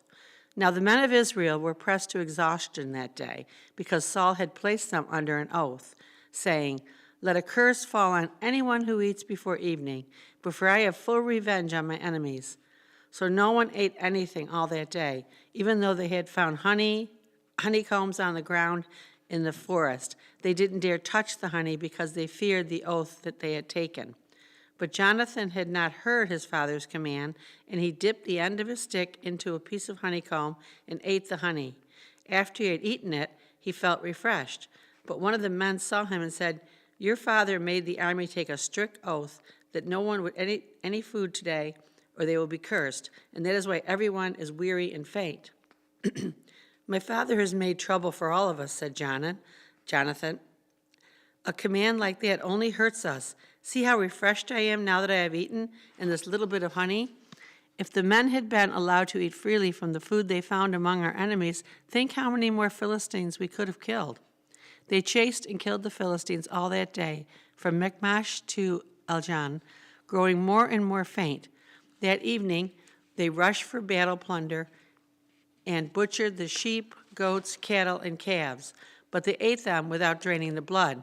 Someone reported to Saul, "Look, the men are sinning against the Lord by eating meat that still has blood in it." "That is very wrong," Saul said. "Find a large stone and roll it over here.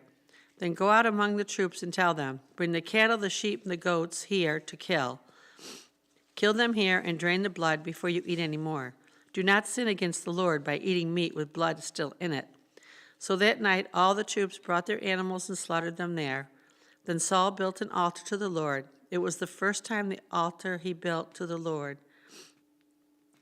When Saul said, "Let's chase the Philistines all night and plunder them until sunrise. Let's destroy every last one of them," his men replied, "We will do whatever you think is best." But the priest said, "Let's ask God first." So Saul asked God, "Should we go after the Philistines? Will not you help us defeat them?" But God made no reply that day.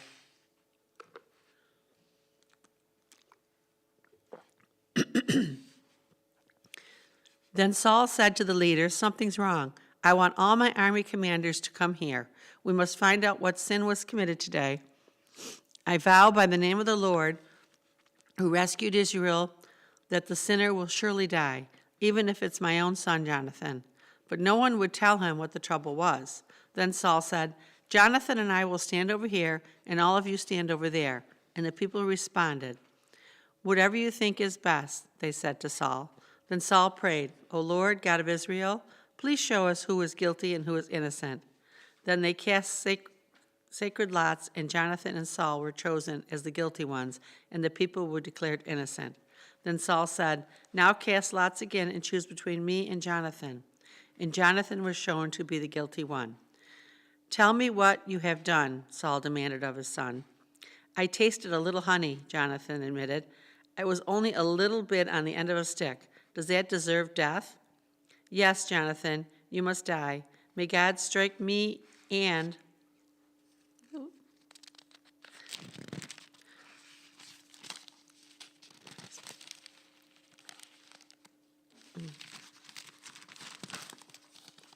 I'm sorry. In the Lord's command, "For I was afraid of the people and did what they demanded. But now please forgive my sin and come back with me so that I may worship the Lord." But Samuel replied, "I will not go back with you, since you have rejected the Lord's command. He has rejected you as the king of Israel." As Samuel turned to go, Saul tried to hold him back. Oh, I think I missed a page. Let me check here. Yes, I'm sorry. I missed a page. It's stuck together. We'll go back here. "Yes, Jonathan, you must die. May God strike me and even kill me if you do not die for this." But the people broke in and said to Saul, "Jonathan has won this great victory for Israel. Should he die? Far from it, and surely as the Lord lives, not one hair on his head will be touched, for God helped him to do a great deed today." So the people rescued Jonathan, and he was not put to death. Then Saul called back to the army from chasing the Philistines, and the Philistines all returned home. Now when Saul had secured his grasp on Israel's throne, he fought against his enemies in every direction, against Moab, Ammon, Edom, the kings of Zobah, and the Philistines. And wherever he turned, he was victorious. He performed great deeds and conquered the Amalekites, saving Israel from all those who had plundered them. Saul's son included Jonathan, Ishaboth, and Malachas. He also had 2 daughters, Merab, who was older, and Michal. Saul's wife was Anahoman, and his daughter was Azamaz. The commander of Saul's army was Abner, the son of Saul's uncle Ner, Saul's father Kirsh, and Abner's father. Neither were both sons of Abal. The Israelites fought constantly with the Philistines throughout Saul's lifetime, so whenever Saul observed a young man who was brave and strong, he drafted them into the army. 1 Samuel 15. One day Samuel said to Saul, "It was the Lord who told me to anoint you as king of his people, Israel. Now listen to this message from the Lord. This is what the Lord of heaven's armies has declared. I have decided to settle accounts with the nation of Amalek for oppressing Israel when they came from Egypt.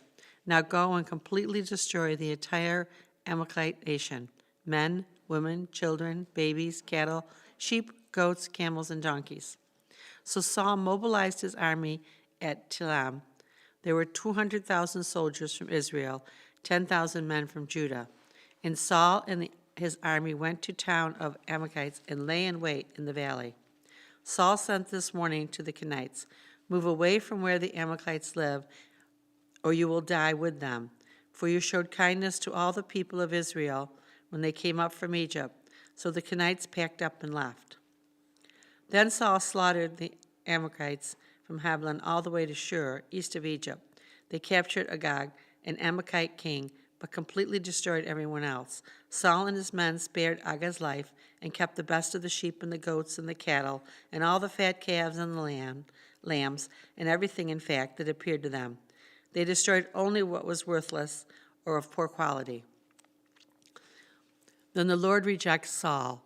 The Lord said to Samuel, "I am sorry that I ever made Saul king, for he has not been loyal to me and has refused to obey my command." Samuel was so deeply moved when he heard this that he cried out to the Lord all night. Early the next morning, Samuel went to find Saul. Samuel told him, "Saul went to the town of Carmel to set up a monument to himself. Then he went up to Gilgal." When Samuel found him, Saul greeted him cheerfully. "May the Lord bless you," he said. "I have carried out the Lord's command."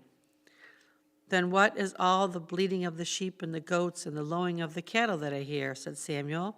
"It's true that the army spared the best of the sheep, the goats, and the cattle, but they are going to sacrifice them to the Lord your God. We have destroyed everything else." Then Samuel said to Saul, "Stop, listen to what the Lord told me last night." "What did he tell you?" asked Saul. And Samuel told him, "Although you may think little of yourself, and you are not a leader of tribes of Israel, the Lord has anointed you king, and the Lord sent you on a mission and told you, 'Go and completely destroy the sinners of Amalekites until they are all dead.' Why haven't you obeyed what the Lord said? Why do you rush for the plunder and do what was evil in the Lord's sight?" "But I did obey the Lord," said Saul. "I carried out the mission he gave me. I brought back King Agag, but I destroyed everyone else. When my troops brought in the best sheep, goats, and cattle and plunder to sacrifice to the Lord." But Samuel replied, "What is more pleasing to the Lord, your burnt offerings and sacrifice, or your obedience to his voice? Listen, obedience is better than sacrifice, and submission is better than offering fat of rams. Rebellion is as sinful thing as witchcraft, and stubbornness is as bad as worshiping idols. So because you have rejected the command of the Lord, he has rejected you as the king." Then Saul admitted to Samuel, "Yes, I have sinned. I have disobeyed your instructions and the Lord's command, for I was afraid of the people and did what they demanded. But now please forgive my sin and come back with me so that I may worship the Lord." But Samuel replied, "I will not go back with you. Since you have rejected the Lord's command, he has rejected you as king of Israel." As Samuel turned to go, Saul tried to hold him back and tore the hem of his robe. And Samuel said to him, "The Lord has torn the kingdom of Israel from you today and has given it to someone else who is better than you. And he who is in glory of Israel will not lie, nor will change his mind, for he is not human that he should change his mind."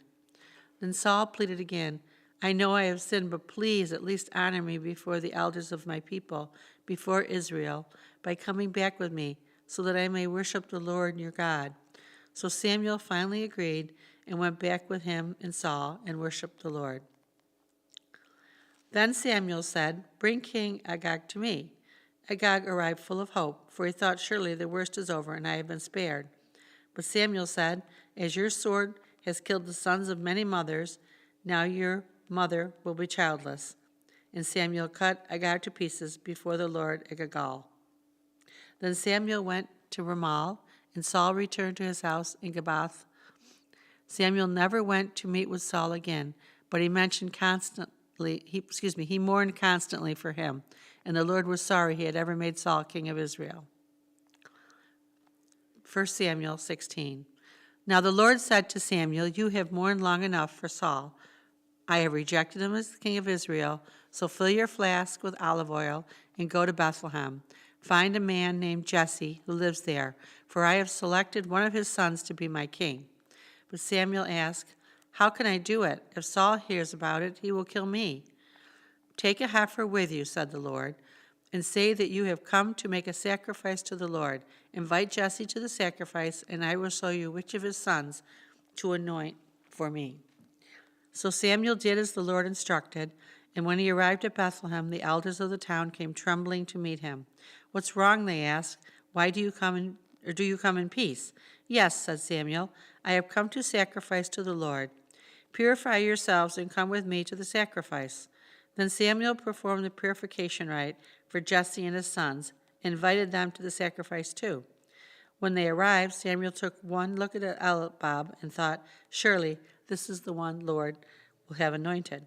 But the Lord said to Samuel, "Don't judge by his appearance or his height, for I have rejected him. The Lord doesn't see things the way you see them. People judge on the outward appearances, but the Lord looks into the heart." Then Jesse told his son Eliab to step forward and walk in front of Samuel. But Samuel said, "This is not the one the Lord has chosen." Next, Jesse summoned Shimea.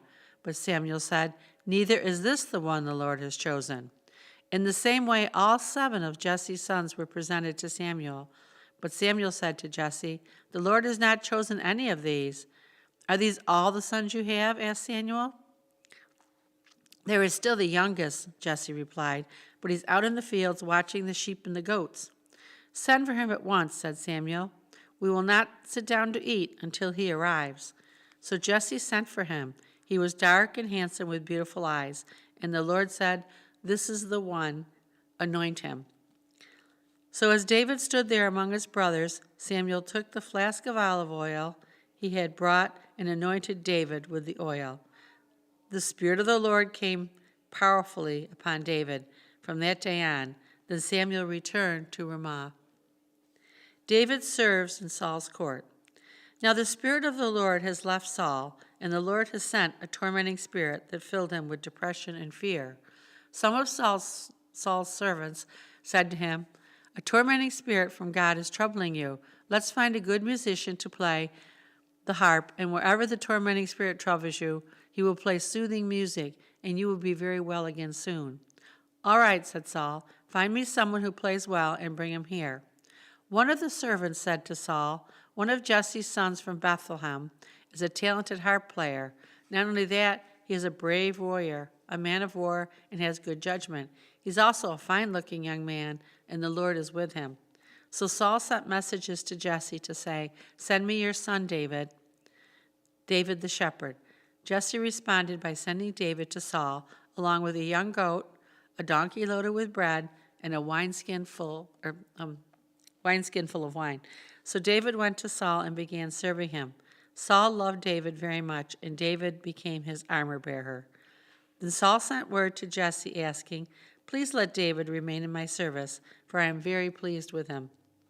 And whenever the tormenting spirit from God began to trouble him, David would play the harp, and Saul would feel much better. The tormenting spirit would then go away. 1 Samuel 17.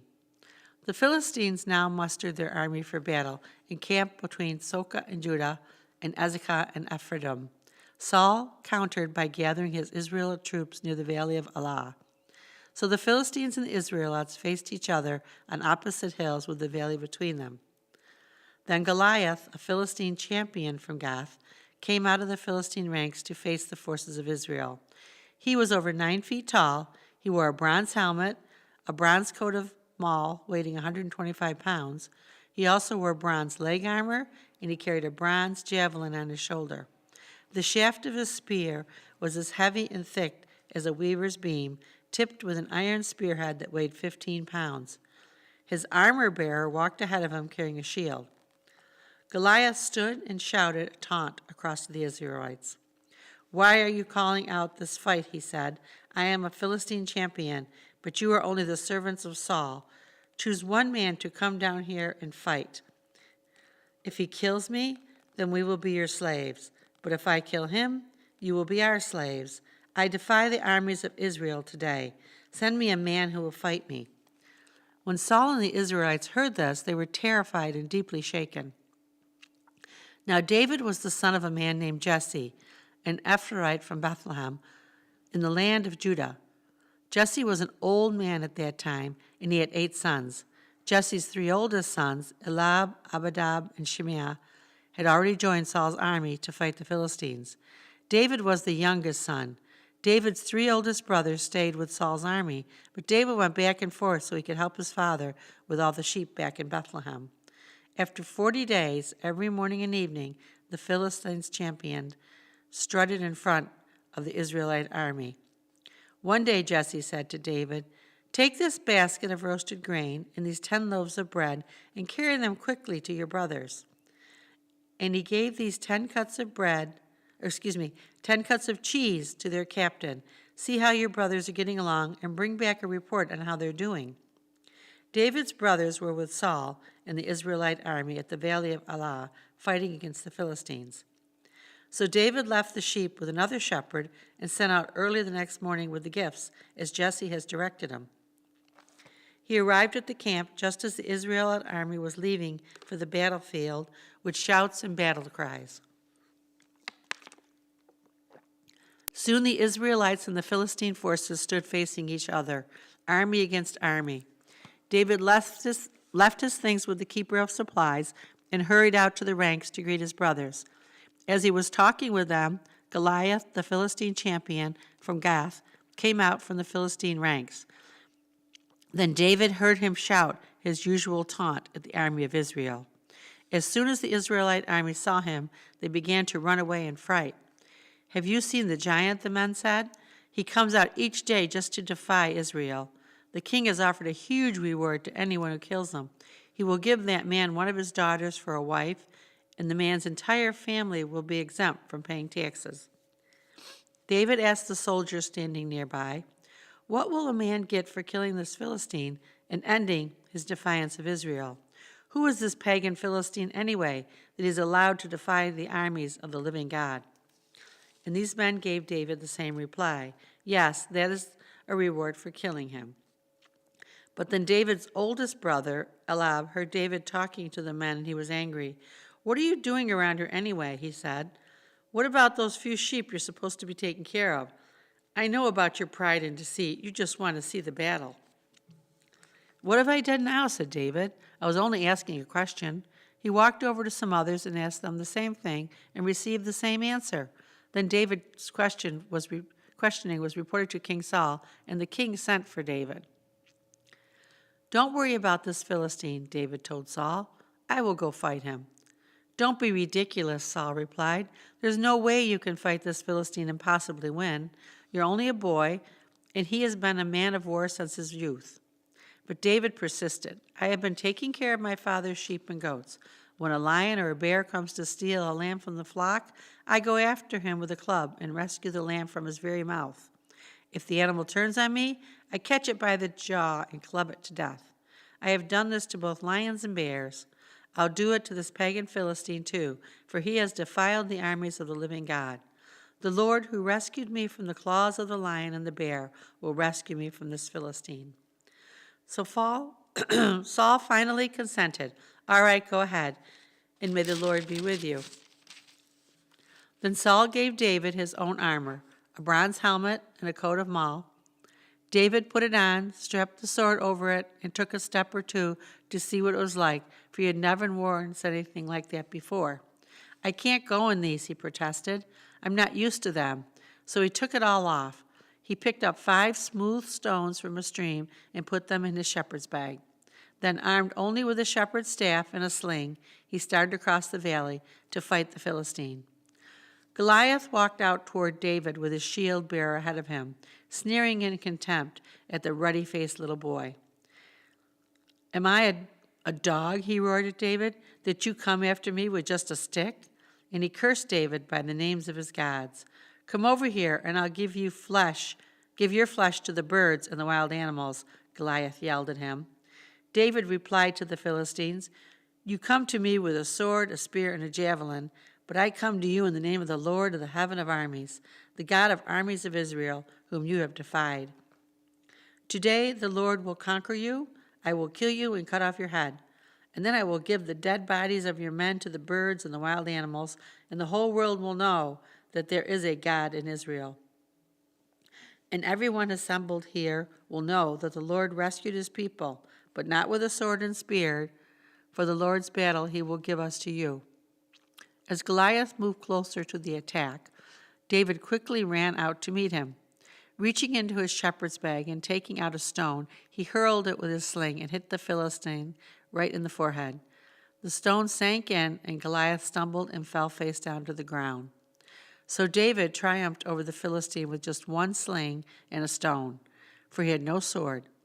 Then David ran over and pulled Goliath's sword from his sheath and used it to kill him and cut off his head.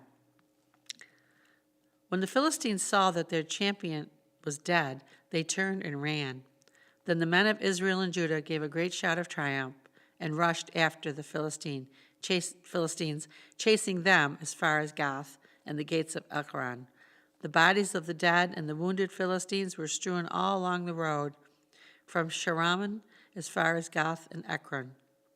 Then the Israelite army returned and plundered the deserted Philistine camp. David took the Philistine's head to Jerusalem, but he stored the man's armor in his own tent. As Saul watched David go out and fight the Philistine, he asked Abner, the commander of his army, "Abner, whose son is this young man?" "I don't really know," Abner declared. "Well, find out who he is," the king said. As soon as David returned from killing Goliath, Abner brought him to Saul, and the Philistine's head was still in his hand. "Tell me about your father, young man," said Saul. And David replied, "His name is Jesse, and we live in Bethlehem." After David had finished talking with Saul, he met Jonathan, the king's son. There was an immediate bond between them, for Jonathan loved David. From that day on, Saul kept David with him and wouldn't let him return home. And Jonathan made a solemn pact with David because he loved him as he loved himself. Jonathan sealed the pact by taking off his robe and giving it to David, together with his tunic, sword, bow, and belt. Whatever Saul asked David to do, David did it successfully. So Saul made him a commander over the men of war, an appointment that was welcomed by the people and Saul's officers all alike. When the victorious Israelite army returned home after David had killed the Philistine, women from all the towns of Israel came out to meet King Saul.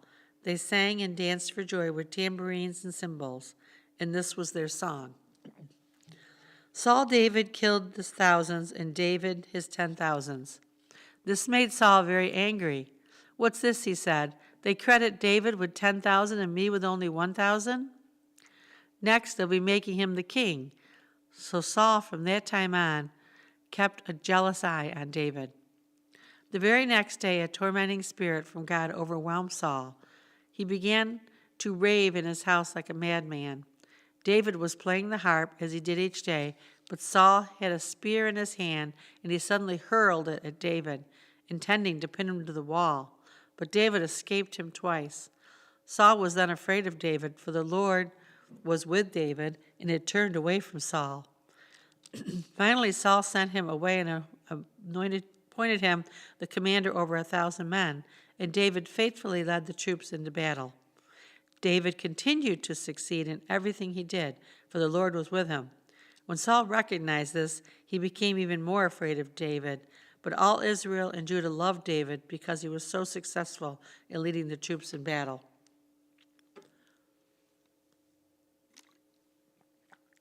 One day Saul said to David, "I am ready to give you my older daughter, Moab, as your wife.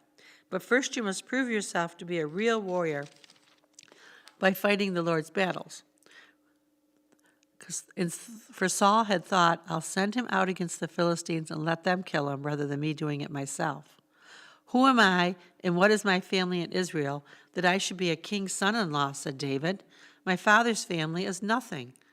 So when the time came for Saul to give his daughter in marriage to David, he gave her instead to Adriel, a man from Moab.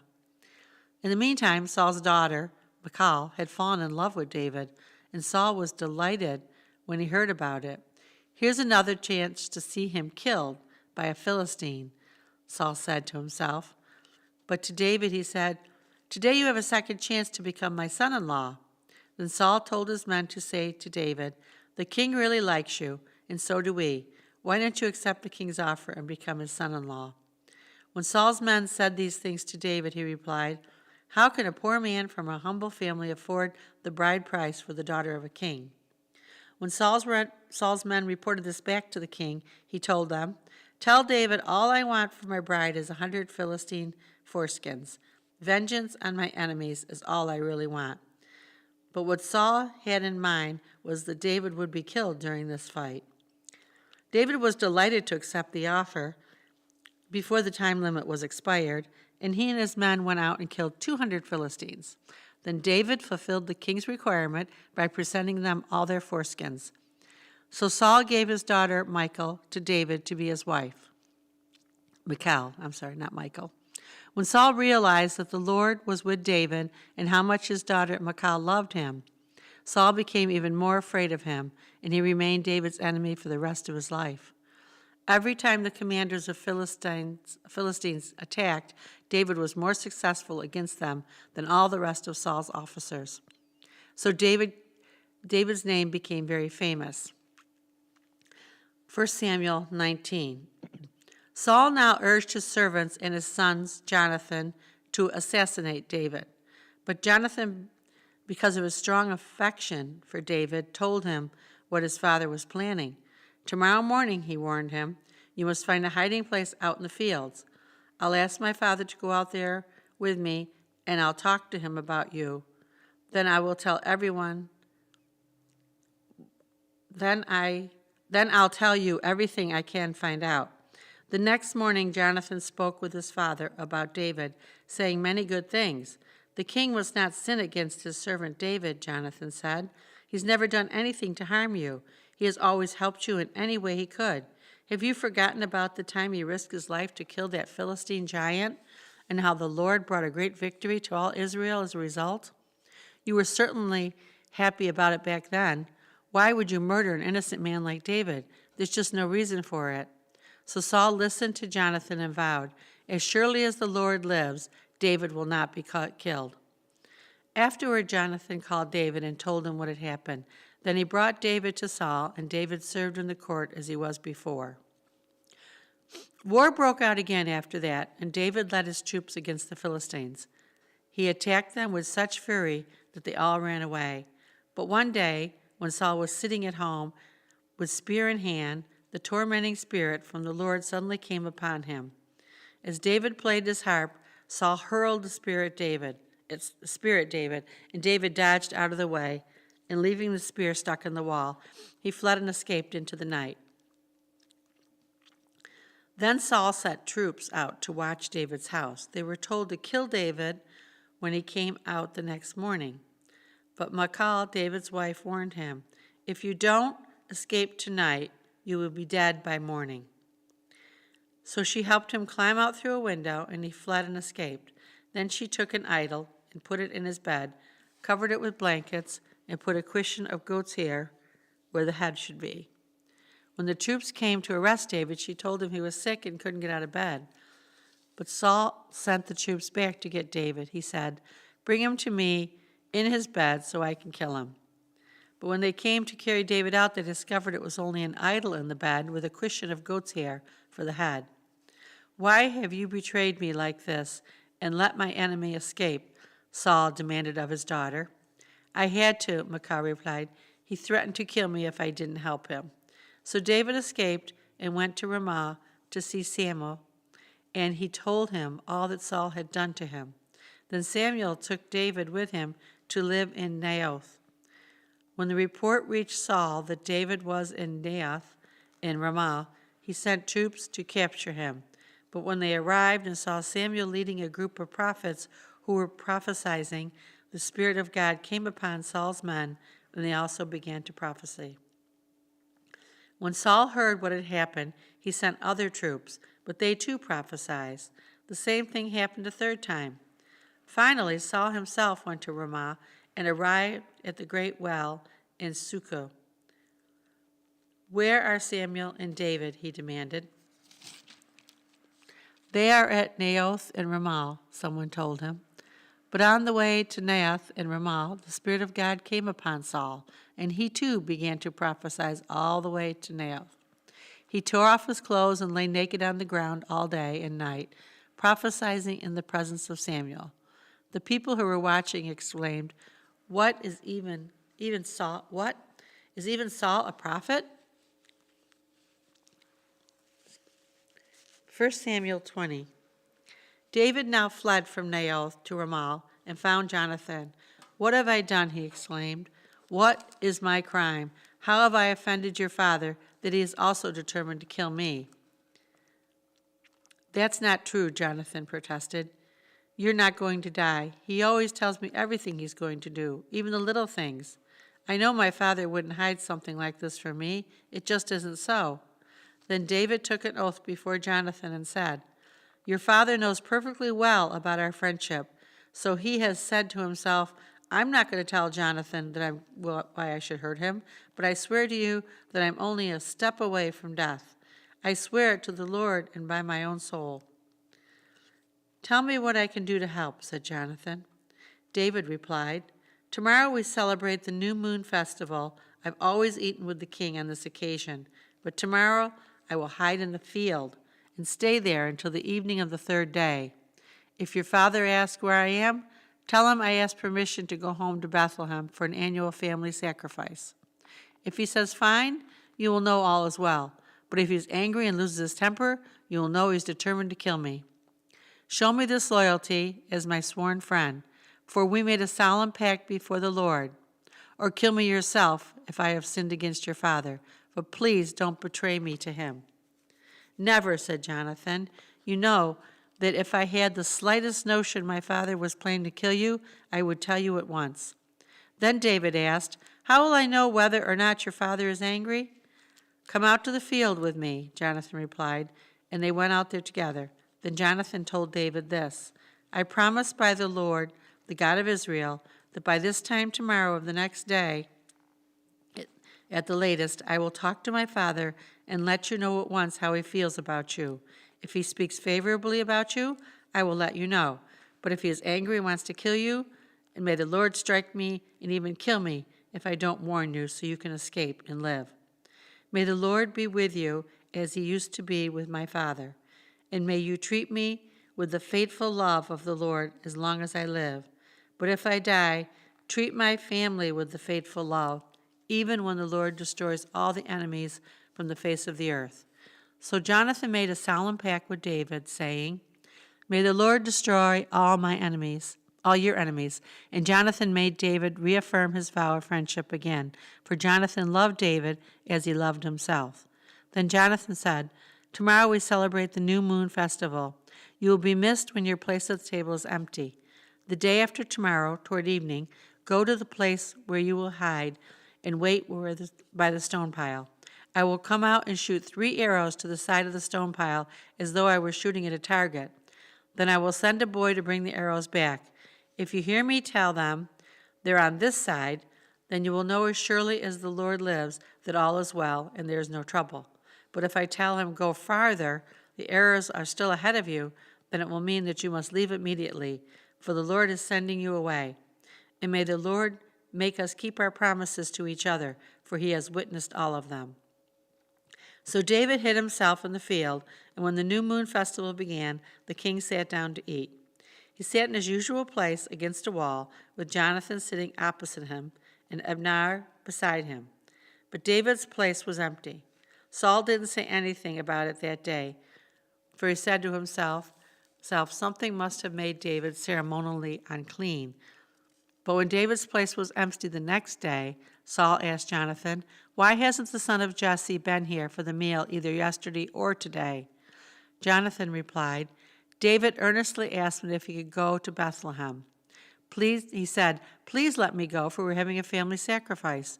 My brother demanded that I should be there, so please let me get away and see my brothers.' And that's why he is not here at the king's table." Saul boiled with rage at Jonathan. "You stupid son of a whore." He swore at him. "Do you think I don't know that you want him to be king in your palace?" Do you think I don't know that you want him to be king in your place, shaming yourself and your mother? As long as the son of Jesse is alive, you'll never be king. Now go and get him so I can kill him." "But why should he be put to death?" Jonathan asked his father. "What has he done?" Then Saul hurled his spear at Jonathan, intending to kill him. So at last Jonathan realized that his father was really determined to kill David. Jonathan left the table in fierce anger and refused to eat on the second day of the festival, for he was crushed by his father's shameful behavior toward David. The next morning, as agreed,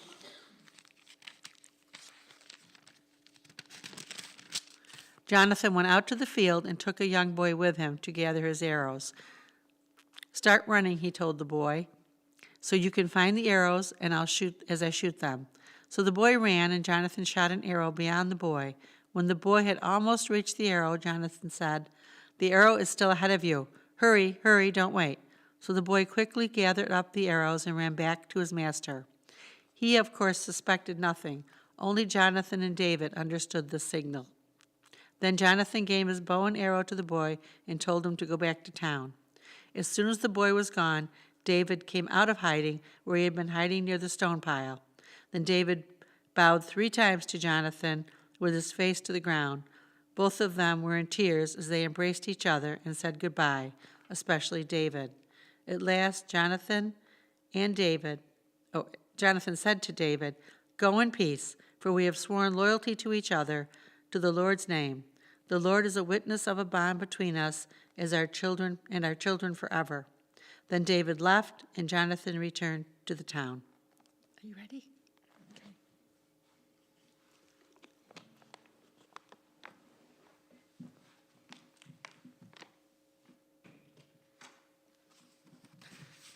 Samuel 21. Thank you.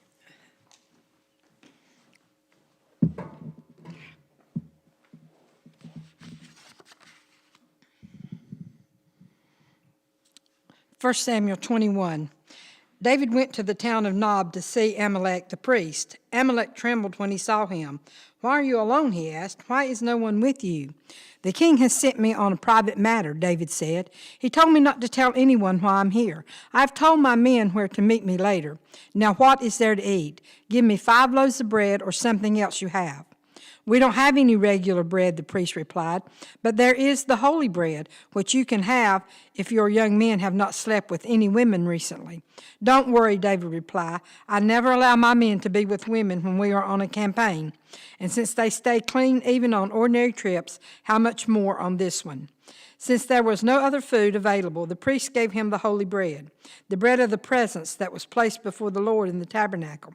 It had just been placed that day with fresh bread. Now Doeg and the Edomite, Saul's chief herdsman, was there that day, having been detained before the Lord. David asked Amalek, "Do you have a spear or sword?" The king's business was so urgent that I didn't even have time to grab a weapon. "I only have the sword of Goliath, the Philistine, whom you killed in the valley of Elah," the priest replied. "It is wrapped in a cloth behind the ephod. Take that if you want it, for there is nothing else here." "There is nothing like it," David replied. "Give it to me." So David escaped from Saul and went to King Achish of Gath.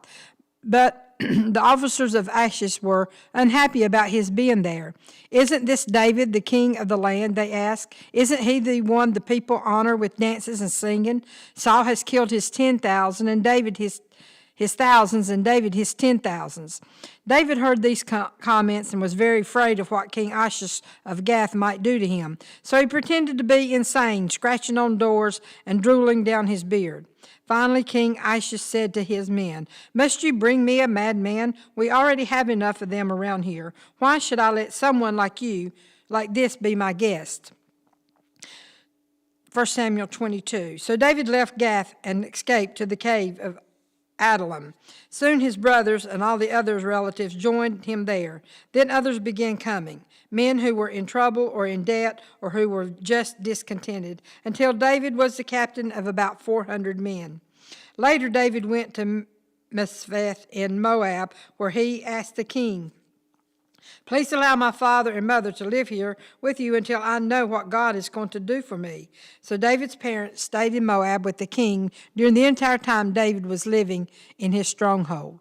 One day the prophet Gad told David, "Leave the stronghold and return to the land of Judah." So David went to the forest of Hereth. The news of his arrival in Judah soon reached Saul. At the time, the king was sitting beneath the Tarmisk tree on the hill at Galath, holding his spear and surrounded by his officer. "Listen here, you men of Benjamin," Saul shouted to his officers when he heard the news. "Has that son of Jesse promised every one of you fields and vineyards? Has he promised to make you all generals and captains in his army? Is that why you have conspired against me? For not one of you told me when my own son made a solemn pact with the son of Jesse. You're not even sorry for me. Think of it, my own son, encouraging him to kill me as he is trying to do this very day." Then Doeg the Edomite, who was standing there with Saul's men, spoke up. "When I was at Nob," he said, "I saw the son of Jesse talking to the priest Amalek, son of Arub. Amalek consulted the Lord for him. Then he gave him food and the sword of Goliath the Philistine." King Saul immediately sent for Amalek and all his family who served as priests at Nob. When they arrived, Saul shouted at him, "Listen to me, you son of Adam. What is it, my king?" Amalek asked. Why have you and the son of Jesse conspired against me? Saul demanded. Why did you give him food and a sword? Why have you consulted God for him? Why have you encouraged him to kill me as he is trying to do this very day?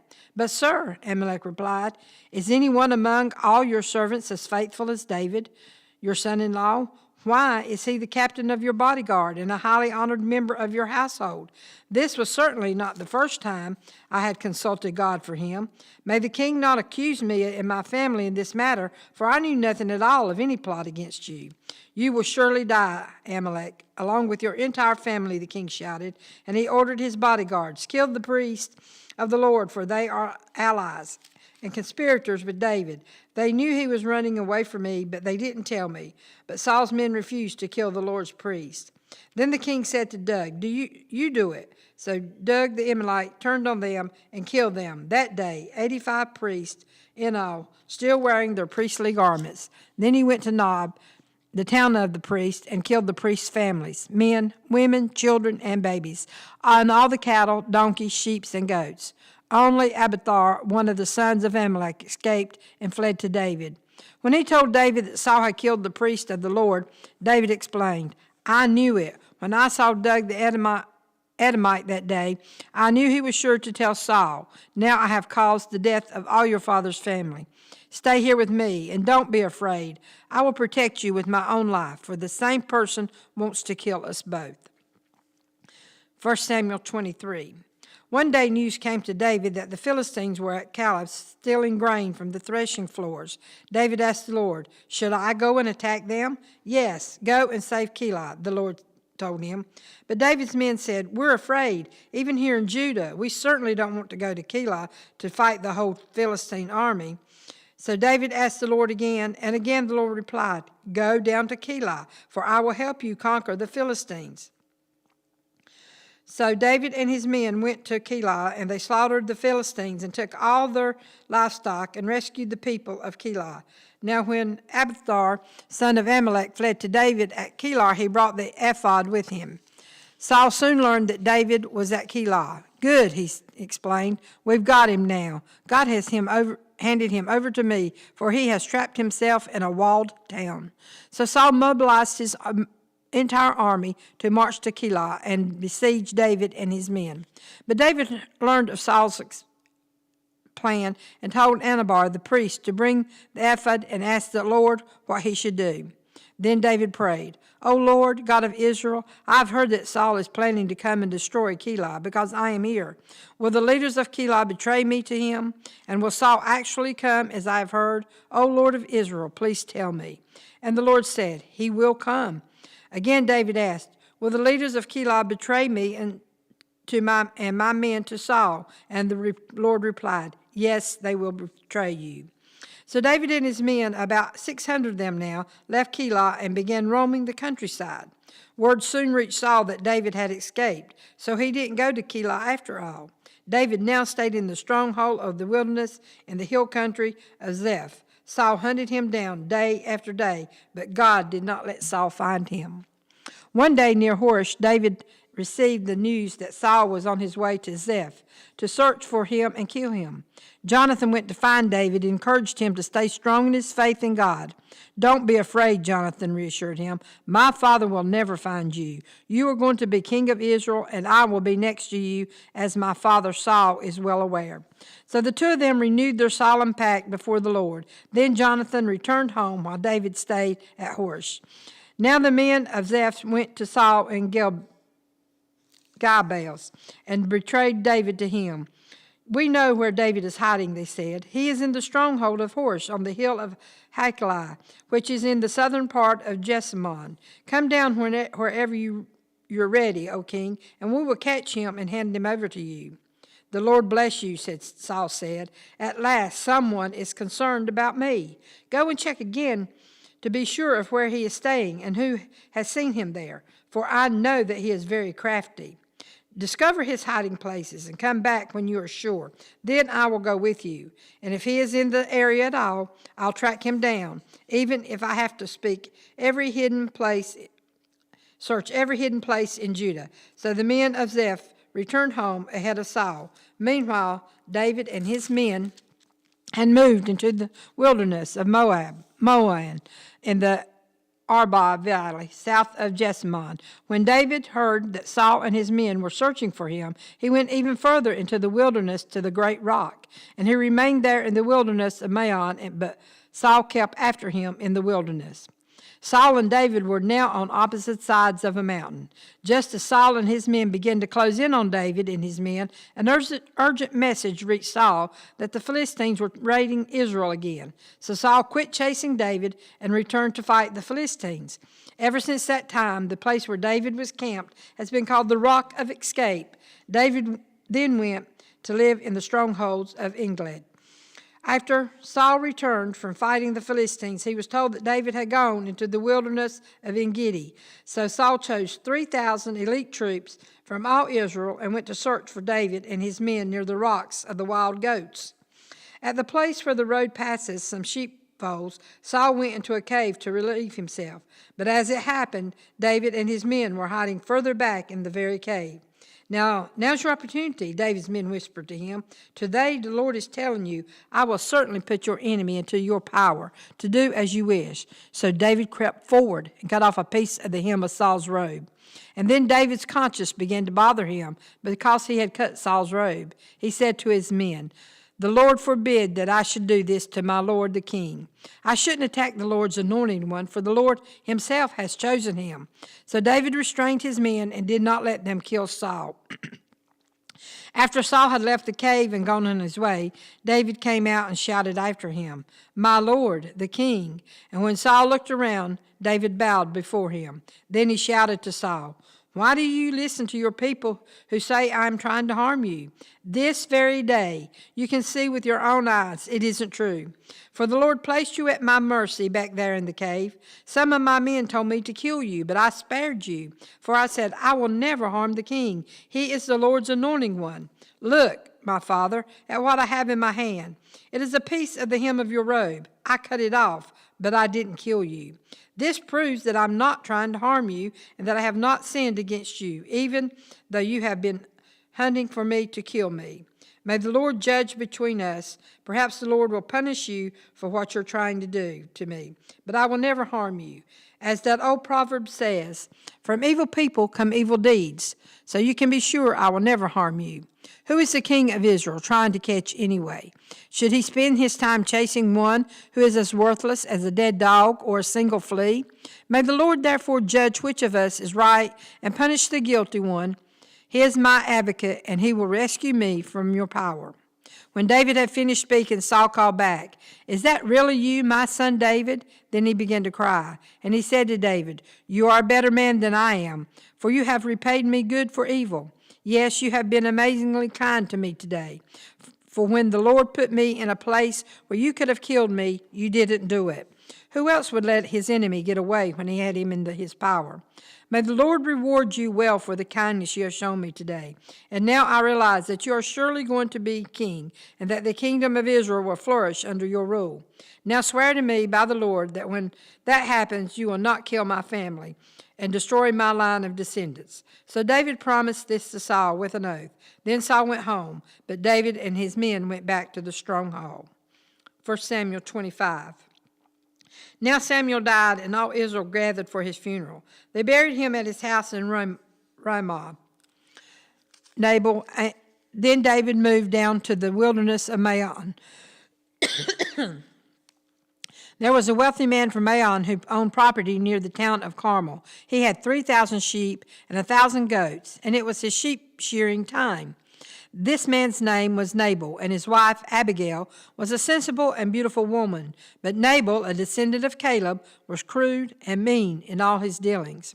When David heard that Nabal was shearing his sheep, he sent 10 of his young men to Carmel with this message to Nabal. Peace and prosperity to you, your family, and everything you own. I am told that it is sheep shearing time. While your shepherds stayed among us near Carmel, we never harmed them, and nothing was ever stolen from them. Ask your own men, and they will tell you this is true. So would you be kind to us, since we have come at a time of celebration? Please share any provisions you might have on hand with us and with your friend David. David's young men gave this message to Nabal in David's name, and they waited for a reply. "Who is this fellow David?" Nabal sneered to the young men. "Who does this son of Jesse think he is? There are lots of servants these days who run away from their masters. Should I take my bread and my water and my meat that I have slaughtered for my shearers and give it to the band of outlaws who come from who knows where?" So David's young men returned and told him what Nabal had said. "Get your swords," was David's reply as he strapped on his own. Then 400 men started offward with David, and 200 remained behind to guard their equipment. Meanwhile, one of Nabal's servants went to Abigail and told her, "David sent messengers from the wilderness to greet our master, but he screamed insults at them. These men have been very good to us, and we never suffered any harm from them. Nothing was stolen from us the whole time they were with us. In fact, day and night they were like a wall of protection to us and the sheep. You need to know this and figure out what to do, for there is going to be trouble for our master and his whole family. He's so ill-tempered that no one can even talk to him." Abigail wasted no time. She quickly gathered 200 loaves of bread, 2 wineskins full of wine, 5 sheep that had been slaughtered, nearly a bushel of roasted grain, 1,000 clusters of raisins, and 200 fig cakes. She put them on donkeys and said to her servants, "Go on ahead. I will follow you shortly." But she didn't tell her husband, Nabal, what she was doing. As she was riding her donkey into a mountain ravine, she saw David and his men coming toward her. David had just been saying, "A lot of good it did to help this fellow. We protected his flock in the wilderness, and nothing he owned was lost or stolen. But he has repaid me evil for good. May God strike me and kill me if even one man of his household is still alive tomorrow morning." When Abigail saw David, she quickly got off her donkey and bowed before him. She fell at his feet and said, "I accept all the blame in this matter, my lord. Please listen to what I have to say. I know Nabal is a wicked and tempered man. Please don't pay any attention to him. He is a fool, just as his name suggests, but I never even saw the young men you sent.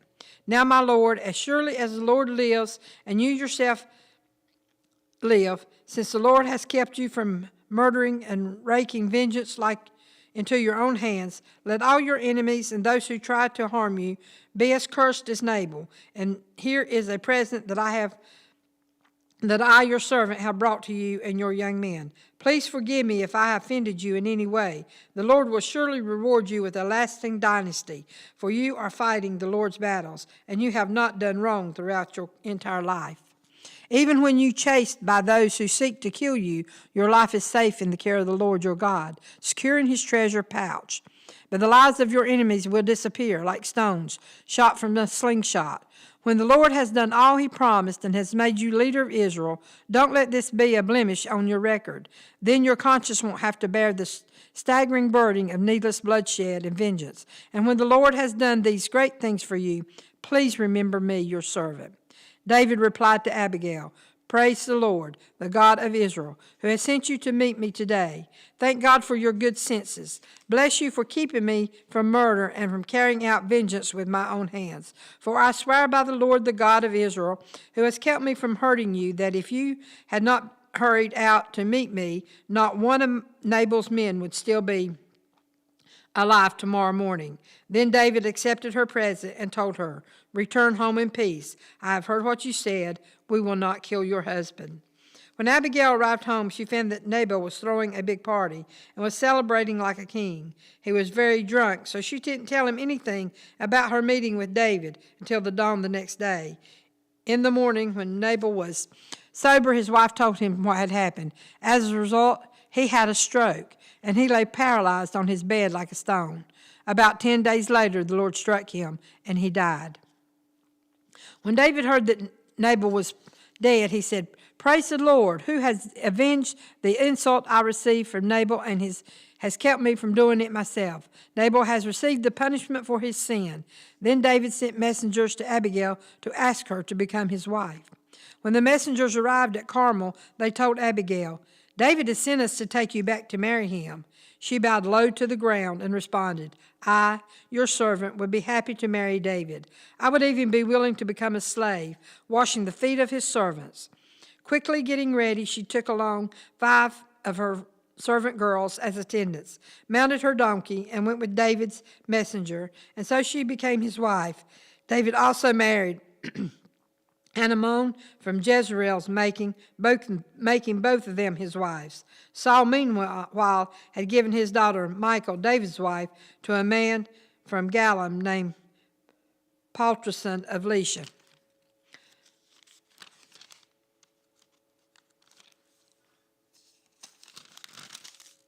1 Samuel 26. Now some men from Ziph came to Saul at Gibeath to tell him, "David is hiding on the hill of Hachilah, which overlooks Jezmon." So Saul took 3,000 of Israel's elite troops and went to hunt him down in the wilderness of Ziph. Saul camped along the road beside the hill of Hachilah near Jezmon, where David was hiding. When David learned that Saul had come after him into the wilderness, he sent out spies to verify the report of Saul's arrival. David slipped over to Saul's camp one night to look around. Saul and Abner, son of Ner, the commander of his army, were sleeping inside a ring formed by the slumbering warriors.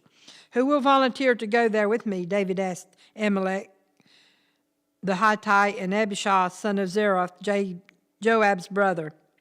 "I'll go with you," Abishai replied. So David and Abishai went right into Saul's camp and found him asleep with his spear stuck in the ground beside his head. Abner and the soldiers were lying asleep among him. "God has surely handed your enemy over to you this time," he whispered to David. "Let me put him to the ground with one thrust of the spear. I won't need to strike twice." "No," David said, "don't kill him, for who can remain innocent after attacking the Lord's anointing one? Surely the Lord will strike Saul down someday, or he will die of an old age or in a battle. The Lord forbid that I should kill the one he has anointed. But take his spear and that jug of water beside his head, and then let's get out of here."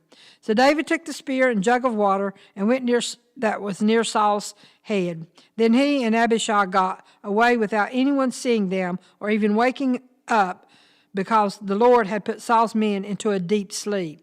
David climbed the hill opposite the camp until he was at a safe distance. Then he shouted down to the soldiers, to Abner, son of Ner. "Wake up, Abner." "Who is it?" Abner demanded. "Well, Abner, you're a great man, aren't you?" David taunted. Where in all Israel is there anyone as mighty? So why haven't you guarded your master, the king, when someone came to kill him? This isn't good at all. I swear by the Lord that you and your men deserve to die, because you failed to protect your master, the Lord's anointed. Look around. Where are the king's spear and the jug of water that was beside his head?" Saul recognized David's voice and called out, "Is that you, my son David?" And David replied, "Yes, my lord the king. Why are you chasing me? What have I done? What is my crime? But now, my lord, the king listened to his servant. If the Lord has stirred you up against me, then let him accept my offering. But if this is simply a human scheme, then may those involved be cursed by the Lord. For they have driven me from my home, so I can no longer live among the Lord's people, and they have said, 'Go worship pagan gods.' Must I die on foreign soil, far from the presence of the Lord? Why has the king of Israel come out to search for a single flea? Why does he hunt me down like a partridge on the mountains?" Then Saul confessed, "I have sinned. Come back home, my son, and I will no longer try to harm you. For you valued my life today. I have been a fool and very, very wrong." "Here's your spear, O king," David replied. "Let one of your men come over and get it. The Lord gives his own reward for doing good and for being loyal, and I refuse to kill you even when the Lord placed you in my power, and you are the Lord's anointing one. Now may the Lord value my life, even as I have valued yours today. May he rescue me from all the troubles And Saul said to David, "Blessings on you, my son David. You will do many heroic deeds, and you will surely succeed." Then David went away, and Saul returned home. 1 Samuel 27. But David kept thinking to himself, "Someday Saul is going to get me. The best thing I can do is escape to the Philistines. Then Saul will stop hunting for me in Israel territory, and I will finally be safe." So David took his 600 men and went over and joined Achish, son of Moab, the king of Gath. David and his men and their families settled there with Achish at Gath. David brought his 2 wives along with him, Anamon from Jezreel and Abigail, Nabal's widow, from Carmel. Words soon reached Saul that David had fled to Gath, so he stopped hunting for him. One day David said to Achish, "If it is all right with you, we would rather live in one of the country towns instead of here in the royal city." So Achish gave him the town of Ziklag, which still belongs to the kings of Judah to this day. And they lived there among the Philistines for a year and 4 months. David and his men spent their time raiding the Gershites, the Grizlites, and the Amalekites, people who had lived near Shur toward the land of Egypt since ancient times. David did not leave one person alive in the villages he attacked. He took the sheep, goats, cattle, donkeys, camels, and clothing before returning to home to see King Achish. "Where did you make your raid today?" Achish would ask, and David would reply, "Against the south of Judah, the Jeremites and the Kenites. No one was left alive to come to Gath and tell where he had really been." This happened again and again while he was living among the Philistines. Achish believed David and thought to himself, "By now the people of Israel must hate him bitterly. Now he will have to stay here and serve me forever." 1 Samuel 28. About the time Philistines mustered their armies for another war with Israel, King Achish told David, "You and your men will be expected to join me in battle." "Very well," David agreed. "Now you will see for yourself what we can do." Then Achish told David, "I will make you my personal bodyguard for life." Meanwhile, Samuel had died, and all Israel had mourned for him. He was buried in Ramah, his hometown, and Saul had been banned from the land of Israel all mediums and those who consulted the spirits of the dead. The Philistines set up their camp at Shunem, and Saul gathered all the army of Israel and camped at Gilboa. When Saul saw the vast Philistine army, he became frantic with fear. He asked the Lord what he should do, but the Lord refused to answer him, either by dreams or by sacred lots or by prophets. Saul then said to his advisors, "Find a woman who is a medium so I can go and ask her what to do." His advisors replied, "There is a medium at Endor." So Saul disguised himself by wearing ordinary clothing instead of his royal robes. Then he went to the woman's home at night, accompanied by 2 of his men. "I have to talk to a man who has died," he said. "Will you call up his spirit for me?" "Are you trying to get me killed?" the woman demanded. "You know that Saul has outlawed all the mediums and all who consult the spirits of the dead. Why are you setting a trap for me?" But Saul took an oath in the name of the Lord and promised, "As surely as the Lord lives, nothing bad will happen to you for doing this." Finally, the woman said, "Well, whose spirit do you want me to call up?" "Call up Samuel," Saul replied. When the woman saw Samuel, she screamed, "You deceived me. You are Saul." "Don't be afraid," the king told her. "What do you see?" "I see a god coming up out of the earth," she said. "What does he look like?" Saul asked. "He is an old man wrapped in a robe," she replied. Saul realized it was Samuel, and he fell to the ground before him. "Why have you disturbed me, calling me back?" Samuel asked Saul. "Because I am in deep trouble," Saul replied. "The Philistines are at war with me, and God has left me and won't reply by prophets or dreams. So I have called for you to tell me what to do." But Samuel replied, "Why ask me, since the Lord has left you and has become your enemy?" The Lord has done just as he said he would do. He has torn the kingdom from you and given it to your rival David. The Lord has done this to you today because you refused to carry out his fierce angers against the Amalekites. What more, the Lord has handed you and the army of Israel over to the Philistines tomorrow, and you and your sons will be here with me. The Lord will bring down the entire army of Israel in defeat. Saul fell full length on the ground, paralyzed with fright, because of Samuel's words. He was also faint with hunger, for he had eating nothing all day and all night. When the woman saw how distraught he was, she said, "Sir, I obeyed your command at the risk of my life. Now do what I say, and let me give you a little something to eat, so you can regain your strength for the trip back." But Saul refused to eat anything. Then his advisers joined the woman in urging him to eat. So he finally yielded and got up from the ground and sat on the couch. The woman had been fattening a calf, so she hurried out, killed it. She took some flour, kneaded it into dough, and baked unleavened bread. She brought the meal to Saul and his advisers, and they ate it. Then they went out into the night. 1 Samuel 29. The entire Philistine army now mobilized at Aphek, and the Israelites camped at the spring of Jezreel. As the Philistine rulers were leading out their troops in groups of hundreds and thousands, David and his men marched at the rear with King Achish. But the Philistines' commanders demanded, What are these Hebrews doing here?" And Achish told them, "This is David, the servant of King Saul of Israel. He has been with me for years, and I have never found a single fault in him from the day he arrived until today."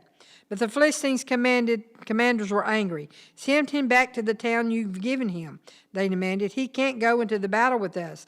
What if he turns against us in battle and becomes our adversary? Is there any better way for him to reconcile himself with his master than by handing out our heads over to him? Isn't this the same David about whom the women of Israel sing in their dances? Saul has killed his thousands, and David his 10,000. And so Achish finally summoned David and said to him, "I swear by the Lord that you have been a trustworthy ally. I think you should go with me into battle, for I've never found a single flaw from you the day you arrived until today. But the other Philistine rulers won't hear of it. Please don't be upset, but go back quietly." "What have I done to deserve this treatment?" David demanded.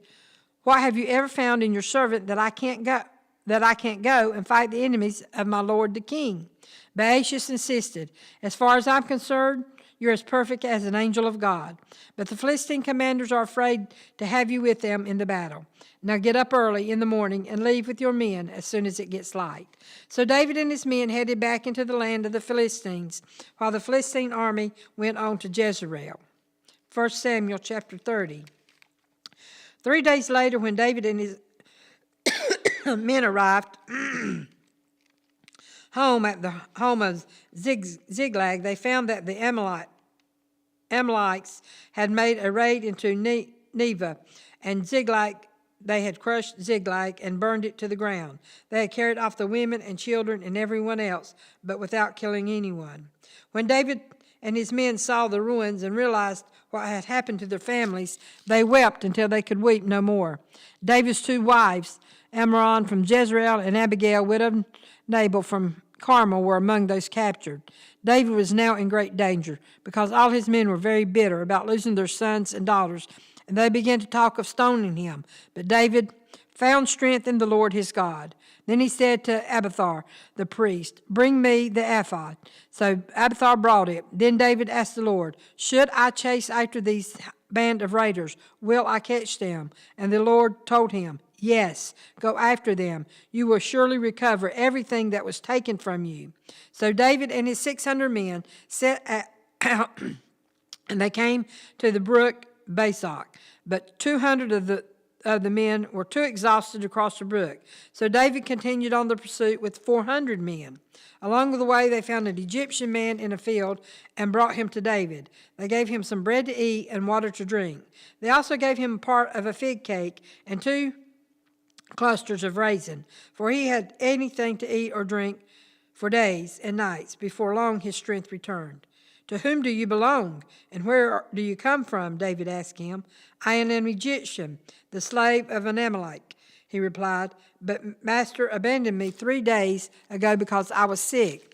We were on our way back from raiding the Keithites in Neva and the territory of Judah and the land of Caleb, and we had just burned Ziklag. Will you lead me to this band of raiders?" David asked. The young man replied, "If you take an oath in God's name that you will not kill me or give me back to my master, then I will guide you to them." So he led David to them, and they found the Amalekites spread out across the field, eating and drinking and dancing with joy because of the vast amount of plunder they had taken from the Philistines and the land of Judah. David and his men rushed in among them and slaughtered them throughout the night, the entire next day until evening. None of the Amalekites escaped, except 400 young men who fled on camels. David got back everything the Amalekites had taken, and he rescued his 2 wives. Nothing was missing, small or great, son or daughter, nor anything else had been taken. David brought everything back. He also recovered all the flocks and herds, and his men drove them ahead of the others' livestock. "This plunder belongs to David," they said. Then David returned to the brook Besor and met up with the 200 men who had been left behind because they were too exhausted to go with him. They went out to meet David and his men, and David greeted them joyfully. But some evil troublemakers among David's men said, "They didn't go with us, so they couldn't have any of the plunder we recovered. Give them all their wives and children and let them be gone." But David said, "No, my brother, don't be selfish with what the Lord has given us. He has kept us safe and helped us defeat the band of raiders that attacked us. Who will listen when you talk like this? We share and share alike, those who go to battle and those who guard the equipment." From then on, David made this a decree and regulation for Israel, and it's still followed today. When he arrived at Ziklag, David sent part of the plunder to the elders of Judah, who were his friends. "Here is a present for you, taken from the Lord's enemy," he said.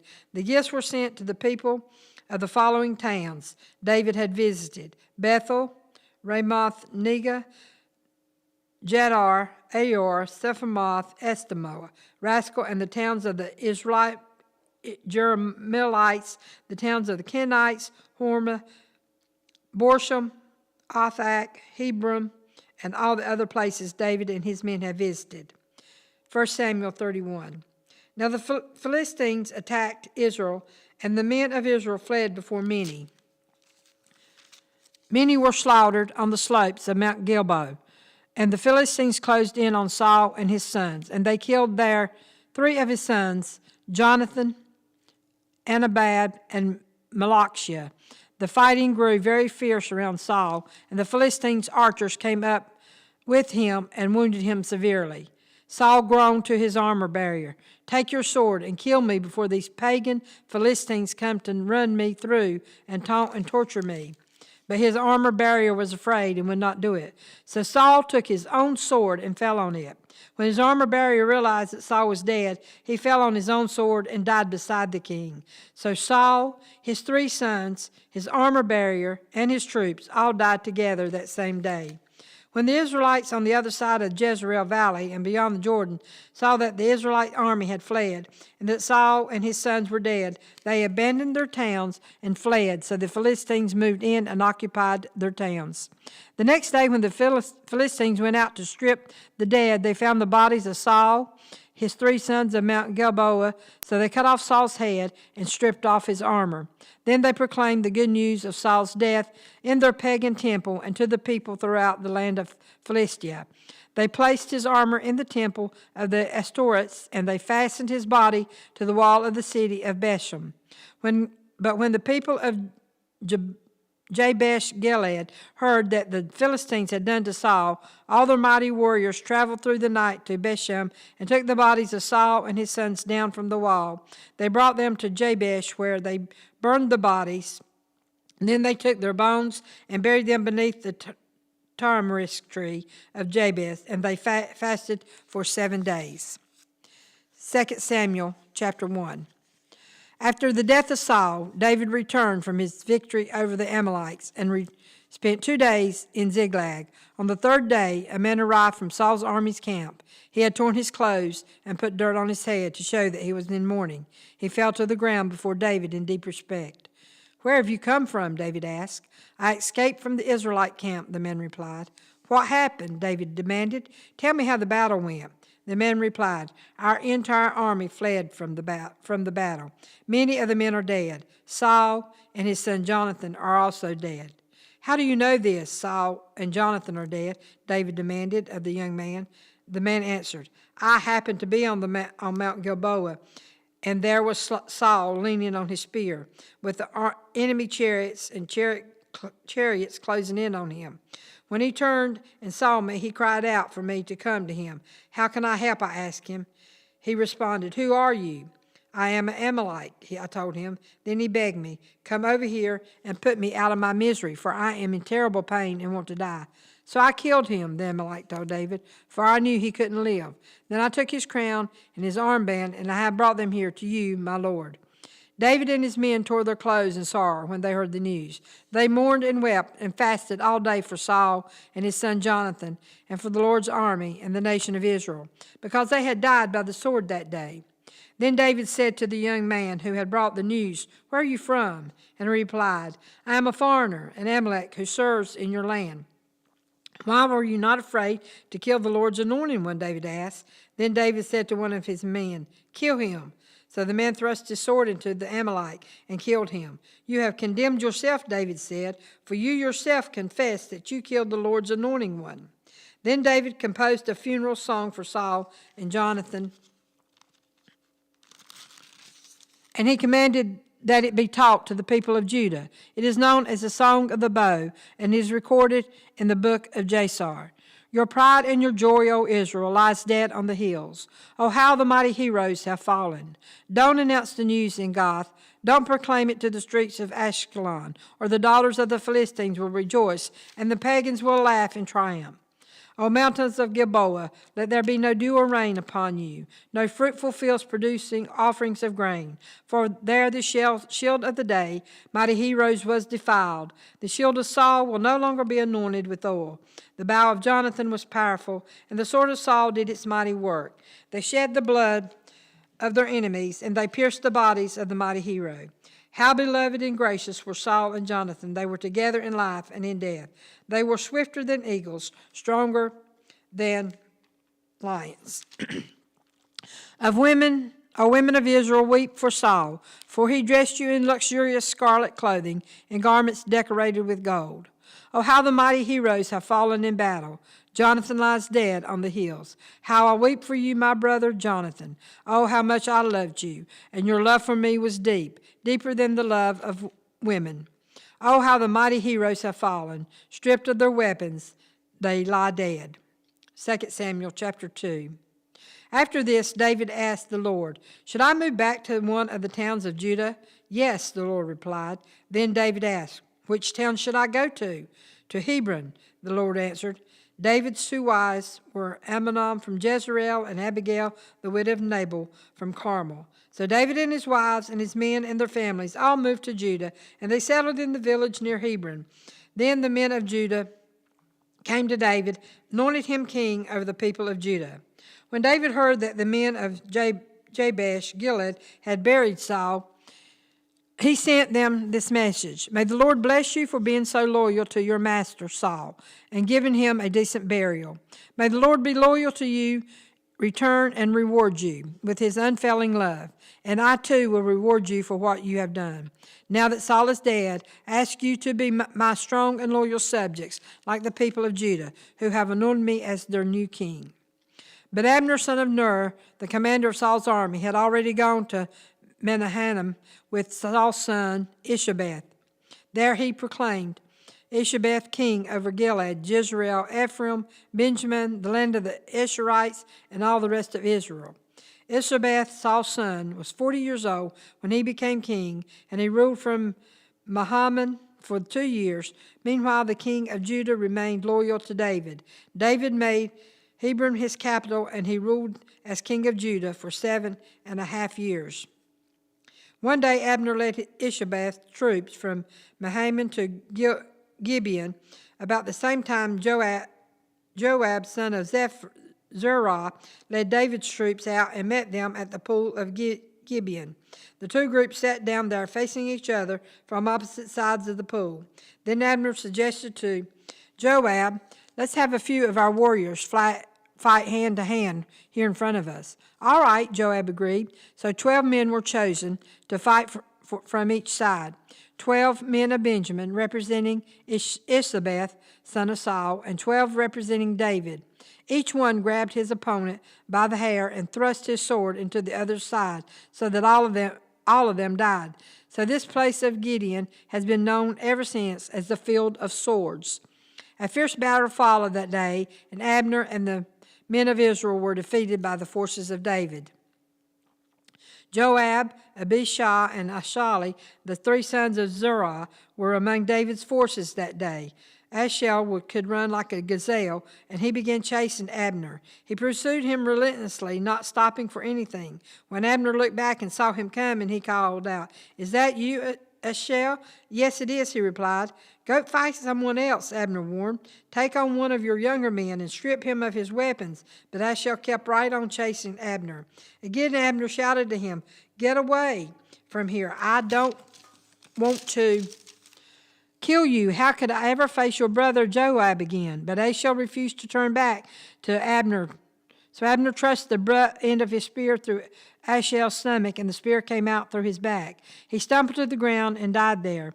And everyone who came by that spot stopped and stood still when they saw Ashel lying there. When Joab and Abishai found out what happened, they set out after Abner. The sun was just going down as they arrived at the hill of Ammah, near Giah, along the road to the wilderness of Gibeon. Abner's troop from the tribe of Benjamin regrouped there at the top of the hill to take a stand. Abner shouted down to Joab, "Must we always be killing each other? Don't you realize that bitterness is the only result? When will you call off your men from chasing their Israelite brothers?" Then Joab said, "God only knows what would have happened if you hadn't spoken, for we would have chased you all night if necessary." So Joab blew the ram's horn, and his men stopped chasing the troops of Israel. All that night, Abner and his men retreated through the Jordan Valley. They crossed the Jordan River, traveling all through the morning, and didn't stop until they arrived at Mahanaim. Meanwhile, Joab and his men also returned home. When Joab counted his casualties, he discovered that only 19 men were missing, in addition to Ashel, but 360 of Abner's men had been killed, all from the tribe of Benjamin. Joab and his men took Ashel's body to Bethlehem, buried him there in his father's tomb. Then they traveled all night and reached Hebron at daybreak. That was the beginning of a long war between those who were loyal to Saul and those to David. As time passed, David became stronger and stronger, while Saul's dynasty became weaker and weaker. These are the sons who were born to David in Hebron. The oldest was Amnon, whose mother was Ahinoam from Jezreel. The second was Daniel, whose mother was Abigail, the widow of Nabal from Carmel. The third was Absalom, whose mother was Micah, the daughter of king of Geshur. The fourth was Adonijah, whose mother was Haggith. The fifth was Shephelah, whose mother was Abtal.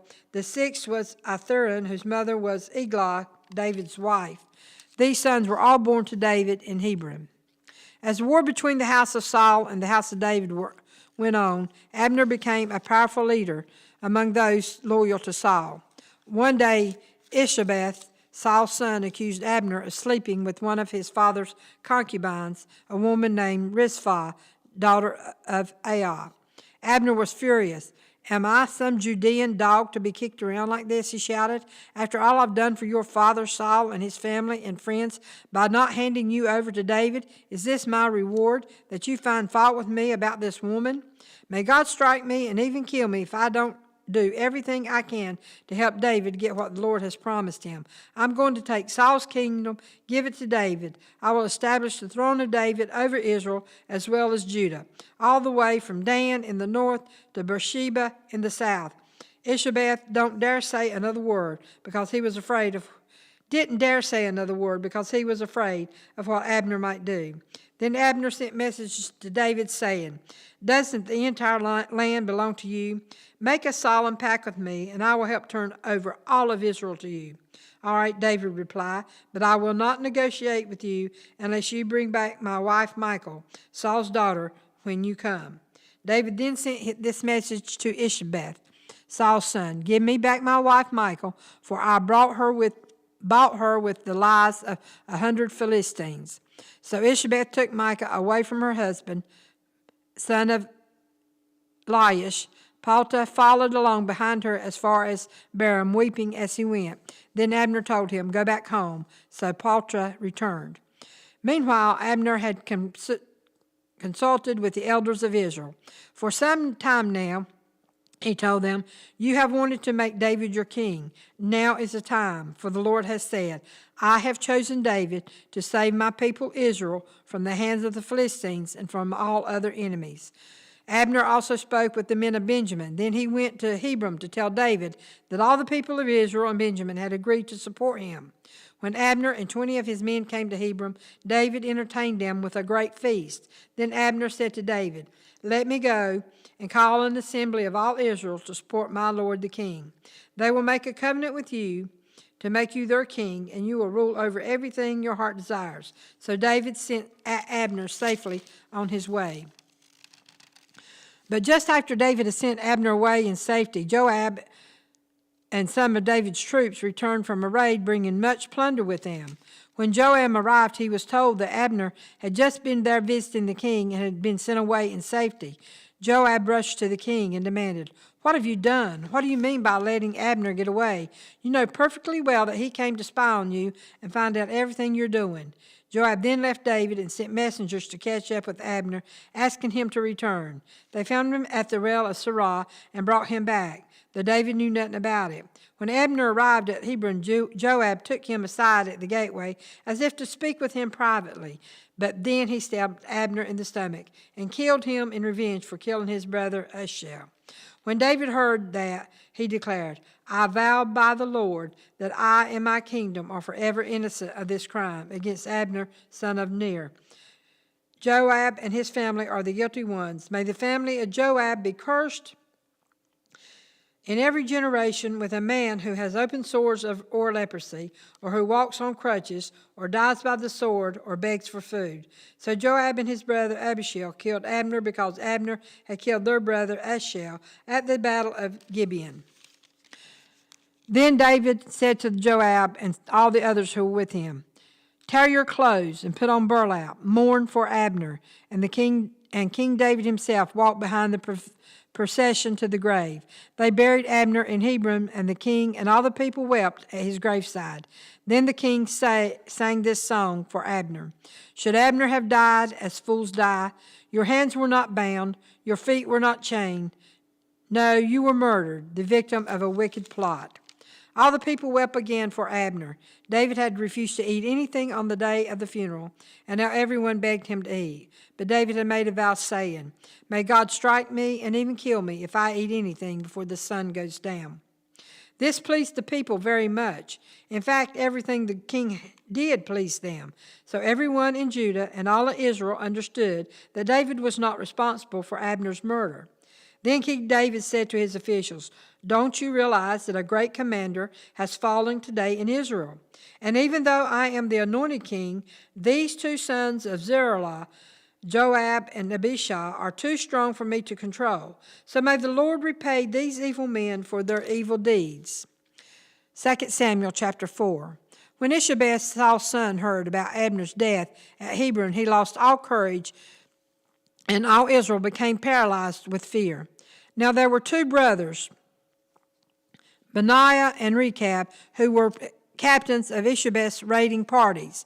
They were sons of Rimmon, a member of the tribe of Benjamin, who lived in Beeroth. The town of Beeroth is now part of Benjamin's territory because the original people of Beeroth fled to Gittim, where they still live as foreigners. Saul's son Jonathan had a son named Phesebeth, who was crippled as a child. He was 5 years old when the report came from Jezreel that Saul and Jonathan had been killed in battle. When the child's nurse heard the news, he picked him up and fled. But as she hurried away, she dropped him, and he became crippled. One day, Rechab and Baanah, the sons of Remanah from Bethmoth, went to Ishabeth's house around noon as he was taking his midday rest. The doorkeeper, who had been sifting wheat, became drowsy and fell asleep. So Rechab and Baanah slipped past her. They went into the house and found Ishabeth sleeping on his bed. They struck and killed him and cut off his head. Then, taking his head with them, they fled across the Jordan Valley through the night.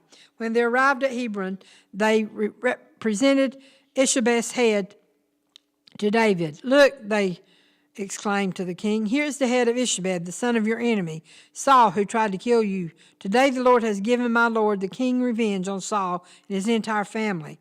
But David said to Rechab and Baanah, "The Lord who saves me from all my enemies is my witness. Someone once told me Saul is dead, thinking that was bringing me good news. But I seized him and killed him at Ziklag. That's the reward I gave him for his news.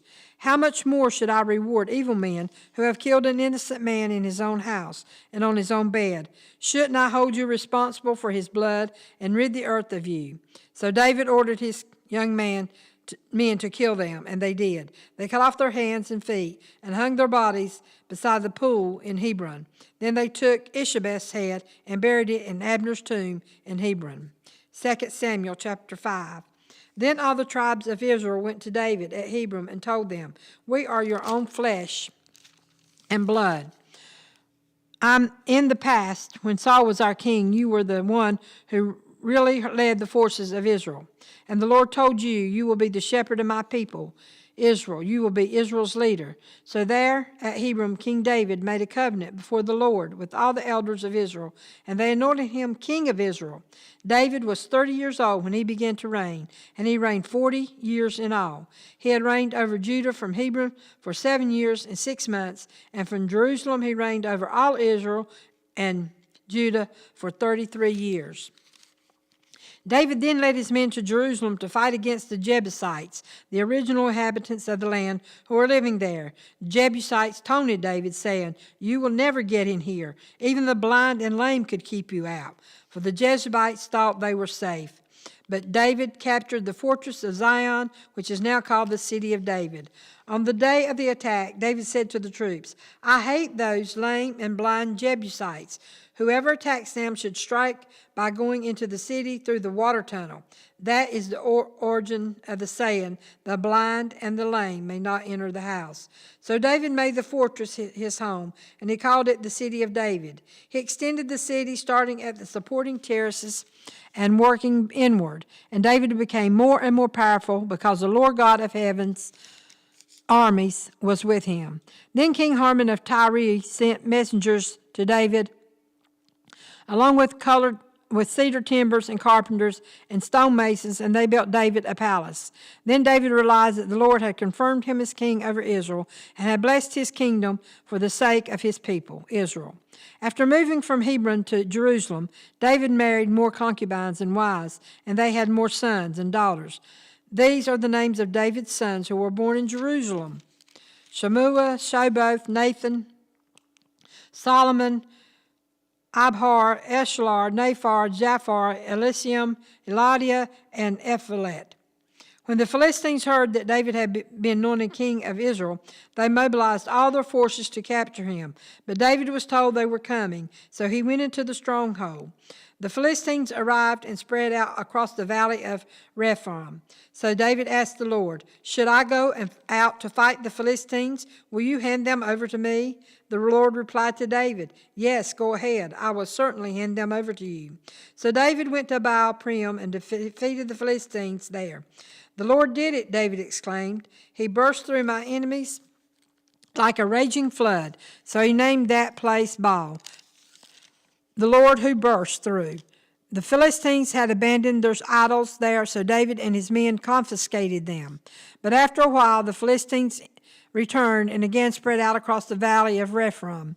And again David asked the Lord, what to do. Do not attack them straight on, the Lord replied. Instead, circle around behind them and attack them near the poplar trees. When you hear a sound like marching feet in the tops of the poplar trees, be on the alert. That will be a great sign that the Lord is moving ahead to you to strike down the Philistines' army. So David did what the Lord commanded, and he struck down the Philistines all the way from Gibeon to Gezer. 2 Samuel chapter 6. Then David again gathered all the elite troops in Israel, 30,000 in all. He led them to Beholah of Judah to bring back the ark of God, which bears the names of the Lord of heaven's armies, who is enthroned between the cherubims. They placed the ark of God on a new cart and brought it from Abinadab's house, which was on the hill.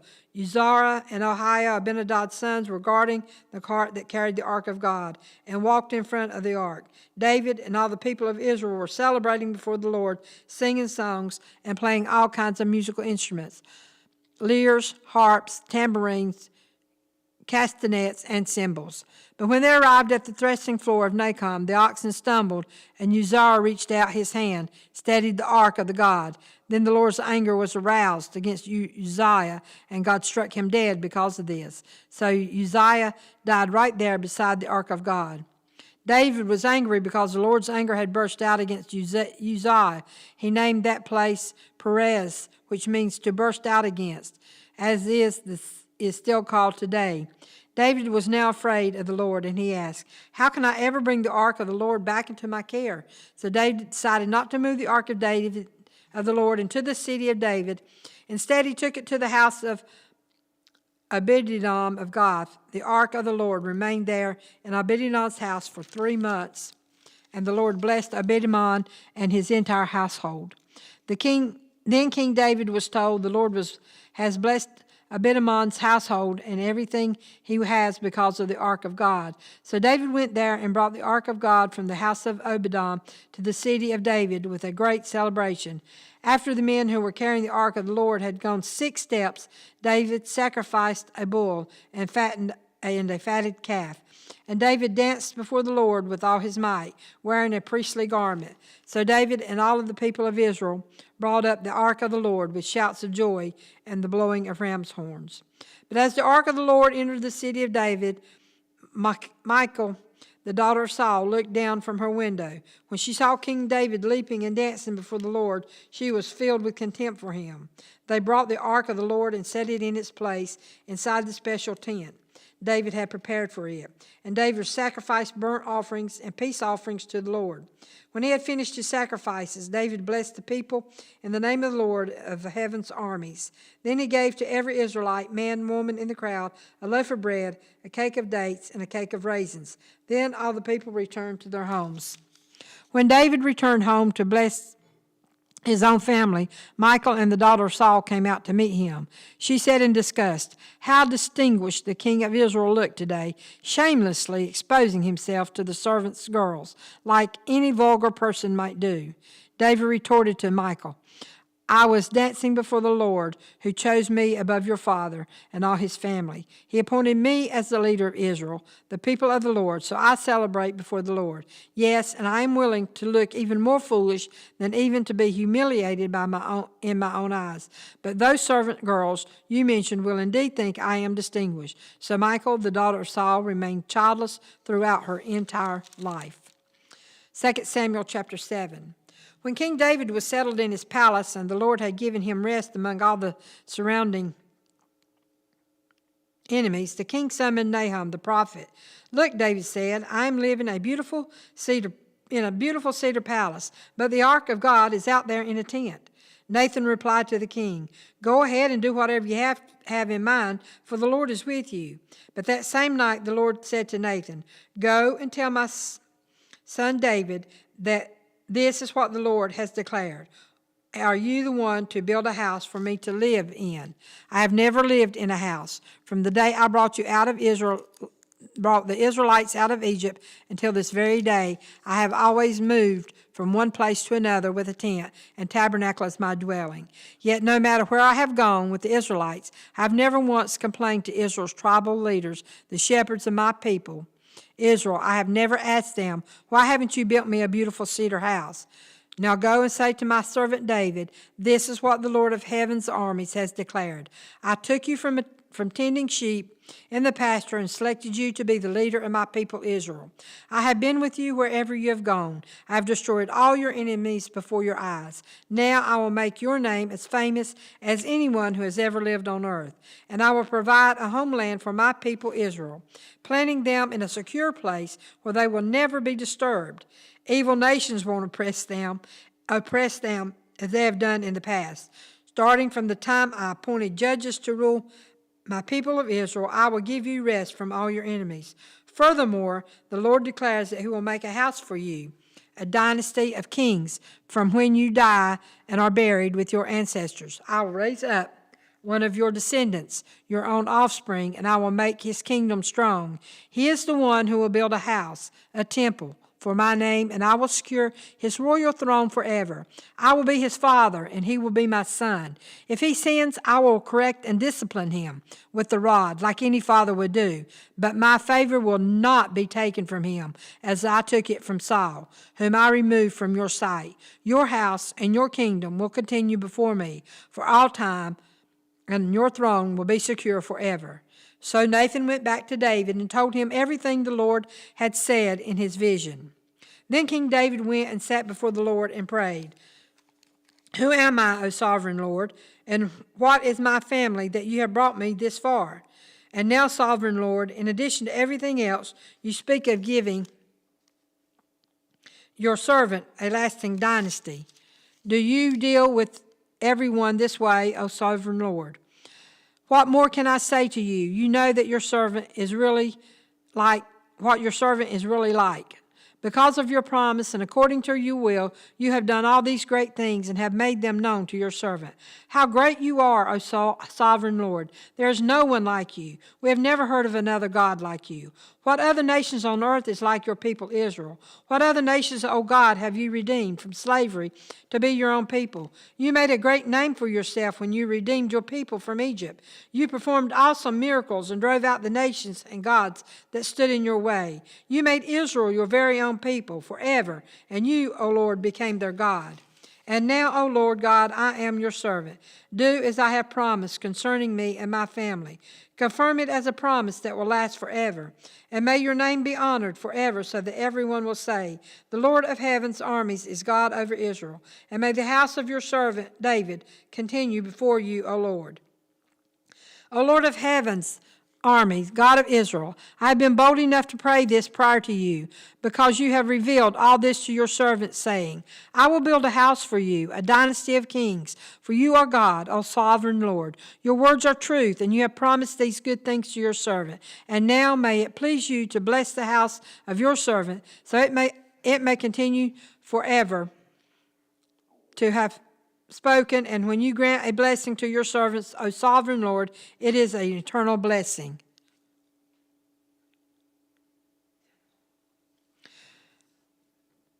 Second Samuel chapter 8. After this, David defeated and subdued the Philistines by conquering Gath, their largest town.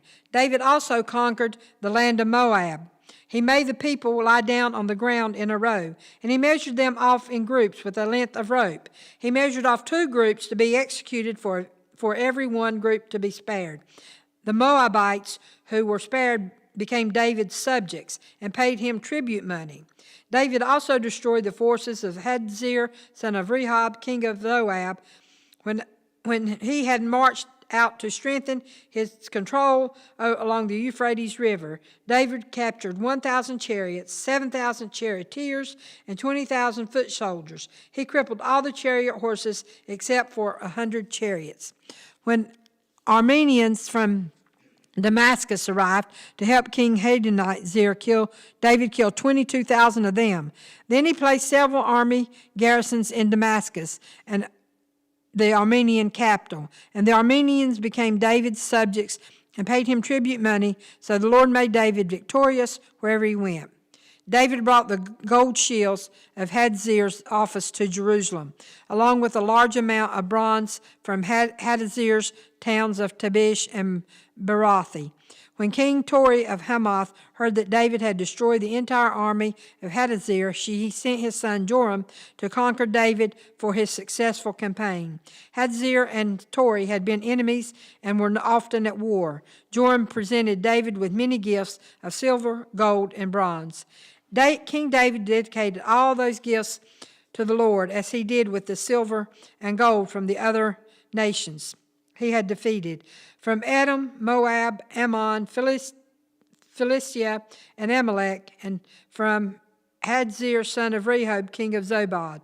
So David became even more famous when he returned from destroying 18,000 Edomites in the valley of Salt.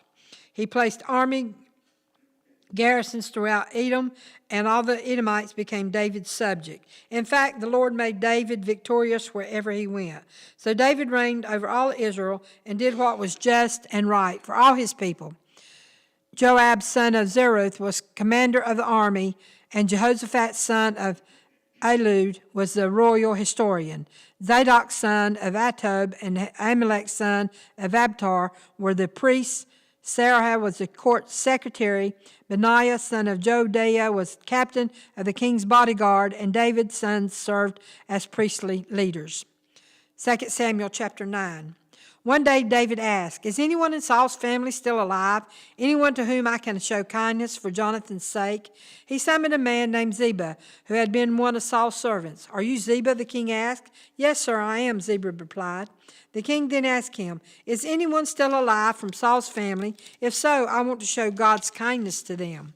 Ziba replied, "Yes, one of Jonathan's sons is still alive. He is crippled in both feet." "Where is he?" the king asked. "In Lobazar," he told him, "at the home of Machir, son of Amiah." So David was sent for him and brought him from Machir's home. His name was Mephibosheth. He was Jonathan's son and Saul's grandson. When he came to David, he bowed low to the ground. In deep respect, David said, "Greetings, Mephibosheth." Mephibosheth replied, "I am your servant." "Don't be afraid," David said. "I intend to show you kindness to you because of my promise to your father, Jonathan. I will give you all the property that once belonged to your grandfather Saul, and you will eat here with me at the king's table." Mephibosheth bowed respectfully and exclaimed, "Who is your servant, that you should show such kindness to a dead dog like me?" Then the king summoned Saul's servant Ziba and said, "I have given your master, grandson, everything that belonged to Saul and his family. You and your sons and servants are to farm the land for him, produce food for your master's household. But Mephibosheth, your master, grandson, will eat here at my house, my table." Ziba had 15 sons and 20 servants. Ziba replied, "Yes, my lord, the king, I am your servant, and I will do as you commanded." And from that time on, Mephibosheth ate regularly at David's table, like one of the king's own sons. Mephibosheth had a young son named Micah. From then on, all the members of Ziba's household were Mephibosheth's servants. And Mephibosheth, who was crippled in both feet, lived in Jerusalem and ate regularly at the table, king's table. 2 Samuel chapter 10. Sometime after this, King Nahash of the Ammonites died, and son of Hanun became king. David said, "I am going to show loyalty to Hanun, just as his father Nahash was always loyal to me." So David sent ambassadors to express sympathy to Hanun and his father's death. But when David's ambassadors arrived in the land of Ammon, the Ammonite commander said to Hanun, their master, "Do you really think these men are coming here to honor your father?" "No, David has sent them to spy out the city, so they can come in and conquer it." So Hanun seized David's ambassadors, shaved off their head of half of each man's beard, cut off their robes at the buttocks, and sent them back to David in shame. When David heard what had happened, he sent messengers to tell the men, "Stay at Jericho until your beards grow out, and then come back," for they felt deep shame because of their appearance. When the people of Ammon realized how seriously they had angered David, they sent and hired 30,000 Armenian foot soldiers from the lands of Betharob and Zoab, thousands from the king of Moab, and 12,000 from the land of Tob. When David heard about this, he sent Joab and all his warriors to fight them. The Ammonite troops came out and drew up their battle lines at the entrance of the city gate, where the Arameans from Zobad had Rahab, and the men from Tob and Micah positioned themselves to fight in the open fields. When Joab saw that he would have to fight on both the front and the rear, he chose some of Israelites' elite troops and placed them under his personal command to fight the Arameans in the fields. He left the rest of the army under the command of his brother Abishai, who was to attack the Ammonites. If the Arameans are too strong for me, then come over and help me, Joab told his brother. And if the Amorites are too strong for you, I will come help you.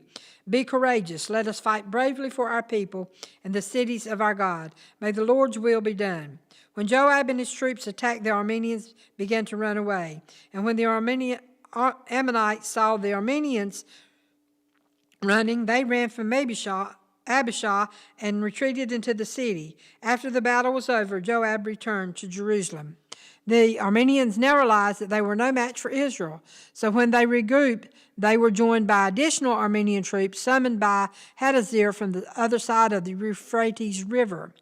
These troops arrived at Helam under the command of Shobath, the commander of Hadazar's forces. When David heard what was happening, he mobilized all Israel, crossed the Jordan River, and led the army to Helam. The Arameans positioned themselves in battle formation and fought against David. But again the Arameans fled from the Israelites. This time David's forces killed 700 charioteers and 40,000 foot soldiers, including Shobach, the commander of the army. When all the kings allied with Hadazer saw that they had been defeated by Israel, they surrendered to Israel and became their subjects. After that, the Arameans were afraid to help the Ammonites. 2 Samuel 11. In the spring of the year, when kings normally go out to war, David sent Joab and the Israelite army to fight the Ammonites. They destroyed the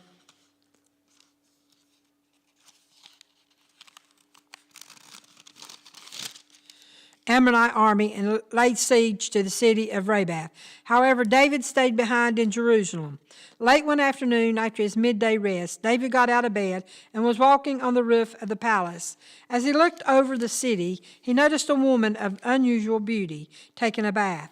He sent someone else to find out who she was, and he was told, "She is Bathsheba, the daughter of Elam and the wife of Uriah the Hittite." Then David sent messengers to get her. When she came to the palace, he slept with her. She had just completed the purification rites after having her menstrual period. Then she returned home. Later, when Bathsheba discovered that she was pregnant, she sent David a message saying, "I am pregnant." Then David sent word to Joab, "Send me Uriah the Hittite." So Joab sent him to David. When Uriah arrived, David asked him how Joab and the army were getting along and how the war was progressing. Then he told Uriah, "Go home and relax." David didn't send a gift to Uriah after he had left the palace, but Uriah didn't go home. He slept that night at the palace entrance with the king's palace guard. When David heard that Uriah had not gone home, he summoned him and asked, "What's the matter? Why didn't you go home last night after being away for so long?" Uriah replied, "The ark and the armies of Israel and Judah are living in tents, and Joab, my master's men, are camping in open fields. How could I go home to wine and dine and sleep with my wife? I swear that I would never do such a thing." "Well, stay here today," David told him, "and tomorrow you may return to the army." So Uriah stayed in Jerusalem that day and the next. Then David invited him to dinner and got him drunk. But even then he couldn't get Uriah to go home to his wife. Again he slept at the palace entrance with the king's palace guard. So the next morning David wrote a letter to Joab and gave it to Uriah. The letter instructed Joab, "Station Uriah on the front lines where the battle is fierce, then pull back so that he will be killed."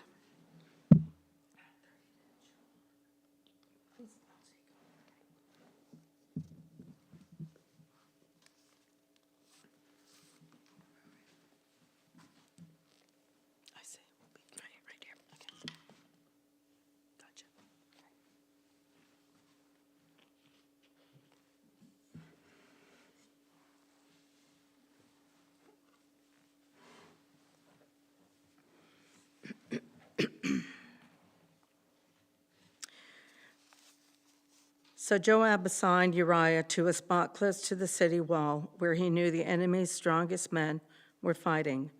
And when the enemy soldiers came out of the city to fight, Uriah the Hittite was killed along with several other Israeli soldiers. Then Joab sent a battle report to David. He told his messenger, "Report all the news of the battle to the king." But he might get angry and ask, "Why did the troops go so close to the city? Didn't they know there would be shooting from the walls? Wasn't Abimelech, son of Gideon, killed at Thebez by a woman who threw a millstone down on him from the wall? Why would you get so close to the wall? Then tell him Uriah the Hittite was killed too." So the messenger went to Jerusalem and gave a complete report to David. "The enemy came out against us in the open fields," he said. "As we chased them back to the city gate, the archers on the wall shot arrows at us. Some of the king's men were killed, including Uriah the Hittite." "Well, tell Joab not to be discouraged," David said. "The sword devours this one today and that one tomorrow. Fight harder next time and conquer the city." When Uriah's wife heard that her husband was dead, she mourned for him. When the period of mourning was over, David sent for her and brought her to the palace, and she became one of his wives. Then she gave birth to a son, but the Lord was displeased with what David had done. Nathan rebukes David. Chapter 12. So the Lord sent Nathan the prophet to tell David this story. There were 2 men in a certain town. One was rich and one was poor. The rich man owned a great many sheep and cattle. The poor man owned nothing but one little lamb he had bought. He raised that little lamb, and it grew up with his children. It ate from the man's own plate and drank from his cup. He cuddled it in his arms like a baby daughter. One day, a guest arrived at the home of the rich man, but instead of killing an animal from his own flock or herd, he took the poor man's lamb and killed it and prepared it for his guest. David was furious. "As surely as the Lord lives," he vowed, "any man who would do such a thing deserves to die. He must repay 4 lambs to the poor man for the one he stole and for having no pity." Then Nathan said to David, "You are that man. The Lord, the God of Israel, says, 'I anointed you king of Israel and saved you from the power of Saul. I gave you your master's house and his wives and the kingdoms of Israel and Judah.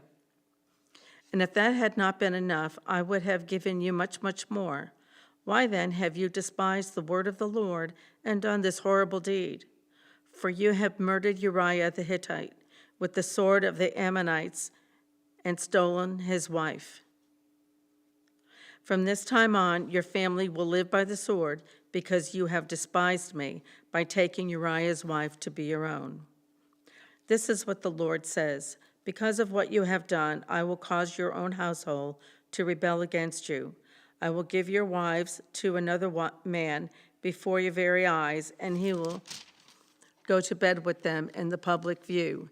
You did it secretly, and I will make this happen to you openly in the sight of all Israel." Then David confessed to Nathan, "I have sinned against the Lord." Nathan replies, "Yes, but the Lord has forgiven you, and you won't die for this sin. Nevertheless, because you have shown utter contempt for the word of the Lord, by doing this, your child will die." After Nathan returned to his home, the Lord sent a deadly illness to the child of David and Uriah's wife. David begged God to spare the child. He went without food and lay all night on the bare ground. The elders of his household pleaded with him to get up and eat with them, but he refused. Then on the 7th day, the child died. David's advisors were afraid to tell him. He wouldn't listen to the reason while the child was ill. They said, "What drastic thing will he do when we tell him the child is dead?" When David saw them whispering, he realized what had happened. "Is the child dead?" he asked. "Yes," they replied, "he is dead." Then David got up from the ground, washed himself, put on lotions, and changed his clothes. He went to the tabernacle and worshiped the Lord. After that, he returned to the palace and was served food and ate. His advisors were amazed. "We don't understand you," they told him. "While the child was still living, you wept and refused to eat. But now that the child is dead, you have stopped your mourning and are eating again." David replied, "I fasted and wept while the child was alive, for I said, 'Perhaps the Lord will be gracious to me and let the child live.' But why should I fast when he is dead? Can I bring him back again? I will go to him one day, but he cannot return to me." Then David comforted Bathsheba, his wife, and slept with her. She became pregnant and gave birth to a son, and David named him Solomon. The Lord loved the child and sent word through Nathan the prophet that they should name him Jedediah, which means beloved by the Lord, as the Lord had commanded. Meanwhile, Joab was fighting against Rabbah, the capital of Ammon, and he captured the royal fortifications. Joab sent messengers to tell David, "I have fought against Rabbah and captured its water supply. Now bring the rest of the army and capture the city. Otherwise, I will capture it and get credit for the victory." So David gathered the rest of the army and went to Rabbah, and he fought against it and captured it. David removed the crown from the king's head, and it was placed on his own head. The crown was made of gold and set with gems, and it weighed 75 pounds. David took a vast amount of plunder from the city. He also made slaves of the people of Rabbah and forced them to labor with saws, iron picks, and iron axes, and to work in the brick kilns. That is how he dealt with the people of all the Ammonite towns. Then David and all the army returned to Jerusalem. Chapter 13. Now David's son Absalom had a beautiful sister named Tamar, and Ammon, her half-brother, fell desperately in love with her. Ammon became so obsessed with Tamar that he became ill. She was a virgin, and Ammon thought he could never have her. But Ammon had a very crafty friend, his cousin Jonadab. He was the son of David's brother Shemaiah. One day, Jonadab said to Ammon, "What's the trouble? Why should the son of a king look so dejected morning after morning?" So Ammon told him, "I am in love with Tamar, my brother Absalom's sister." "Well," Jonadab said, "I'll tell you what to do. Go back to bed and pretend you are ill. When your father comes to see you, ask him to let Tamar come and prepare some food for you. Tell him you'll feel better if she prepares it as you watch and feeds you with her own hands." So Ammon lay down and pretended to be sick, and when the king came to him, Ammon asked him, "Please let my sister Tamar come and cook my favorite dish as I watch. Then I can eat it from her hands." So David agreed and sent Tamar to Amnon's house to prepare some food for him. When Tamar arrived at Amnon's house, she went to the place where he was lying down so he could watch her mix some dough. Then she baked his favorite dish for him. But when she set the serving tray before him, he refused to eat. "Everyone get out of here," Amnon told his servants, so they all left. Then he said to Tamar, "Now bring the food into my bedroom and feed it to me here." So Tamar took his favorite dish to him. But as she was feeding him, he grabbed her and demanded, "Come to bed with me, my darling sister." "No, my brother," she cried. "Don't be foolish. Don't do this to me. Such wicked things aren't done in Israel. Where could I go in my shame? And you would be called one of the greatest fools in Israel. Please just speak to the king about it, and he will let you marry me." But Amnon wouldn't listen to her, and since he was stronger than she was, he raped her. Then suddenly Amnon's love turned to hate, and he hated her even more than he had loved her. "Get out of here," he snarled at her. "No, no," Tamar cried. "Sending me away now is worse than what you have already done to me." But Amnon wouldn't listen to her. He shouted for his servant and demanded, "Throw this woman out and lock the door behind her." So the servant put her out and locked the door behind her. She was wearing a long, beautiful robe, as was the custom in those days for the king's virgin daughter. But now Tamar tore her robe and put ashes on her head. And then, with her face in her hands, she went away crying. Her brother Absalom saw her and asked, "Is it true that Amnon has been with you?" "Well, my sister, keep quiet for now, since he's your brother. Don't you worry about it." So Tamar lived as a desolate woman in her brother Absalom's house. When King David heard what had happened, he was very angry. And though Absalom never spoke to Amnon about this, he hated Amnon deeply because of what he had done to his sister.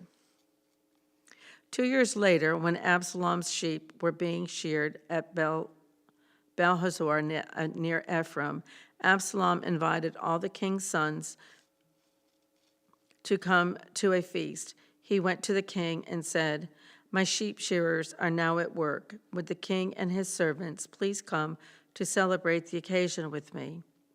The king replied, "No, my son, if we all came, we would be too much of a burden on you." But Absalom pressed him, but the king would not come, though he gave Absalom his blessing.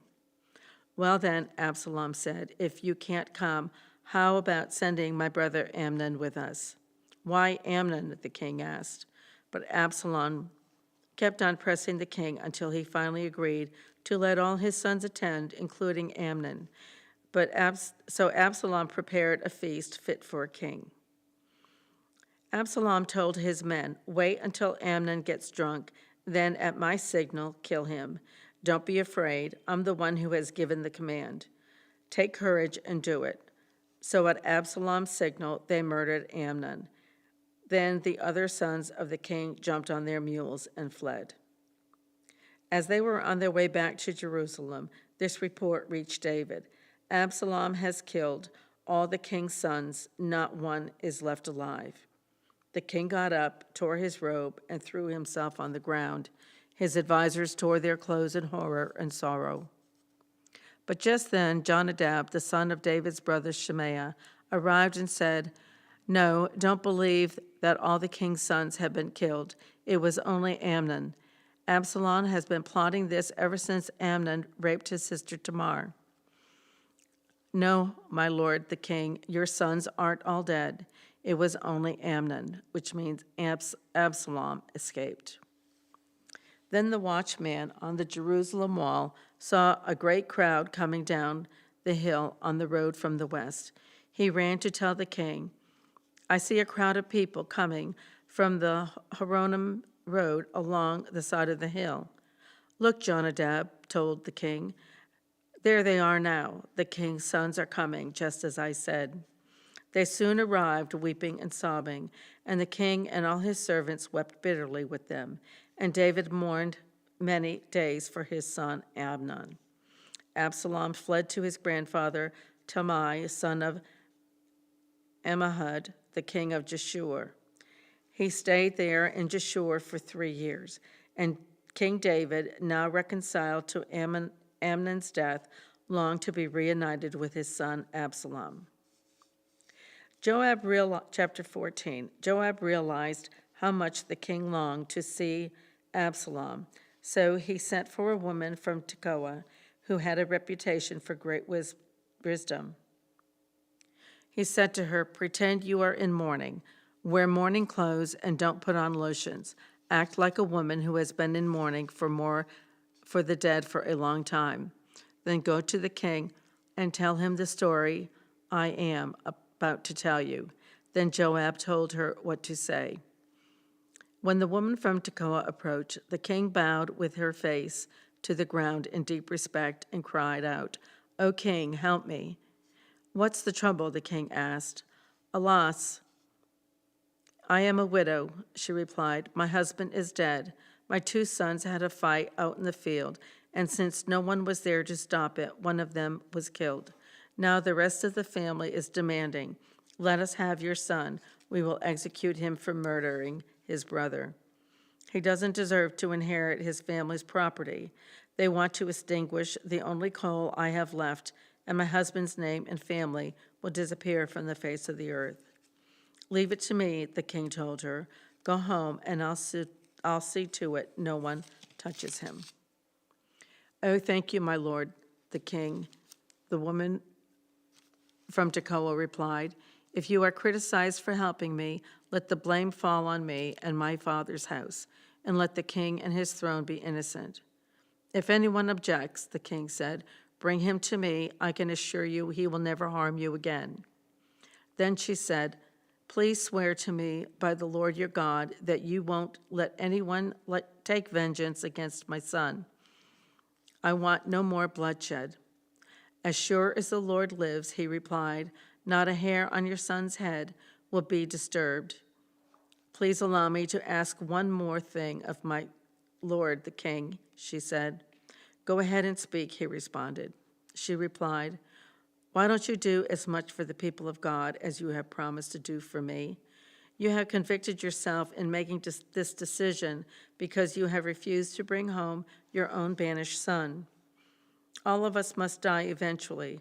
Our lives are like water spilled out on the ground, which cannot be gathered up again. But God does not just weep life away. Instead, he devises ways to bring us back when we have been separated from him. I have come to plead with my lord the king because people have threatened me. I said to myself, perhaps the king will listen to me and rescue us from those who would cut us off from the inheritance God has given us. Yes, my lord, the king will give us peace of mind again. I know that you are like an angel of God in discerning good from evil. May the Lord your God be with you. I must know one thing, the king replied, and tell me the truth. Yes, my lord, the king, she responded. Did Joab put you up to this? And the woman replied, my lord, the king, how can I deny it? Nobody can hide anything from you. Yes, Joab sent me and told me what to say. He did it to place the matter before you in a different light. But you are as wise as an angel of God, and you understand everything that happens among us. So the king sent for Joab and told him, all right, go and bring back the young man Absalom. Joab bowed with his face to the ground in deep respect and said, at last I know that I have gained your approval, my lord the king, for you have granted me this request.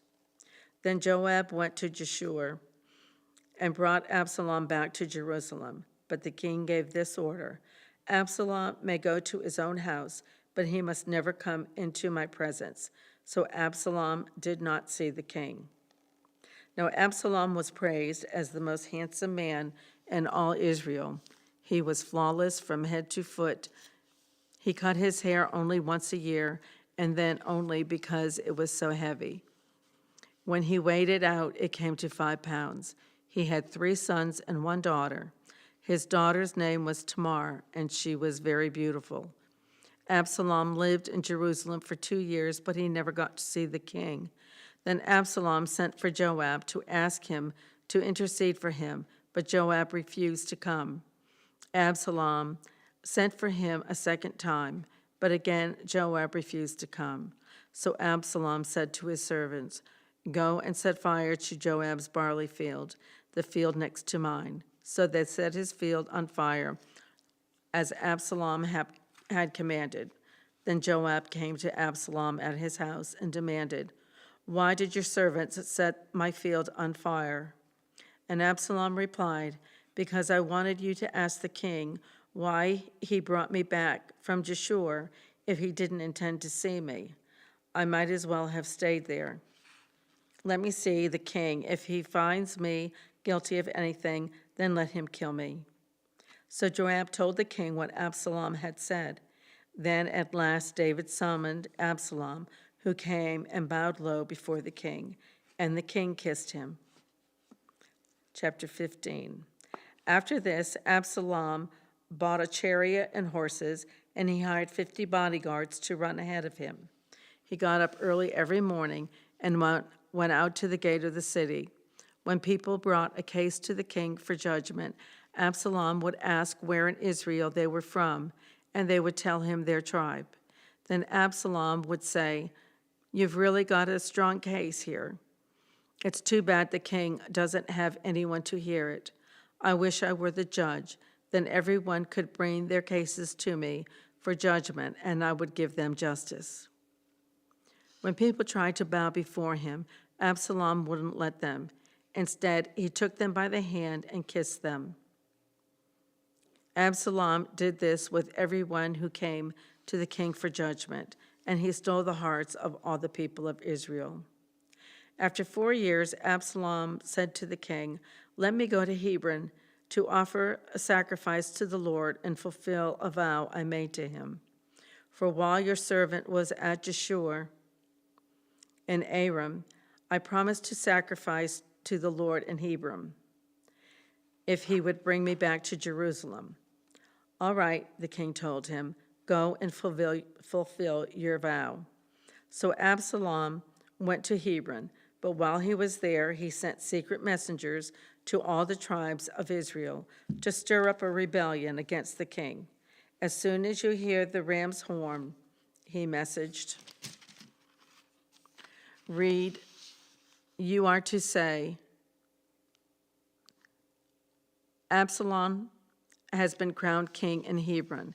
He took 200 men from Jerusalem with him as guests, but they knew nothing of his intentions.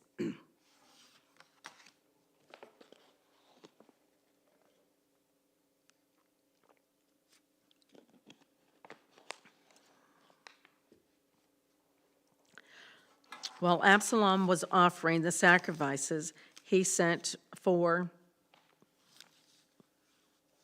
Ahithophel, one of David's counselors who lived in Gilo.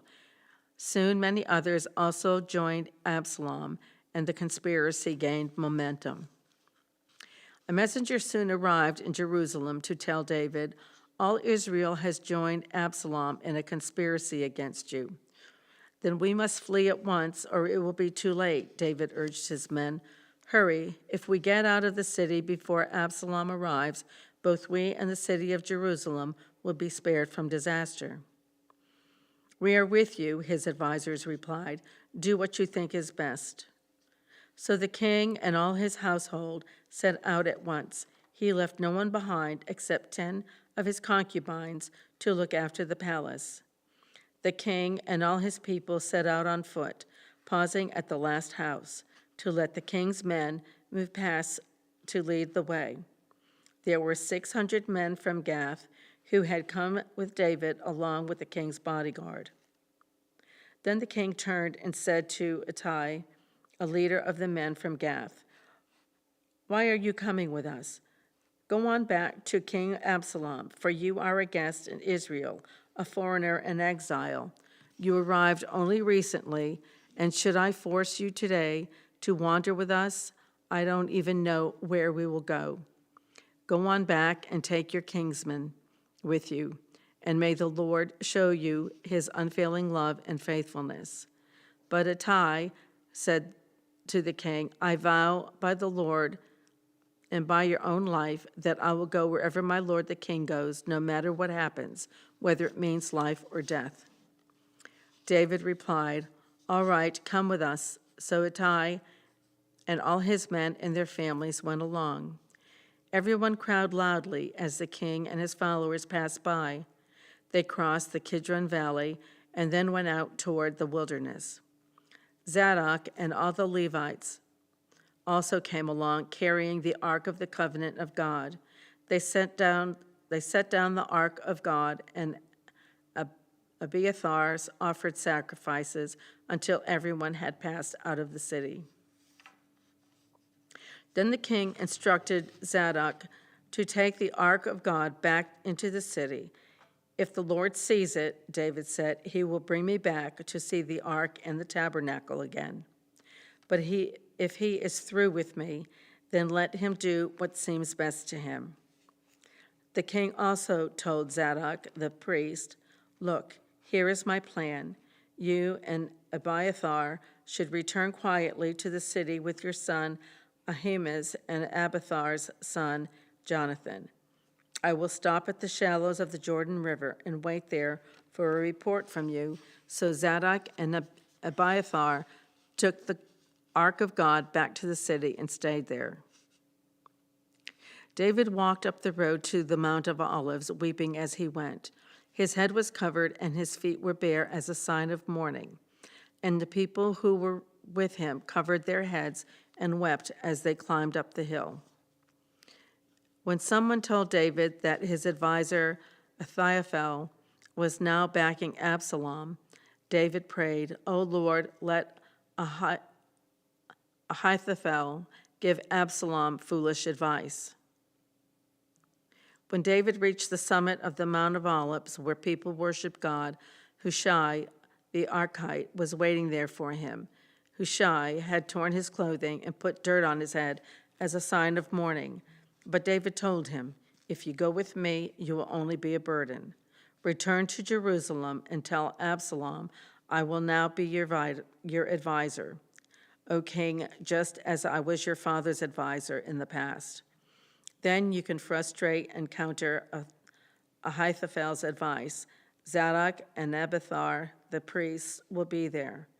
Tell them about the plans being made in the king's palace, and they will send their sons, Ahimaaz and Jonathan, to tell me what is going on."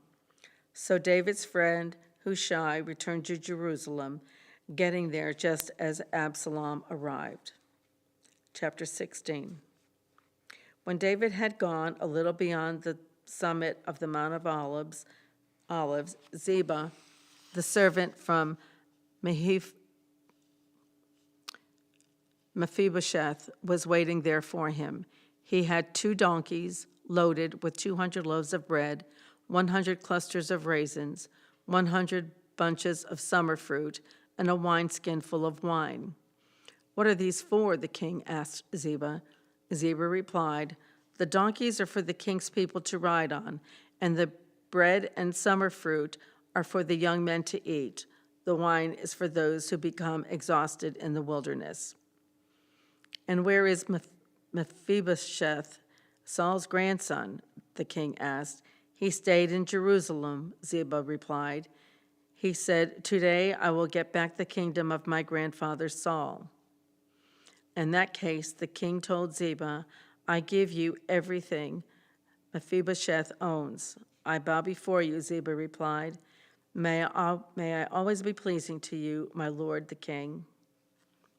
As King David came to Bahurim, a man came out of the village cursing him. It was Shimei, son of Gera, from the same clan as Saul's family. He threw stones at the king and the king's officers and all the mighty warriors who surrounded him. "Get out of here, you murderer, you scoundrel," he shouted at David. "The Lord is paying you back for all the bloodshed in Saul's clan. You stole his throne, and now the Lord has given it to your son Absalom. At last you will taste some of your own medicine, for you are a murderer." Why should this dead dog curse my lord the king?" Abishai, son of Zeruiah, demanded. "Let me go over and cut off his head." "No," the king said. Who asked your opinion, you sons of Zeruiah? If the Lord has told them to curse me, who are you to stop him?" Then David said to Abishai and to all his servants, "My own son is trying to kill me. Doesn't this relative of Saul have even more reasons to do so? Leave him alone and let him curse, for the Lord has told him to do it. And perhaps the Lord will see that I am being wronged and will bless me because of these curses today." So David and his men continued down the road, and Shimei kept pace with them on a nearby hillside, cursing and throwing stones and dirt at David. The king and all who were with him grew weary along the way, so they rested when they reached the Jordan River.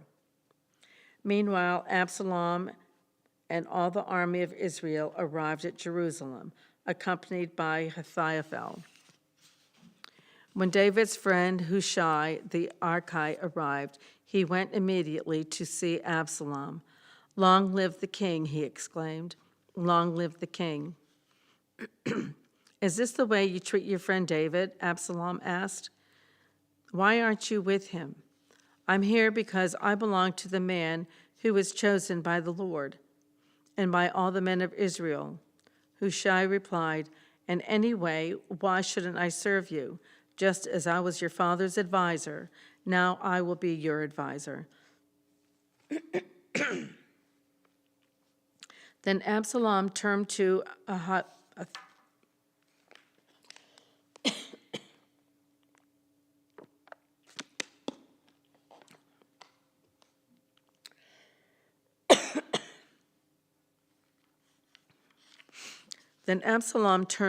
Ahithophel and asked him, "What should I do next?" Ahithophel told him, "Go and sleep with your father's concubines, for he has left them here to look after the palace.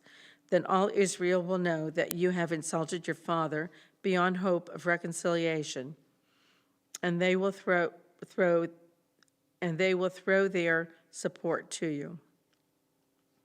So they set up a tent on the palace roof where everyone could see it, and Absalom went in and had sex with the father's concubines. Absalom followed Ahithophel's advice, just as David had done, for every word Ahithophel spoke seemed as wise as though it had come directly from the mouth of God. Chapter 17. Now Ahithophel urged Absalom, "Let me choose 12,000 men to start out after David tonight. I will catch up with him while he is weary and discouraged.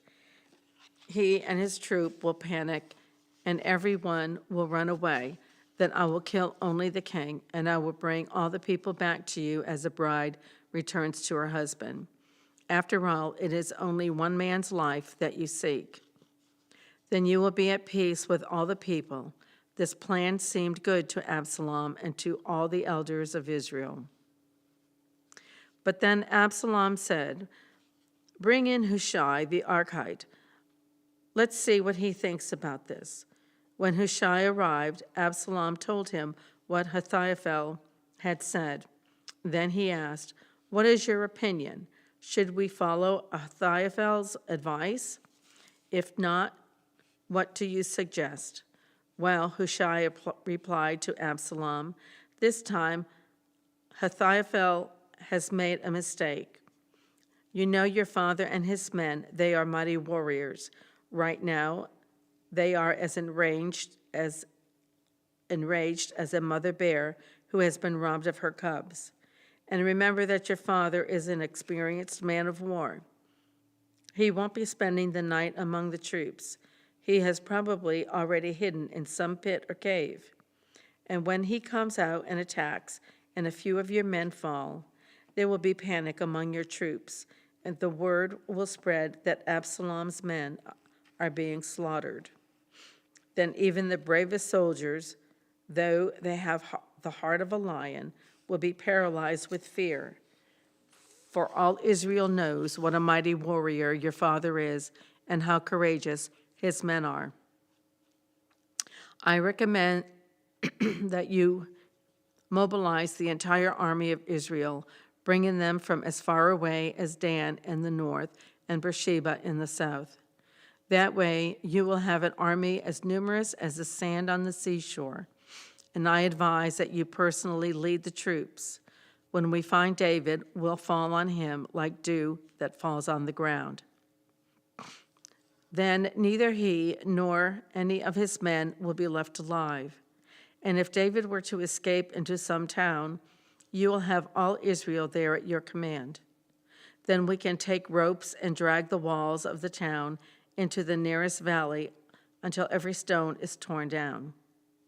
Then Absalom and all the men of Israel said, "Hushai's advice is better than Ahithophel's, for the Lord had determined to defeat the counsel of Ahithophel, which really has the better plan, so that he could bring disaster on Absalom."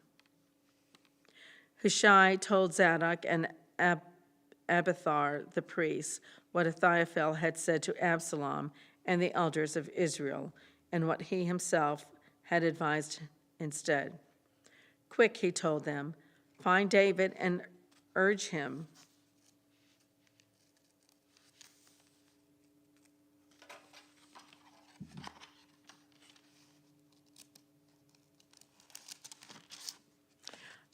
not to stay in the shallows of the Jordan River tonight. He must go across at once into the wilderness beyond. Otherwise, he will die and his entire army with him. Jonathan and Ahimaaz had been staying at Enrogel so as not to be seen entering and leaving the city. Arrangements had been made for a servant girl to bring them the message they were to take to King David. But a boy spotted them at Enrogel, and he told Absalom about it. So they quickly escaped to Bahurim, where a man hid them down inside a well in his courtyard. The man's wife put a cloth over the top of the well and scattered again on it to dry in the sun, so no one suspected they were there. When Absalom's men arrived, they asked her, have you seen Ahimaaz and Jonathan? The woman replied, they were here, but they crossed over the brook. Absalom's men looked for them without success and returned to Jerusalem. Then the two men crawled out of the well and hurried on to King David. Quick, they told him, cross the Jordan tonight. And they told him how Ahithophel had advised that he be captured and killed. So David and all the people with him went across the Jordan River during the night, and they were all on the other bank before dawn. When Ahithophel realized that his advice had not been followed, he saddled his donkey, went to his hometown, set his affairs in order, and hanged himself. He died there and was buried in the family tomb. David's son arrived in Mahanaim. By now, Absalom had mobilized the entire army of Israel and was leading his troops across the Jordan River. Absalom had appointed Amasa as commander of his army, replacing Joab, who had been commander under David. Amasa was Joab's cousin. His father was Jether, an Ishmaelite. His mother, Abigail, daughter of Nahash, was a sister of Joab's mother, Zeruiah. Absalom and the Israelite army set up camp in the land of Gilead. When David arrived at Mahanaim, he was warmly greeted by Shobi, son of Nahash, who came from Rabbah of the Ammonites, and by Machir, son of Amiel, from Lodabar, and by Barzillai of Gilead from Rogelim. They bought sleeping mats, cooking pots, serving bowls, wheat and barley, flour and roasted grain, beans, lentils, honey, butter, sheep, goats, and cheese for David and those who were with him.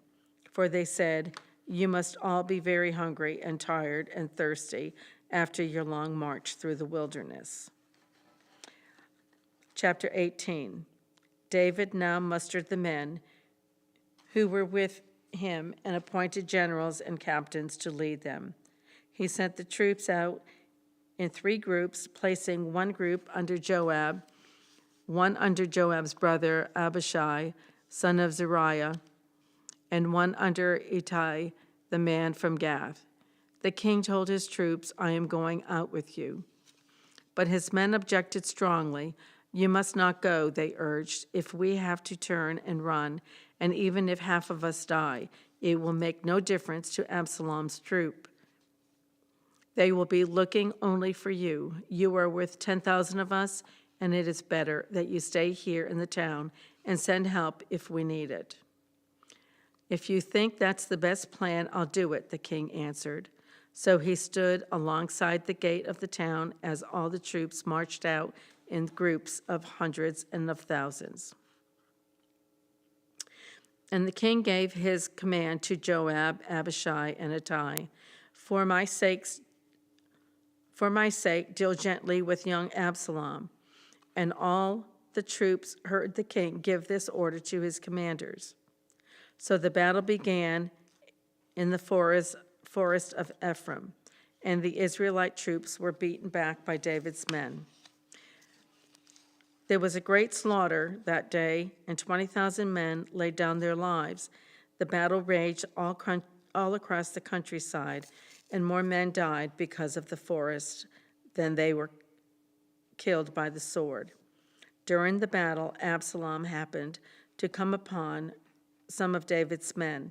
He tried to escape on his mule, but as he rode beneath the thick branches of a great tree, his hair got caught in the tree. His mule kept going and left him dangling in the air. One of David's men saw what had happened and told Joab, I saw Absalom head dangling from a tree. What? Joab demanded. You saw him there and didn't kill him? I would have rewarded you with 10 pieces of silver and a hero's belt. I would not kill the king's son for even 1,000 pieces of silver, the man replied to Joab. We all heard the king say to you and Abishai and Ittai, For my sake, please spare young Absalom. And if I had betrayed the king by killing his son, and the king would certainly find out who did it, you yourself would be the first to abandon me. Enough of this nonsense, Joab said. Then he took 3 daggers and plunged them into Absalom's heart as he dangled, still alive in the great tree. 10 of Joab's young armor-bearers then surrounded Absalom and killed him. Then Joab blew the ram's horn, and his men returned from chasing the army of Israel. They threw Absalom's body into a deep pit in the forest and piled a great heap of stones over it, and all Israel fled to their homes. During his lifetime, Absalom had built a monument to himself in the king's valley, for he said, I have no son to carry on my name. He named the monument after himself, and it is known as Absalom's monument to this day. Who's next?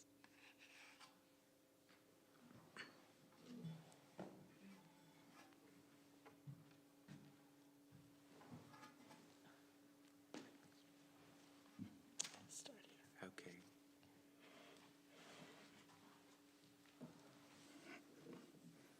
Good morning. David mourns Absalom's death. Then Zadok's son, Amazah, said, Let me run to the king with the good news that the Lord has rescued him from his enemies. No, Joab told him, it wouldn't be good news to the king that his son is dead. You can be my messenger another time, but not today. Then Joab said to a man from Ethiopia, Go tell the king what you have seen. The man bowed and ran off. I can't get that name. Ahimaaz continued to plead with Joab. Whatever happened, please let me go too. Why should you go, my son? Joab replied. There will be no reward for your news. Yes, but let me go anyway, he begged. Joab finally said, Oh, right, go ahead. So Ahimaaz took the less demanding route by way of the plain and ran to Mahanaim ahead of the Ethiopian. While David was sitting between the inner and outer gates of the town, the watchman climbed to the roof of the gateway by the wall, and he looked. He saw a lone man running toward him. He shouted the good news to David, and the king replied, If he is alone, he has news. As the messengers came closer, the watchman saw another man running toward them. He shouted down, Here comes another one. The king replied, He also will have news. The first man runs like Ahimaaz, son of Zadok. The watchman said, He is a good man and comes with good news. The king replied. Ahimaaz cried out to the king, Anything is all right. He bowed before the king with his face to the ground and said, Praise to the Lord your God, who has handed over the rebels who dared to stand against my lord the king. What about young Absalom? The king demanded. Is he all right? Amihaz replied, when Joab told me to come, there was a lot of commotion, but I didn't know what was happening. Wait here, the king told him. So Amihaz stepped aside. The man from Ethiopia arrived and said, I have good news for my lord the king. Today the Lord has rescued you from all those who rebelled against you. What about young Absalom? The king demanded. Is he all right? And the Ethiopian replied, may all of your enemies, my lord the king, both now and in the future, share the fate of that young man. The king was overcome with emotion. He went up to the room over the gateway and burst into tears. And as he went, he cried, oh, my son, Absalom, my son, Absalom, if only I had died instead of you. Oh, Absalom, my son, my son. Joab rebukes the king. Word soon reached Joab that the king was weeping and mourning for Absalom. As all the people heard of the king's deep grief for his son, the joy of that day's victory was turned into deep sadness. They crept back into the town that day as though they were ashamed and had deserted in battle. The king covered his face with his hands and kept on crying, oh, my son Absalom, oh, Absalom, my son, my son. Then Joab went to the king's room and said to him, we saved your life today and the lives of your sons, your daughters, and your wives, and your concubines. Yet you act like this, making us feel ashamed of ourselves. You seem to love those who hate you and hate those who love you. You have made it clear today that your commanders and troops mean nothing to you. It seems that if Absalom had lived and all of us have died, you would be pleased. Now go out there and congratulate your troops. For I swear by the Lord that if you don't go out, not a single one of them will remain here tonight. Then you will be worse off than ever before. So the king went out and took his seat at the town gate. And as the news spread throughout the town that he was there, everyone went to him. Meanwhile, the Israelites who had supported Absalom fled to their homes, and throughout all the tribes of Israel, there was much discussion and argument going on. The people were saying, the king rescued us from our enemies and saved us from the Philistines, but Absalom chased him out of the country. Now Absalom, whom we anointed to rule over us, is dead. Why not ask David to come back and be our king again? Then King David sent Zadok and Abiathar, the priest, to say to the elders of Judah, why are you the last ones to welcome back the king into his palace? For I have heard that all Israel is ready. You are my relatives, my own tribe, my own flesh and blood. So why are you the last ones to welcome back the king? And David told them to tell Amazah, since you are my own flesh and blood, like Joab, may God strike me and even kill me if I do not appoint you as my commander of my army in his place. Then Amazah convinced all the men of Judah, and they responded unanimously. They sent word to the king, return to us and bring back all who are with you. So the king started back to Jerusalem, and when he arrived at the Jordan River, the people of Judah came to Gilgal to meet him and escort him across the river. Shimei, son of Gerah, the man from Bahurim and Benjamin, hurried across with the men of Judah to welcome King David. 1,000 other men from the tribe of Benjamin were with him, including Ziba, the chief servant of the house of Saul, and Ziba's 15 sons and 20 servants. They rushed down to the Jordan to meet the king. They crossed the shallows of the Jordan to bring the king's household across the river, helping him in every way they could. As the king was about to cross the river, Shimei fell down before him. My lord the king, please forgive me, he pleaded. Forget the terrible thing your servant did when you left Jerusalem. May the king put it out of his mind. I know how much I sinned. That is why I have come here today. The very first person all Israel to greet my lord the king. Then Abishai, son of Zeruiah, said, Shimei should die, for he has cursed the Lord's anointed king. Who asks your opinion, you sons of Zeruiah? David exclaimed, Why have you become my adversary today? This is not a day for execution, for today I am once again the king of Israel. Then turning to Shimei, David vowed, Your life will be spared. Now Mephibosheth, Saul's grandson, came down from Jerusalem to meet the king. He had not cared for his feet, trimmed his beard, or washed his clothes since the day the king left Jerusalem. Why didn't you come with me, Mephibosheth? The king asked him. Mephibosheth replied, My lord, the king, my servant Ziba, deceived me. I told him, Saddle my donkey, so I can go with the king. For as you know, I am crippled. Ziba had slandered me by saying that I refused to come. But I know that my lord the king is like an angel of God. So do what you think is best. All my relatives and I could expect only death from you, my lord. But instead you have honored me, allowing me to eat at your own table. What more can I ask? You said enough, David replied. I've decided that you and Ziba will divide your land equally between you. Give him all of Mephibosheth said, I am content just to have you safely back again, my lord the king. Barzillai of Gilead had come down from Rogelim to escort the king across the Jordan.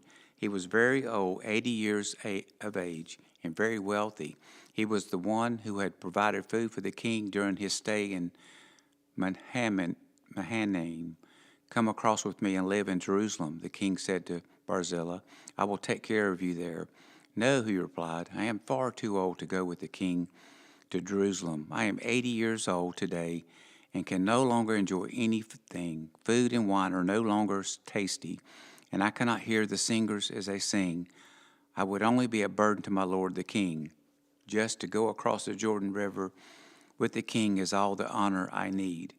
Then let me return again to die in my own town, where my father and mother are buried. But here is your servant, my son, Kimham. Let him go with my lord the king and receive whatever you want to give him. Good, the king agreed. Kimham will go with me, and I will help him any way you would like, and I will do for you anything you want. So all the people crossed the Jordan with the king. After David had blessed Barzillai and kissed him, Barzillai returned to his own home. The king then crossed over to the Gilgal, taking Kimham with him. All the troops of Judah and half the troops of Israel escorted the king on his way. But all the men of Israel complained to the king. The men of Judah stole the king and didn't give us the honor of helping take you, your household, and all your men across the Jordan. The men of Judah replied, The king is one of our own kinsmen. Why should this make you angry? We haven't eaten any of the king's food or received any special favors. But there are 10 tribes in Israel, the others replied. So we have 10 times as much right to the king as you do. What right do you have to treat us with such contempt? Weren't we the first to speak of bringing him back to be our king again? The argument continued back and forth, and the men of Judah spoke even more harshly than the men of Israel. There happened to be a troublemaker there named Sheba, son of Bakri, a man from the tribe of Benjamin. Sheba blew a ram's horn and began to chant, Down with the dynasty of David. We have no interest in the son of Jesse. Come on, you men of Israel, back to your homes. So all the men of Israel deserted David and followed Sheba, son of Bakri. But the men of Judah stayed with their king and escorted him from the Jordan River to Jerusalem. When David came to his palace in Jerusalem, he took the 10 concubines he had left to come after the palace and placed them in seclusion. Their needs were provided for, but he no longer slept with them. So each of them lived like a widow until she died. Then the king told Amasa, Mobilize the army of Judah, and within 3 days and report back at that time. So Amasa went out to notify Judah, but it took him longer than the time he had been given. Then David said to Abishai, Sheba, son of Bikri, is going to hurt us more than Absalom did. Quick, take my troops and chase after him before he gets into a fortified town where we can't reach him. So Abishai and Joab, together with the king's bodyguard and all the mighty warriors, set out from Jerusalem to go after Sheba. As they arrived at the great stone in Gibeon, Amasa met them. Joab was wearing his military tunic with a dagger strapped to his belt. As he stepped forward to greet Amasa, he slipped the dagger from his sheath. How are you, my cousin? Joab said, and took him by the beard with his right hand as though to kiss him. Amasa didn't notice the dagger in his left hand, and Joab stabbed him in the stomach with it so that his insides gushed out onto the ground. Joab did not need to strike again, and Amasa soon died. Joab and his brother Abishai left him lying there and continued after Sheba. One of Joab's young men shouted to Amasa's troops, If you are for Joab and David, come and follow Joab. But Amasa lay in his blood in the middle of the road, and Joab's man saw that everyone was stopping to stare at him, so he pulled him off the road into the field and threw a cloak over him. With Amasa's body out of the way, everyone went on with Joab to capture Sheba, son of Bikri. Meanwhile, Sheba traveled through all the tribes of Israel and eventually came to the town of Abibeth Makkah. All the members of his own clan, the Bikrites, assembled for battle and followed him into the town. When Joab's forces arrived, they attacked Abel Beth Makkah. They built a siege ramp against the town's fortifications and began battering down the wall. But a wise woman in the town called out to Joab, Listen to me, Joab. Come over here so I can talk to you. As he approached, the woman asked, Are you Joab? I am, he replied. So she said, Listen carefully to your servant. I'm listening, he said. Then she continued, There used to be a saying, If you want to settle an argument, ask advice at the town of Abel. And I am one who is peace-loving and faithful in Israel, but you are destroying an important town in Israel. Why do you want to devour what belongs to the Lord? And Joab replied, Believe me, I don't want to devour or destroy your town. That's not my purpose. All I want is a man named Sheba, son of Bikri, from the hill country of Ephraim, who has revolted against King David. If you hand over this man to me, I will leave the town in peace. All right, the woman replied, we will throw his head over the wall to you. Then the woman went to all the people with her wise advice, and they cut off Sheba's head and threw it out to Joab. So he blew the ram's horn and called his troops back from the attack.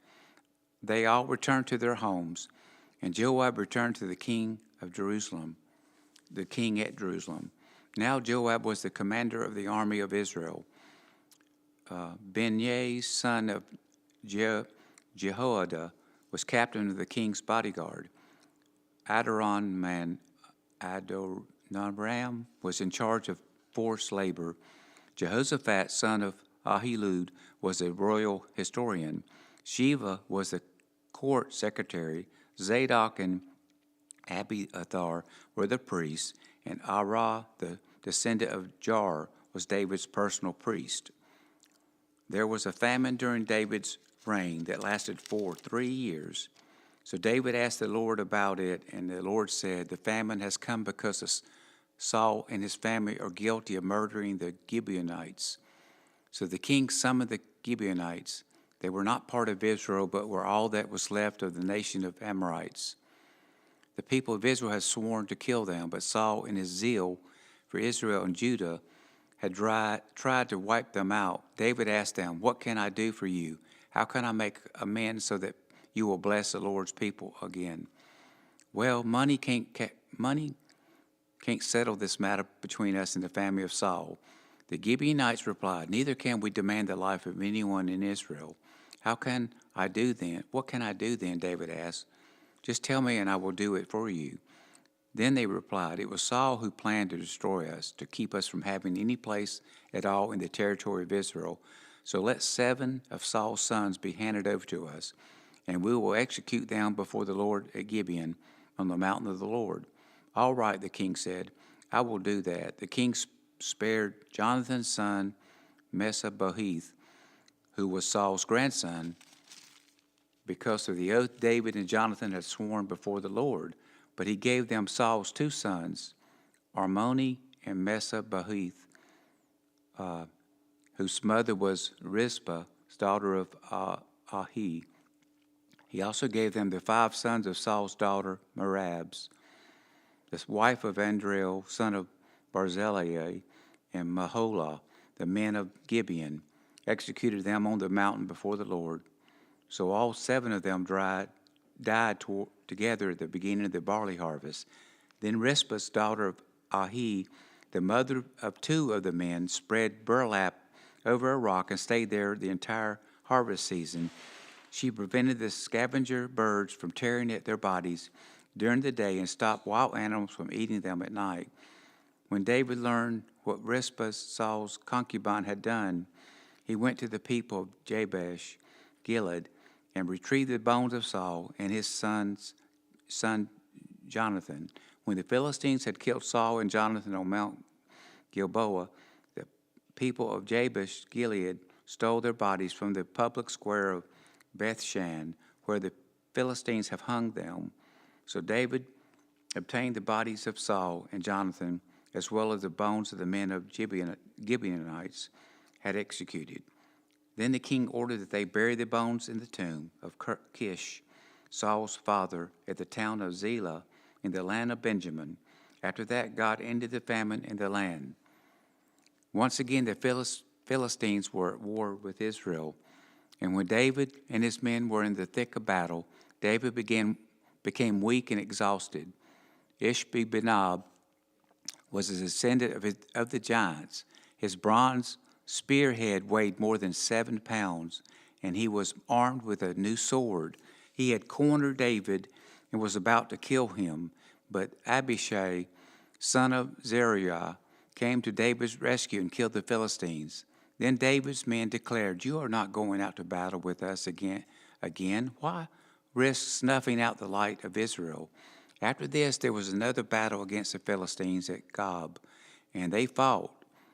Zebekah from Hushah killed Soph, another descendant of the giants. During another battle at Gob, Ehanaz, son of Jar, from Bethlehem, killed the brother of Goliath of Gath.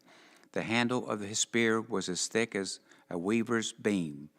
In another battle was the Philistines at Gath. They encountered a huge man with 6 fingers on each hand and 6 toes on each foot, 24 in all, who was also a descendant of the giants. But when he defied and taunted Israel, he was killed by Jonathan, son of David's brother Shimea. These 4 Philistines were descendants of the giants of Gath, but David and the warriors killed them.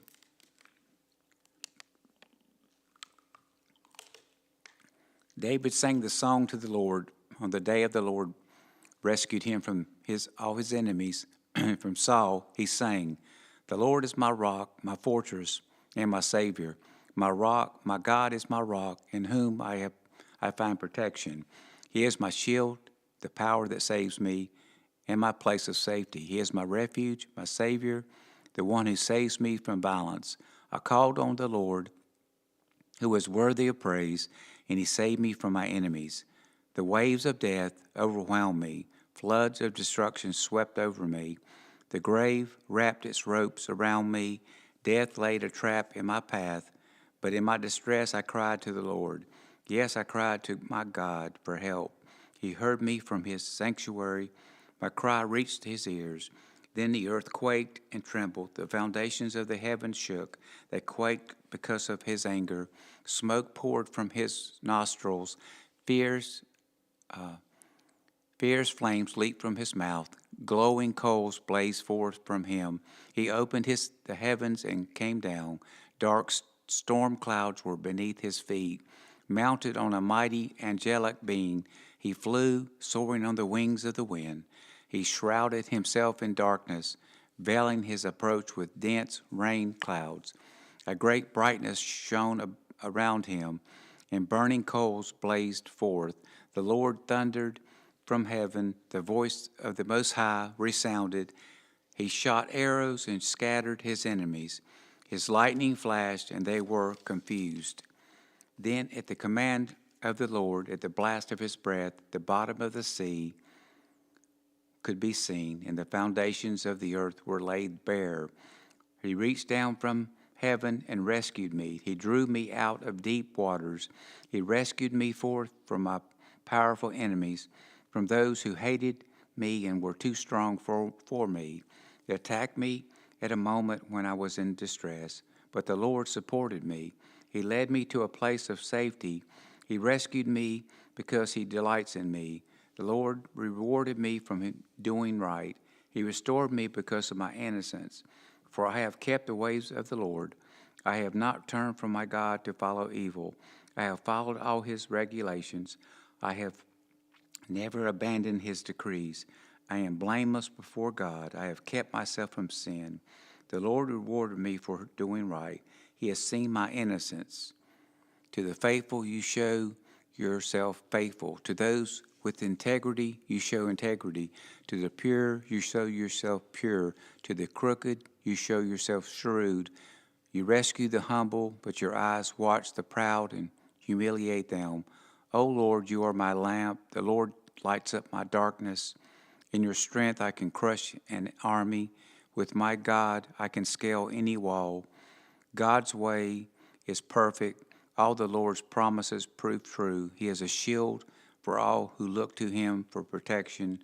For who in God except the Lord? Who but our God is a solid rock? God is a strong fortress, and he makes me my way perfect. He makes me as sure-footed as a deer, enabling me to stand on mountain heights. He trains my feet for battle. He trains my hands for battle. He strengthens my arms to draw a bronze bow. Who has given me your shield of victory? Your help has made me great. You have made me a wide path for my feet to keep from slipping. I chased my enemy and destroyed them. I did not stop until they were conquered. I consumed them. I struck them down so they did not get up. They fell beneath my feet. You have armed me with strength for the battle. You have subdued my enemies under my feet. You placed my foot on their necks. I have destroyed all who have hated me. They looked for help, but no one came to me to the rescue. They even cried to the Lord, but he refused to answer. I ground them as fine as the dust of the earth. I trampled them in the gutter like dirt. You gave me victory over my accusers. You preserved me as the ruler over nations. People I don't even know now serve me. Foreign nations cringe before me. As soon as they hear of me, they submit. They all lose their courage and come trembling from their strongholds. The Lord lives. Praise to my rock. May God, the rock of my salvation, be exalted. He is the God who pays back those who harm me. He brings down the nations under me and delivers me from my enemies. You hold me safe beyond the reach of my enemies. You save me from the violent opponents. For this, O Lord, I will praise you among the nations. I will sing praises to your name. You give great victories to your king. You show unfailing love to your anointed, to David and all his descendants forever. David's last words. These are the last words of David. David, the son of Jesse, speaks. David, the man who was raised from so high. David, the man anointed by the God of Jacob. David, the sweet psalmist of Israel. The Spirit of the Lord speaks through me. His words are upon my tongue. The God of Israel spoke. The rock of Israel said to me, the one who rules righteously, who rules in the fear of God, is like the light of morning at sunrise, like a morning without clouds, like the gleaming of the sun on new grass after rain. Is it not my family God has chosen? Yes, he has made an everlasting covenant with me.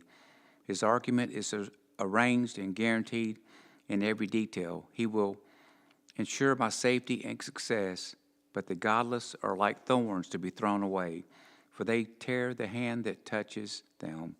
One must use iron tools to chop them down. They will be totally consumed by fire. These are the names of David's mightiest warriors. The first was Jehobeam, the Achmonite, who was leader of the three mightiest warriors among David's men. The one used his spear to kill 800 enemy warriors in a single battle.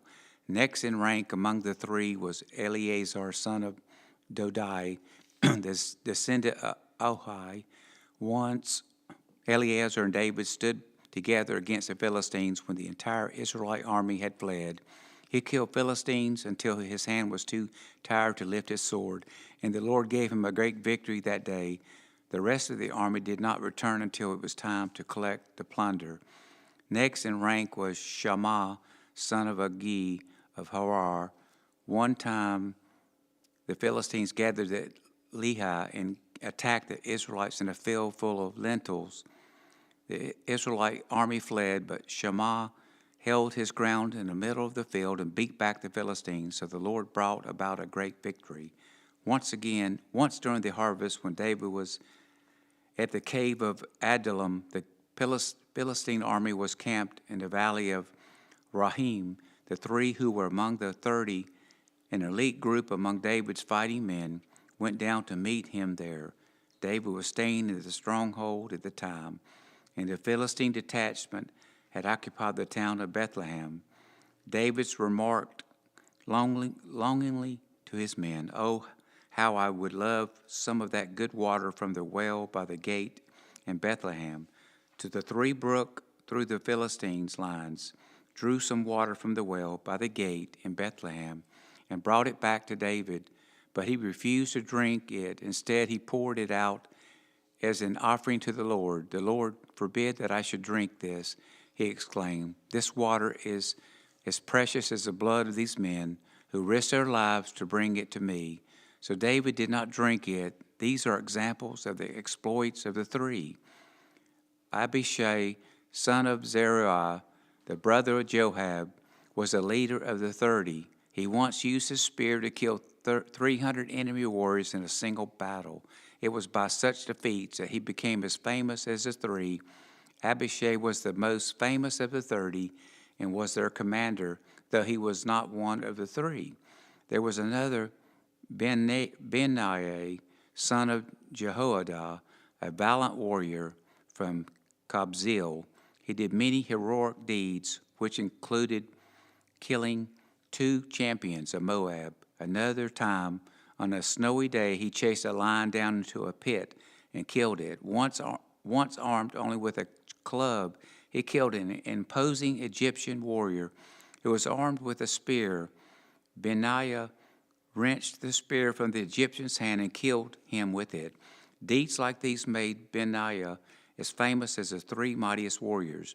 He was more honored than the other members of the 30, though he was not one of the 3. And David made him captain of his bodyguard. Other members of the 30 included Asahel, Joab's brother, Elhanan, son of Dodo from Bethlehem, Shammah from Harod, Elikah from Harod, Helaz from Palon, Arah from Ishkesh from Tekoa, Abizar from Anathoth, Zebekah from Hushah, Zalman from Ahoha, Mahari from Neptoha, Halid, son of Banah from Nepatah, Ishtar, son of Rabi from Geba in the land of Benjamin, Benaiah from Parathon, Horah from Nahel Gosh, Aban from Arabah, Amabes from Barusham, Elabah from Shaban, the son of Jeshurun, Jonathan, son of Shagi from Haha, Aham from Shahar from Hahar, Elitholet from Abishai from Bakah, Elam from Bohel from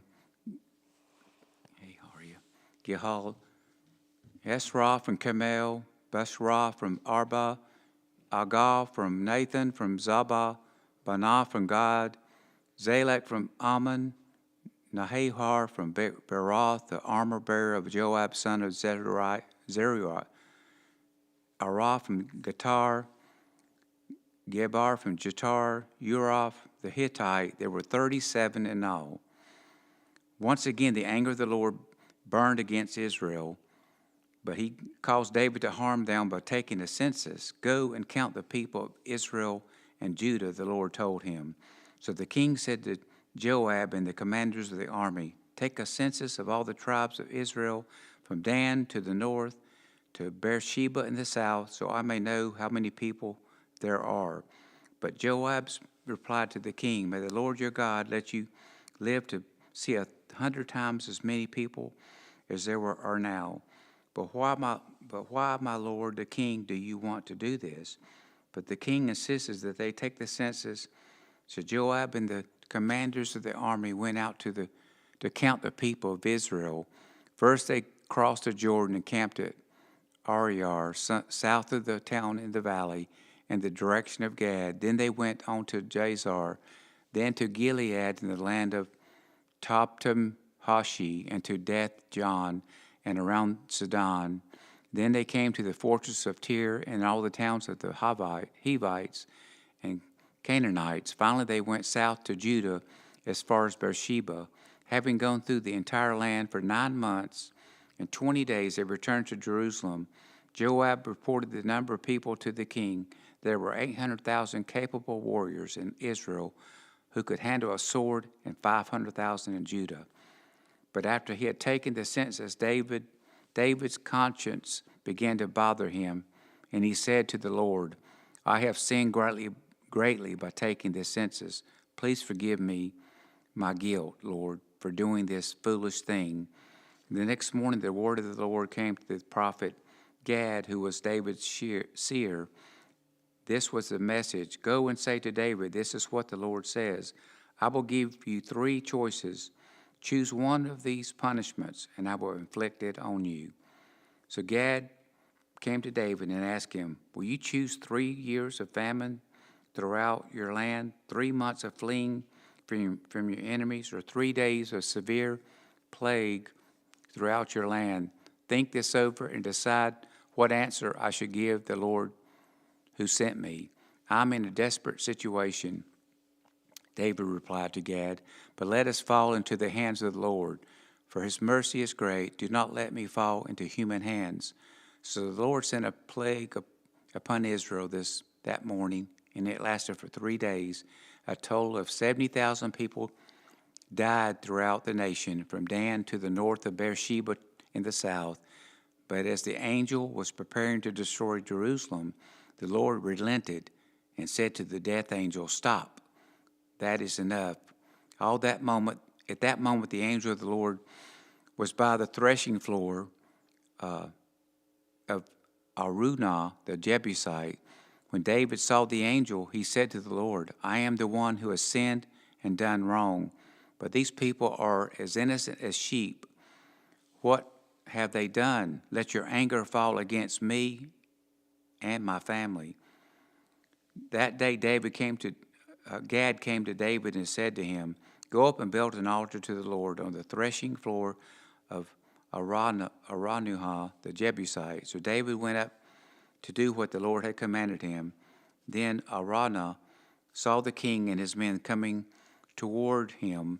He came and bowed before the king with his face to the ground. Why have you come, my lord, the king? Araunah asked. David replied, I have come to buy your threshing floor and to build an altar to the Lord there, so that he will stop the plague. Take it, my lord the king, and use it as you wish.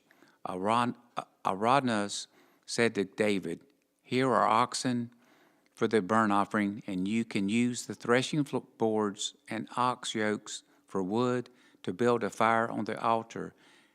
I will give it all to your majesty, and may the Lord your God accept your sacrifice."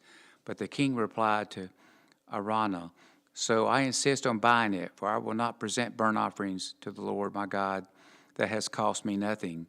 So David paid him 50 pieces of silver for the threshing floor and the oxen. David built an altar there to the Lord and sacrificed burnt offerings and peace offerings, and the Lord answered his prayer for the land, and the plague on Israel was stopped. 1 Kings. King David was now very old, and no matter how many blankets covered him, he could not keep warm. So his advisors told him, "Let us find a young virgin to wait on you and look after you, my lord. She will lie in your arms and keep you warm." So they searched throughout the land of Israel for a beautiful girl, and they found Abishag from Shunem, and brought her to the king. The girl was very beautiful, and she looked after the king and took care of him, but the king had no sexual relations with her. About that time, David's son Adonijah, whose mother was Haggith, began boasting, "I will make myself king." So he provided himself with chariots and charioteers and recruited 50 men to run in front of him. Now his father, King David, had never disciplined him at any time, even by asking, "Why are you doing that?" Adonijah had been born next after Absalom, and he was very handsome. Adonijah took Joab, son of Zeruiah, and Abiathar the priest into his confidence, and they agreed to help him become king. But Zadok the priest, Benaiah, son of Jehoiada, Nathan the prophet, Shimei, Ra, and David's personal bodyguard refused to support Adonijah. Adonijah went to the stone of Zoheleth near the spring of Enrogel, where he sacrificed sheep, cattle, and fattened calves. He invited all his brothers, the other sons of King David, and all the royal officials of Judah, but he did not invite Nathan the prophet of Benaiah, or the king's bodyguard, or his brother Solomon. Then Nathan went to Bathsheba, Solomon's brother, and asked her, "Haven't you heard that Haggith's son Adonijah had made himself king, and our Lord David doesn't even know about it? If you want to save your own life and the life of your son Solomon, follow my advice. Go at once to King David and say to him, 'My lord the king, didn't you make a vow and say to me, your son Solomon will surely be next king and will sit on my throne? Why then has Adonijah become king? And while you are still talking with him, I will come and confirm everything you have said.' So Bathsheba went into the king's bedroom. He was very old now, and Abihag was taking care of him. Bathsheba bowed down before the king. 'What can I do for you?' he asked her. She replied, 'My lord, you made a vow before the Lord your God when you said to me, your son Solomon will surely be the next king and will sit on my throne. But instead, Adonijah had made himself king, and my lord the king could not even know about it. He has sacrificed many cattle, fattened calves and sheep, and he has invited all the king's sons to attend this celebration. He also invited Abiathar the priest and Joab, the commander of the army, but he did not invite your servant Solomon. And now, my lord the king, all Israel is waiting for you to announce who will become king after you. If you do not act, my son Solomon and I will be treated as criminals as soon as my lord the king has died." While she was still speaking with the king, Nathan the prophet arrived. The king's officials told him, "Nathan the prophet is here to see you." Nathan went in and bowed before the king with his face to the ground. Nathan asked, "My lord the king, have you decided that Adonijah will be next king and that he will sit on your throne. Today he has sacrificed many cattle, fattened calves and sheep, and he has invited all the king's sons to attend the celebration. He also invited the commanders of the army and Abiathar the priest. They are feasting and drinking with him and shouting, "Long live King Adonijah!" But he did not invite me or Zadok the priest of Benaiah or your son or your servant Solomon. Has my lord the king really done this without letting any of his officials know who should be the next king? King David responded, "Call Bathsheba." So she came back in and stood before the king. As the king repeated his vow, "As surely as the Lord lives, you have rescued me from every danger. Your son Solomon will be the next king and will sit on my throne this very day, just as I vowed to you before the Lord, the God of Israel." Then Bathsheba bowed down with her face to the ground before the king and exclaimed, "May the Lord King David live forever." Then King David called Zadok the priest, Nathan the prophet, and Benaiah son of Jehoiada. When they came into the king's presence, the king said to them, "Take Solomon and my officials down to Gihon Spring. Solomon is to ride on my own mule. Then Zadok the priest and Nathan the prophet are to anoint him king over Israel. Blow the ram's horn and shout, 'Long live King Solomon!' Then escort him back here, and he will sit on my throne. He will succeed me as king, for I have appointed him to be ruler over Israel and Judah." "Amen," Benaiah, son of Jehoiada, replied. "May the Lord, the God of my lord, the king, decree that it happen, and may the Lord be with Solomon as he has been with you, my lord the king, and may he make Solomon's reign ever greater than yours, even greater than yours."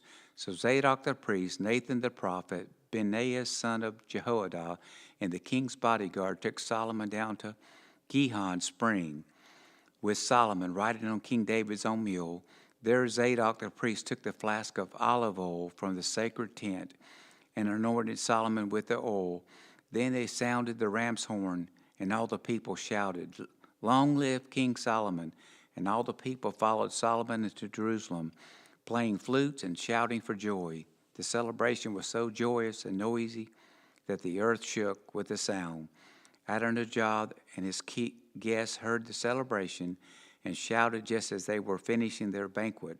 When Joab heard the sound of the ram's horn, he asked, "What's going on? Why is the city in such an uproar?" And while he was still speaking, Jonathan, son of Abiathar the priest, arrived. "Come in," Adonijah said to him, "for you are a good man. You must have good news." "Not at all," Jonathan replied. "My lord, King David, has just declared Solomon king. The king sent him down to Gihon Spring with Zadok the priest, Nathan the prophet, and Benaiah son of Jehoiada, protected by the king's bodyguard. They had him ride on the king's own mule, and Zadok and Nathan has anointed him with Gihon Spring as a new king. They have just returned, and the whole city is celebrating and rejoicing. That's what all the noise is about. What's more, Solomon is now sitting on the royal throne as king, and all the royal officials have gone to King David and congratulated him, saying, 'May your God make Solomon's fame even greater than your own, and may Solomon reign be even greater than yours.' Then the king bowed his head in worship as he lay in his bed, and he said, 'Praise the Lord, the God of Israel, who today has chosen a successor to sit on my throne while I am still alive to see it.' Then all of Adonijah's guests jumped up in panic from the banquet table and quickly scattered. Adonijah was afraid of Solomon, so he rushed to the sacred tent and grabbed onto the horns of the altar. Word soon reached Solomon that Adonijah had seized the horns of the altar in fear, and that he was pleading, 'Let King Solomon swear today that he will not kill me.' Solomon replied, If he proves himself to be loyal, not a hair on his head will be touched, but if he makes trouble, he will die. So King Solomon summoned Adonijah, and they brought him down from the altar. He came and bowed respectfully before King Solomon, and who dismissed him, saying, "Go on home." As the time of King David's death was approached, he gave this charge to his son Solomon: "I'm going where everyone on earth must someday go. Take courage and be a man. Observe the requirements of the Lord your God and follow all his ways. Keep the decrees, commands, regulations, and laws written in the law of Moses, so that you will be successful in all you do and wherever you go. If you do this, then the Lord will keep the promise he made to me. He told me, if your descendants live as they should and follow me faithfully with all their heart and soul, one of them will always sit on the throne of Israel." And there is something else. You know what Job, son of Zeruiah, did to me when he murdered my 2 army commanders, Abner, son of Ner, and Amasa, son of Jether. He pretended that it was an act of war, but it was done in a time of peace, staining his belt and sandals with innocent blood. Do with him what you think best, but don't let him grow old and go to his grave in peace. Be kind to the sons of Barzillai of Gilead. Make them permanent guests at your table, for they took care of me when I fled from your brother Absalom. And remember Shimei, son of Gerah, the man of Bahurim and Benjamin. He cursed me with a terrible curse as I was fleeing to Bahaniim. When he came down to meet me at the Jordan River, I swore by the Lord that I would not kill him, but that oath does not make him innocent. You are a wise man, and you will know how to arrange a bloody death for him." Then David died and was buried with his ancestors in the city of David. David had reigned over Israel for 40 years, 7 of them in Hebron and 38 in Jerusalem. Solomon became king and sat on the throne of David, his father, and his kingdom was firmly established. One day Adonijah, whose mother was Haggith, came to Bathsheba, Solomon's mother. "Have you come with peaceful intentions?" she asked him. "Yes," he said, "I come in peace. In fact, I have a favor to ask of you." "What is it?" she asked. He replied, "As you know, the kingdom was rightfully mine. All Israel wanted me to be the next king, but the tables were turned, and the kingdom went to my brother instead, for that is the way the Lord wanted. So now I have just one favor to ask of you. Please don't turn me down." "What is it?" she asked. He replied, "Speak to King Solomon on my behalf, for I know he will do anything you request. Ask him to let me marry Abihag, the girl from Shunem." "All right," Bathsheba replied, "I will speak to the king for you." So Bathsheba went to the King Solomon to speak on Adonijah's behalf. The king rose from his throne to meet her, and he bowed down before her. When he sat down on his throne again, the king ordered that a throne be brought for his mother, and she sat at his right hand. "I have one small request to make of you," she said. I hope you won't turn me down." "What is it, my mother?" he asked. "You know I won't refuse."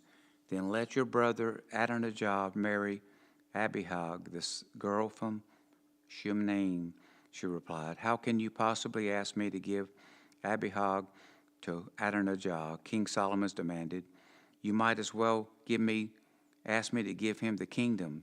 You know that he is my older brother, and that he has Abiathar the priest and Joab son of Zeruiah on his side." Then King Solomon made a vow before the Lord: "May God strike me and kill me if Adonijah has not sealed his fate with this request. The Lord has confirmed me and placed me on the throne of my father David. He has established my dynasty as he promised. So as surely as the Lord lives, Adonijah will die this very day." So King Solomon ordered Benaiah, son of Jehoiada, execute him, and Adonijah was put to death. Then the king said to Abiathar the priest, "Go back to your home, and Anaoth, you deserve to die, but I will not kill you now, because you carried the ark of the sovereign Lord for David, my father, and you shared all his hardships."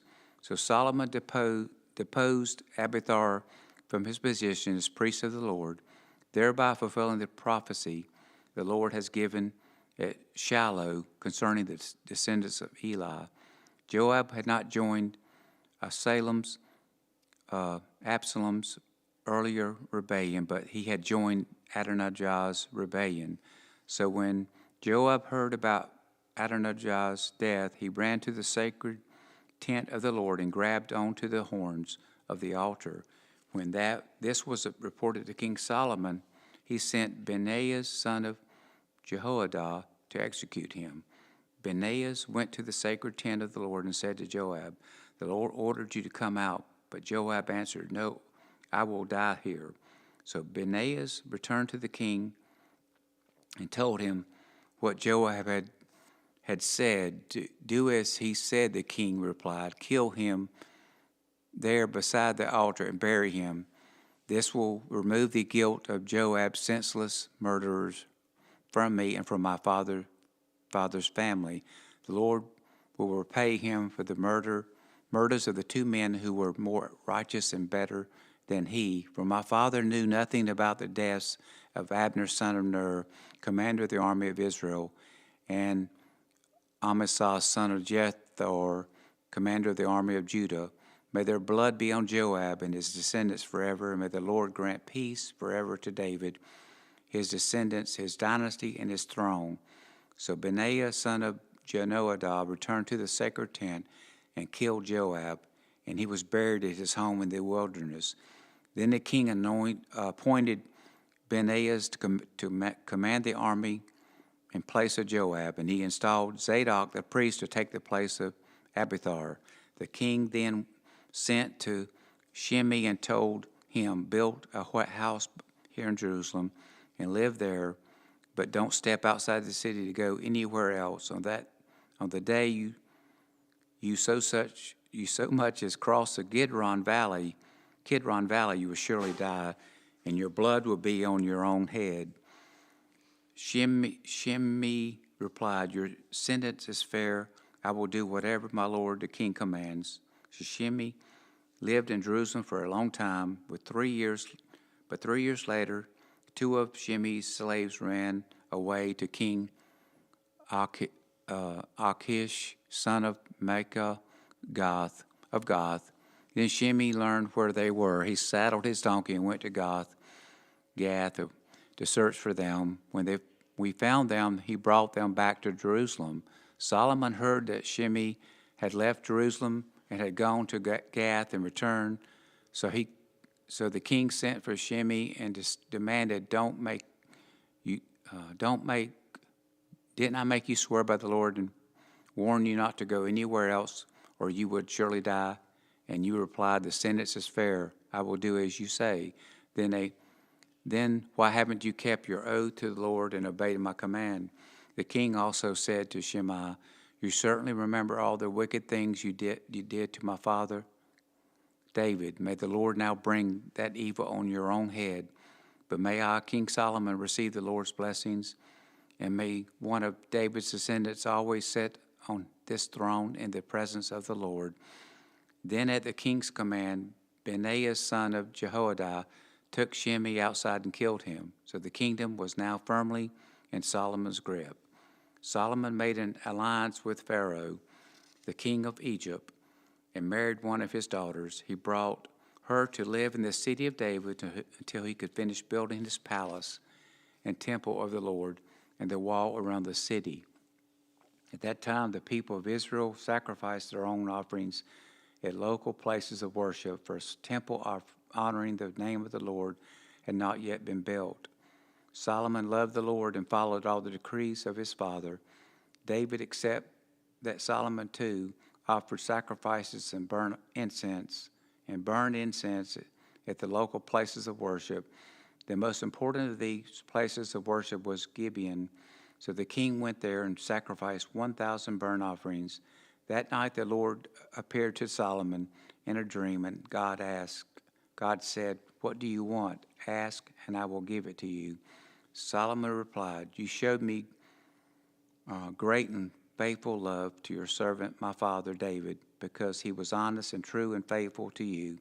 And you have continued to show this great faithful love to him today by giving him a son to sit on his throne.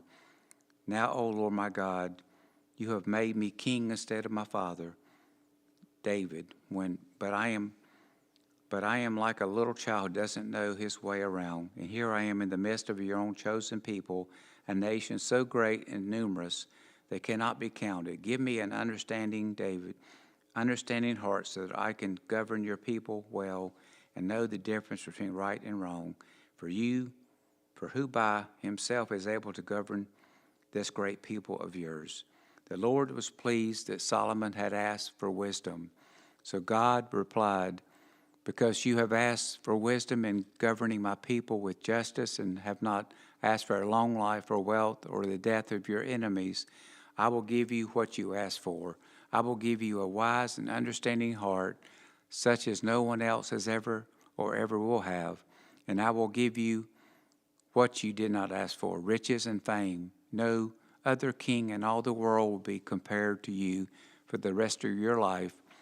And if you follow me and obey my decrees and my commands as your father David did, I will give you a long life." Then Solomon woke up and realized it had been a dream. He returned to Jerusalem and stood before the ark of the Lord's covenant, where he sacrificed burnt offerings and peace offerings. Then he invited all his officials to a great banquet. Some time later, 2 prostitutes came to the king to have an argument settled. "Please, my lord," one of them began, "this woman and I live in the same house. I gave birth to a baby while she was with me in the house. 3 days later, this woman also had a baby. We were alone. There were only 2 of us in the house. But her baby died during the night when she rolled over on it. Then she got up in the night and took my son from beside me while I was asleep. She laid her dead child in my arms and took mine to sleep beside her. And in the morning, when I tried to nurse my son, he was dead. But when I looked more closely in the morning light, I saw that it wasn't my son at all." Then the other woman interrupted, "It certainly was your son, and the living child is mine." "No," the first woman said, "the living child is mine, and the dead one is yours." And so they argued back and forth before the king. Then the king said, "Let's get the facts straight. Both of you claim the living child is yours, and each one says that the dead one belongs to the other. All right, bring me a sword." So a sword was brought to the king. Then he said, "Cut the living child in 2, and give half to one woman and half to the other." Then the woman who was the real mother of the living child, who loved him very much, cried out, "Oh no, my lord, give her the child. Please do not kill him." But the other woman said, "All right, he will be neither yours nor mine. Divide him between us." Then the king said, "Do not kill the child, but give him to the woman who wants him to live, for she is his mother." When all Israel heard the king's decision, and the people were in awe of the king, for they saw the wisdom God had given him for rendering justice. King Solomon's now ruled over all Israel, and these were his high officials. Azariah, son of Zadok, was a priest. Elorib and Ahijah was the son of Shishah, were court secretaries. Jehoshaphat was son of Amilud, was a royal historian. Benaiah, son of Jehoiada, was commander of the army. Zadok and Abiathar were priests. Azariah, son of Nathan, was in charge of the district governors. Zabud was son of Nathan, a priest, was a trusted advisor to the king. Ahisar was manager of the palace prosperity, and Adoram of Abda was in charge of forced labor. Solomon also had 12 district governors who were over all Israel. They were responsible for providing food for the king's household. Each of them arranged provisions for 1 month of the year.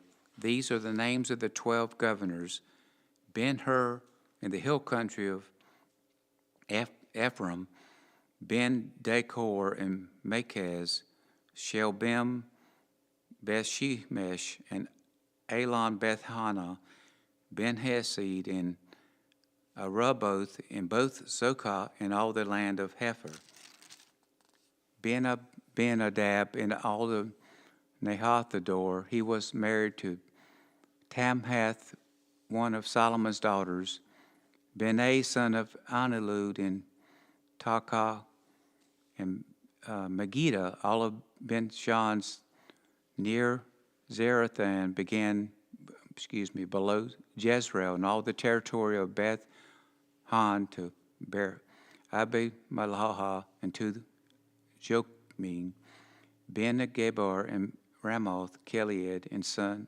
including the towns of Jar, named for Jar, the tribe of Manasseh, and Gilead in the Argob region of Bashan, including 60 large fortified towns with bronze bars on their gates.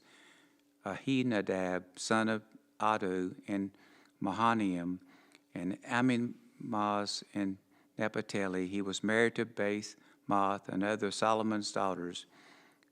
Bahan, son of Hushah, in Ashar, in the Aloth. Jehoshaphat, son of Paru, in Issachar. Shemi, son of Elah, in Benjamin. Gebar, son of Uri, in the land of Gilead, including the territories of King Shihon of the Amorites and King Og of Bashan. There were also one governor over the land of Judah.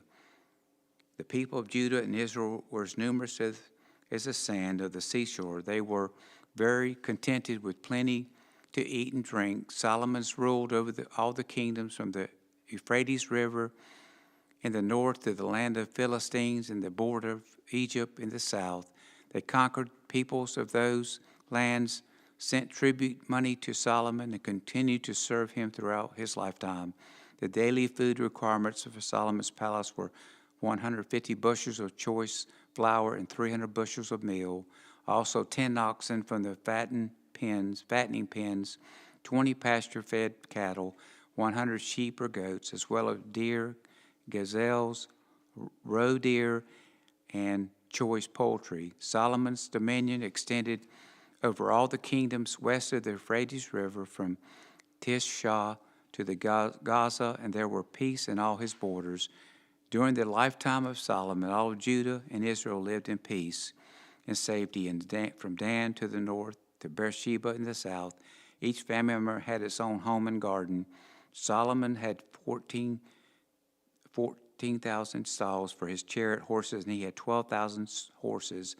The district governors faithfully provided food for King Solomon and his court. Each made sure nothing was lacking during the month assigned to him. They all brought the necessary barley and straw for the royal horses in the stables. God gave Solomon very great wisdom and understanding and knowledge as vast as the sands of the seashore. In fact, his wisdom exceeded that of all the wise men of East and the wise men of Egypt. He was wiser than anyone else, including Ethan and Ezrahite and the sons of Mahal, Heman, Calcol, and Dartha. His fame spread throughout all the surrounding nations. He composed some 3,000 proverbs and wrote 1,005 songs. He could speak with authority over all kinds of plants, all kinds of plants, from the great cedar of Lebanon to the tiny hyssop grows from cracks in the wall. He also speaks about animals, birds, small creatures, and fish. And kings from every nation sent their ambassadors to listen to the wisdom of Solomon. Shalom.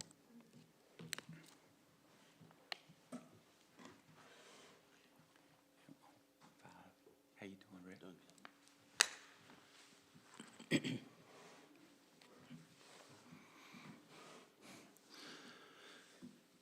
1 Kings chapter 5. King Hiram of Tyre had always been a loyal friend of David. When Hiram learned that David's son Solomon was the new king of Israel, he sent ambassadors to congratulate him. Then Solomon sent his message back to Hiram. You know that my father David was not able to build a temple to honor the name of the Lord his God because the many wars waged against him by surrounding nations. He could not build until the Lord gave him victory over all of his enemies. But now the Lord my God has given me peace on every side. I have no enemies, and all is well, so I am planning to build a temple to honor the name of the Lord my God, just as he had instructed my father David.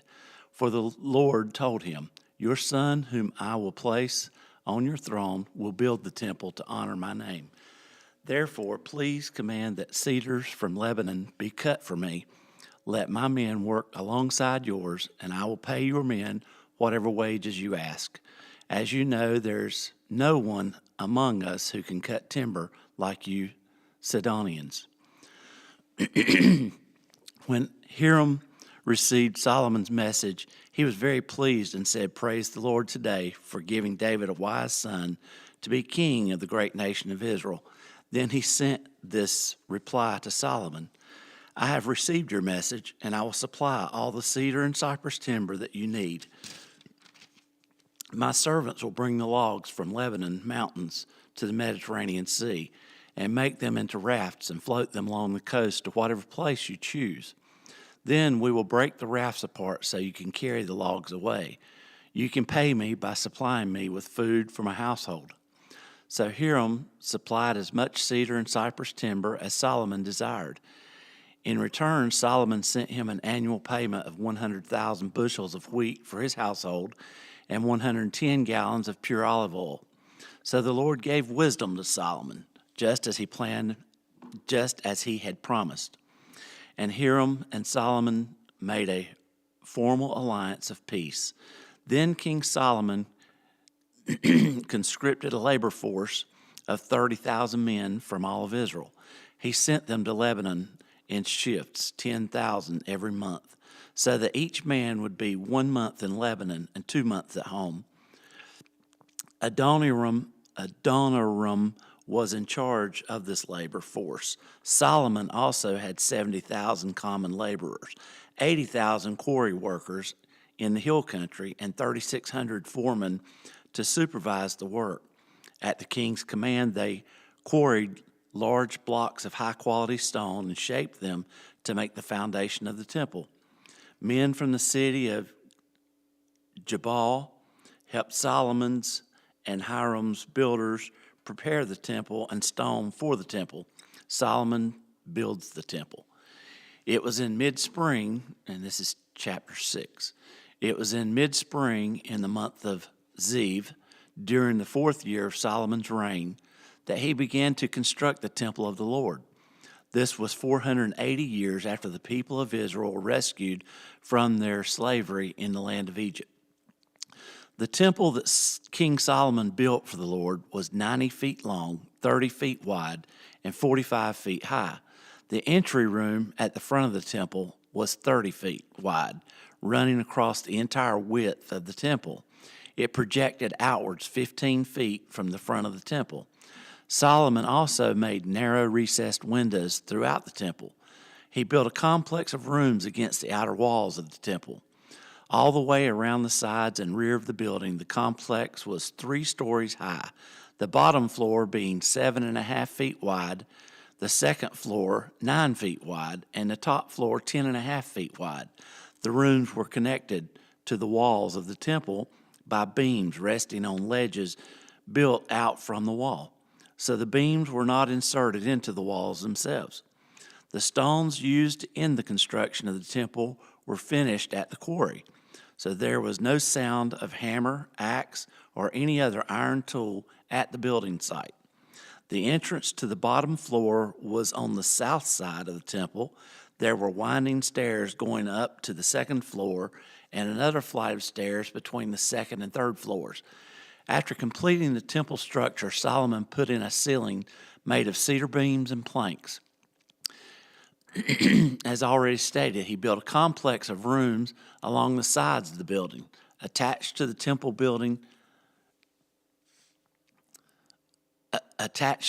walls by cedar timbers. Each story of the complex was 7.5 feet high.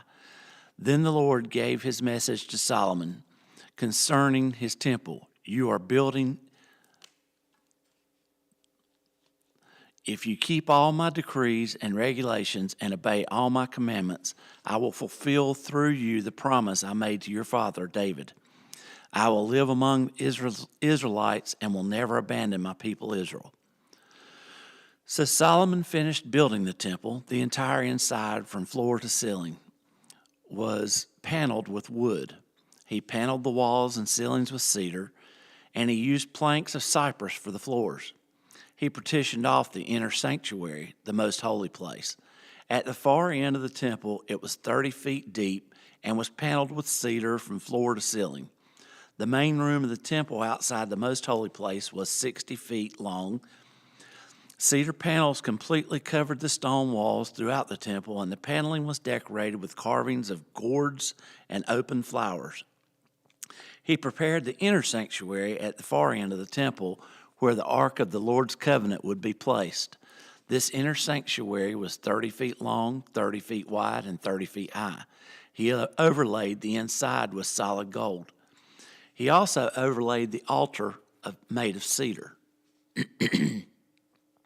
Then Solomon overlaid the rest of the temple's interior with solid gold, and he made gold chains to protect the entrance to the most holy place. So he finished overlaying the entire temple with gold, including the altar that belonged to the most holy place. He made 2 cherubim of wild olive wood, each 15 feet tall, and placed them in the inner sanctuary. The wingspan of each of the cherubim were 15 feet, each wing being 7.5 feet long. The 2 cherubim were identical in shape and size. Each was 15 feet tall.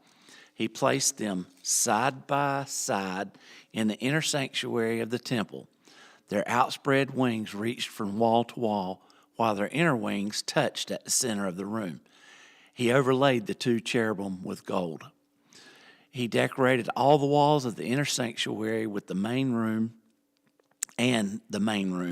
with carvings of cherubim, palm trees, and open flowers.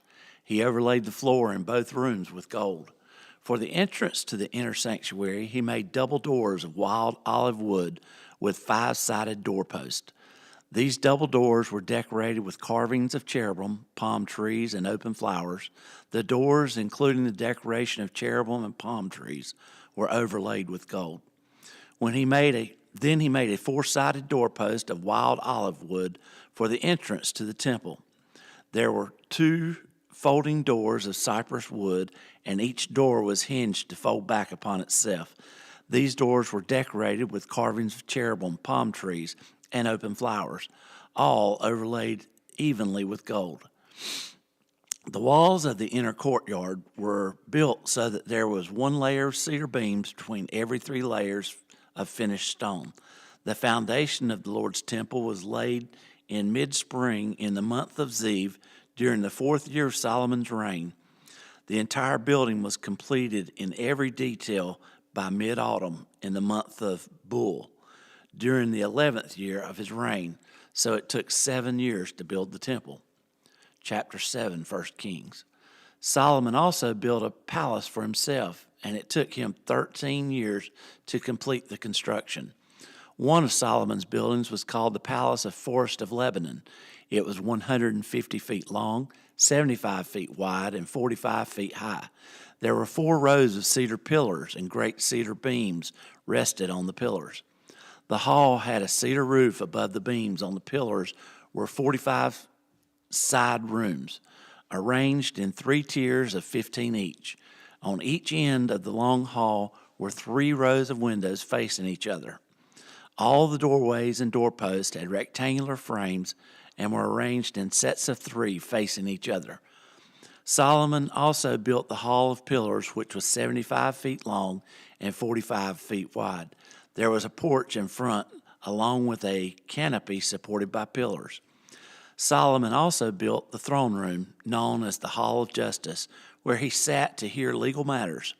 It was paneled with cedar from floor to ceiling. Solomon's living quarters surrounded a courtyard behind this hall, and they were constructed the same way. He also built similar living quarters for Pharaoh's daughter, whom he had married.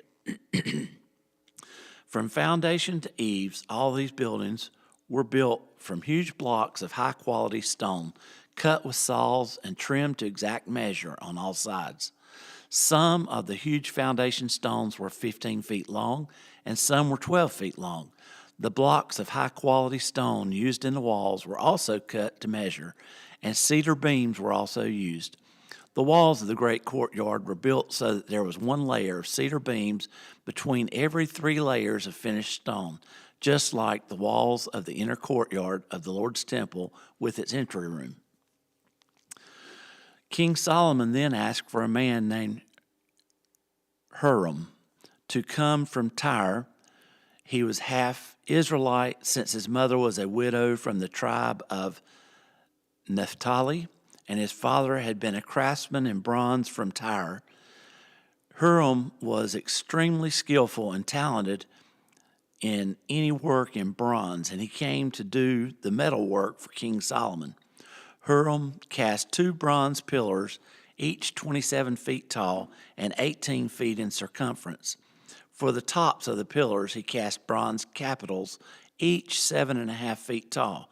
Each capital was decorated with 7 sets of lattice work and interwoven chain. He also encircled the lattice work with 2 rows of pomegranates to decorate the capital over the pillars.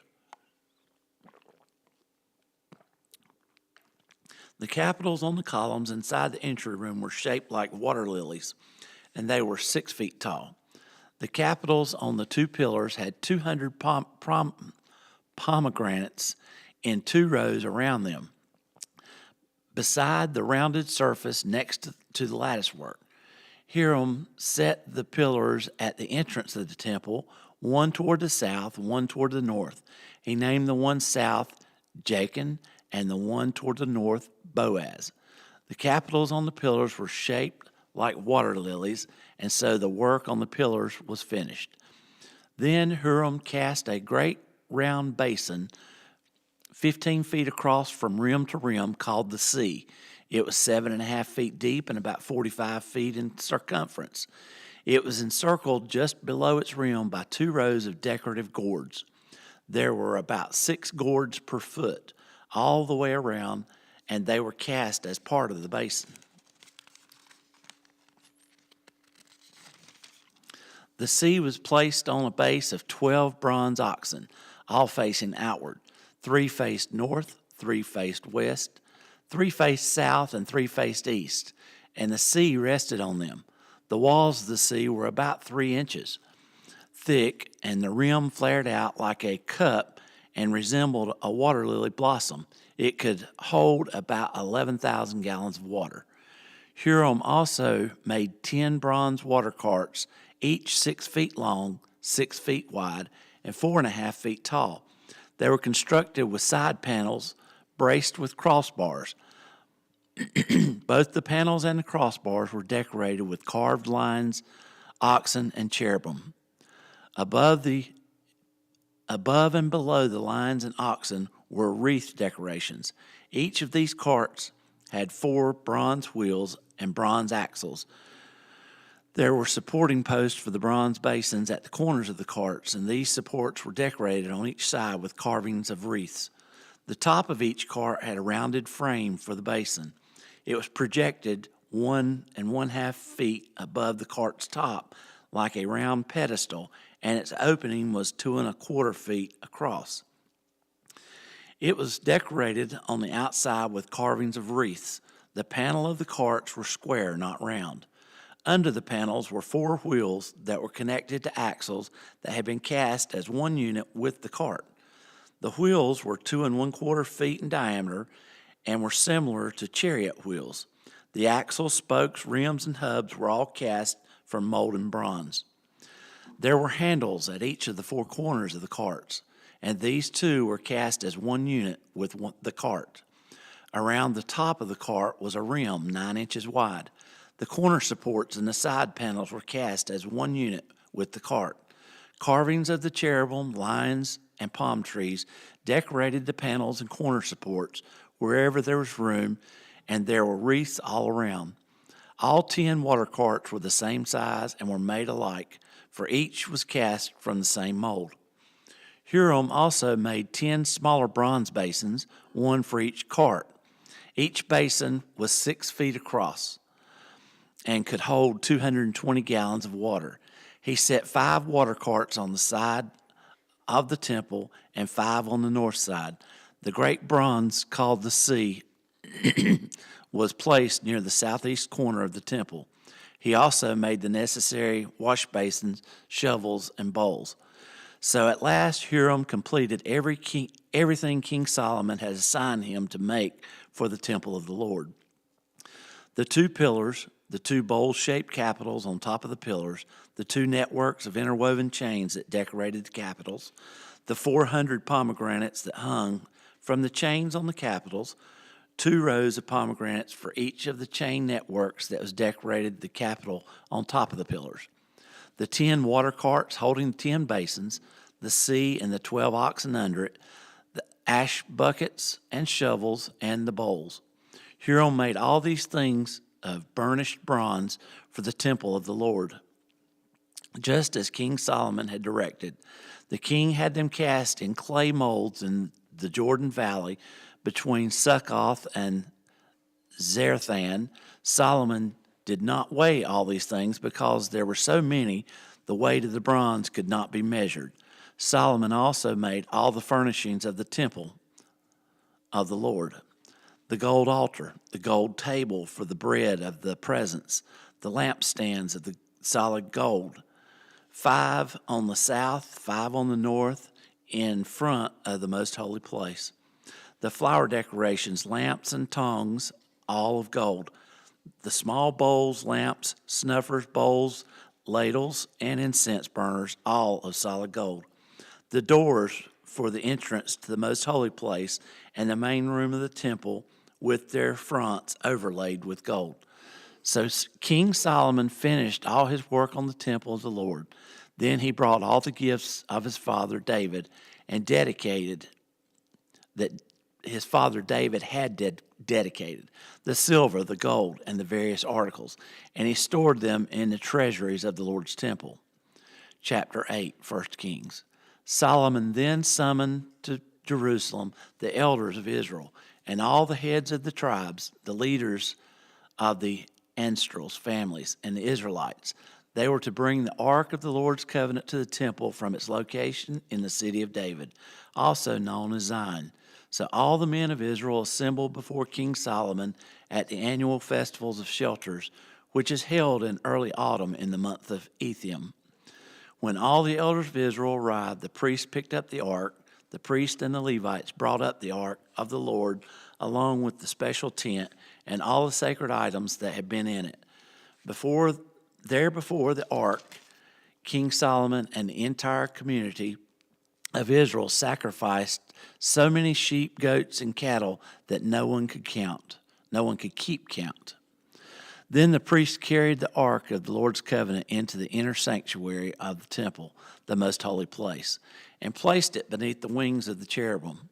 The cherubim spread their wings over the ark, forming a canopy over the ark and its carrying poles. These poles were so long that their ends could be seen from the holy place, which is in front of the most holy place, but not from the outside. They are still there this day. Nothing was in the ark except the 2 stone tablets that Moses had placed in it at Mount Sinai, where the Lord made a covenant with the people of Israel when they left the land of Egypt. When the priest came out of the holy place, a thick cloud filled the temple of the Lord. The priests could not continue their service because of the cloud, for the glorious presence of the Lord filled the temple of the Lord. Then Solomon prayed, "O Lord, have you said that you would live in a thick cloud of darkness?" Read that again. Then Solomon prayed, "O Lord, You have said that you would live in a thick cloud of darkness. Now I have built a glorious temple for you, a place where you can live forever." Then the king turned around to the entire community of Israel standing before him and gave his blessing. "Praise the Lord, the God of Israel, who has kept the promise he made to my father David, for he told my father, from the day I brought my people Israel out of Egypt, I have never chosen a city among any of the tribes of Israel as the place where a temple should be built to honor my name. But I have chosen David to be king over my people Israel." Then Solomon said, "My father David wanted to build this temple to honor the name of the Lord, the God of Israel. But the Lord told him, 'You wanted to build the temple to honor my name.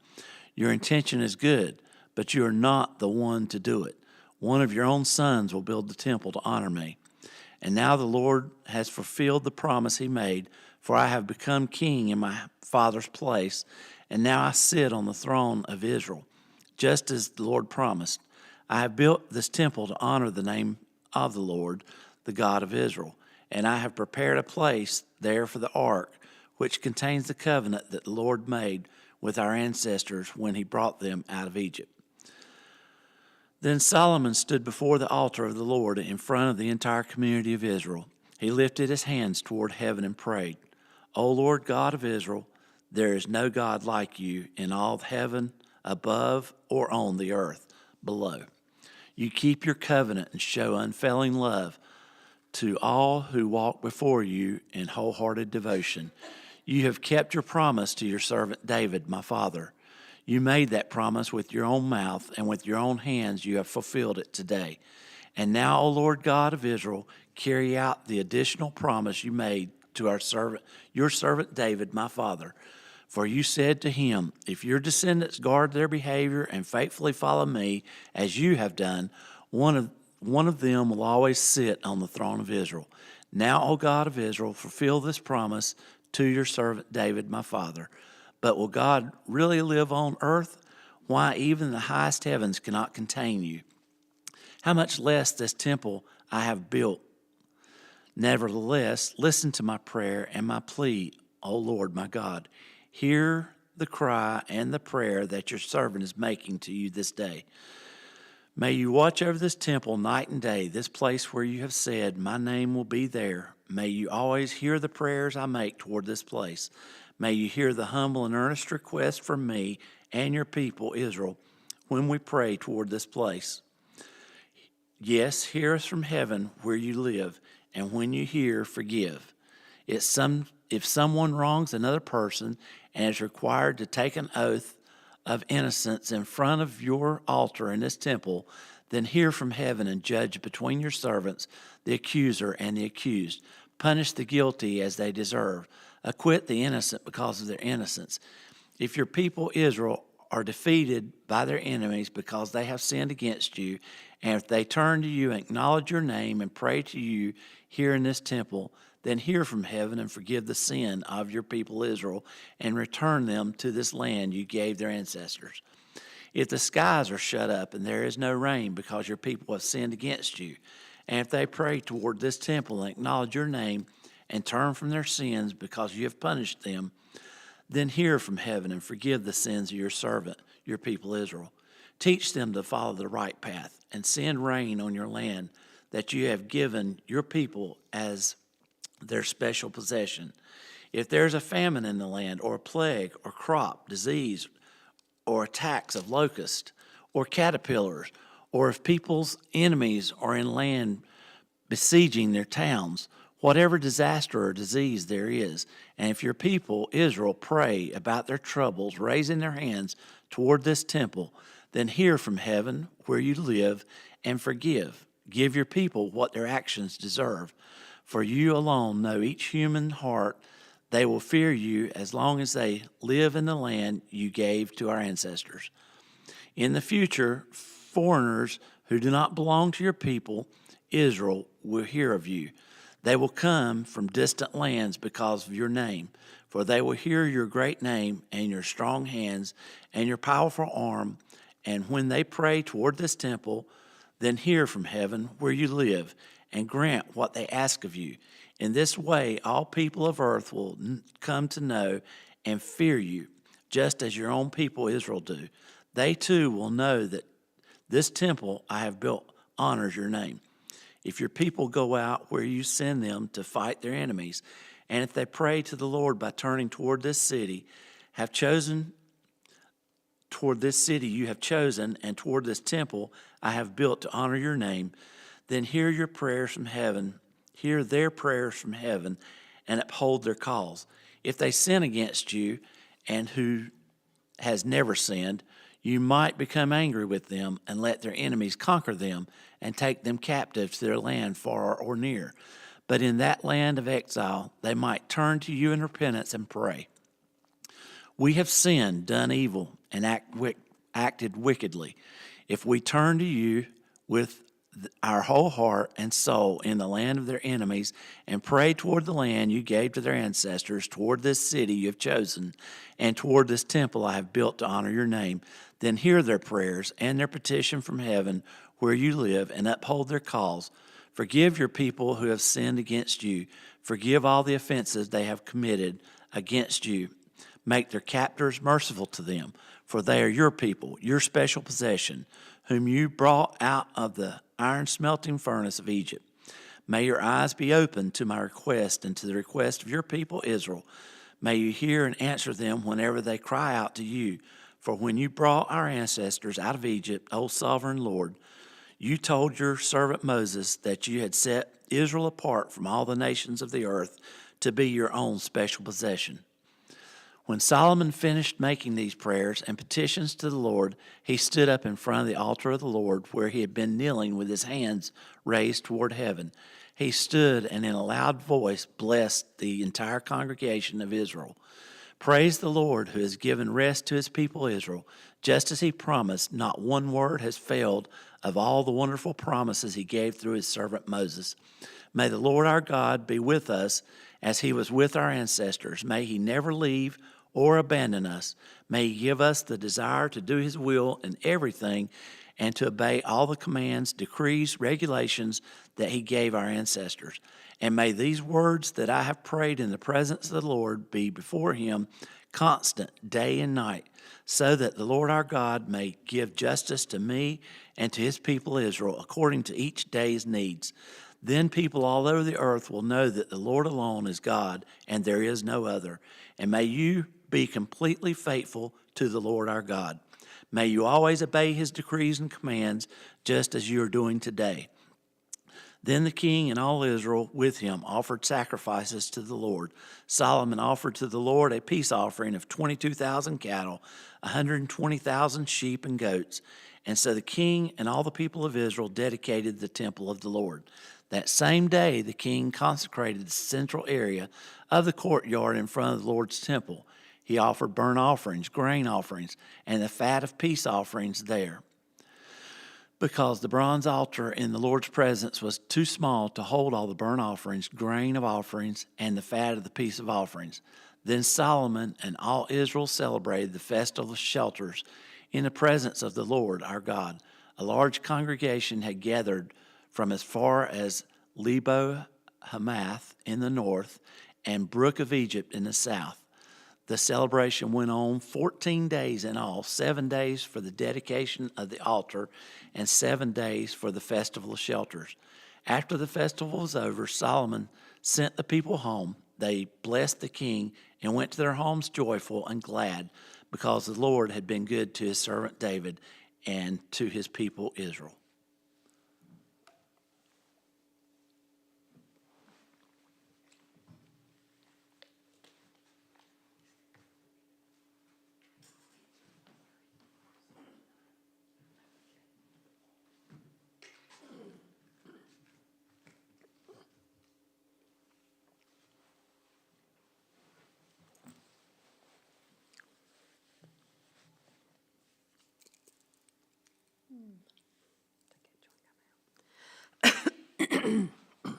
First Kings, chapter 9.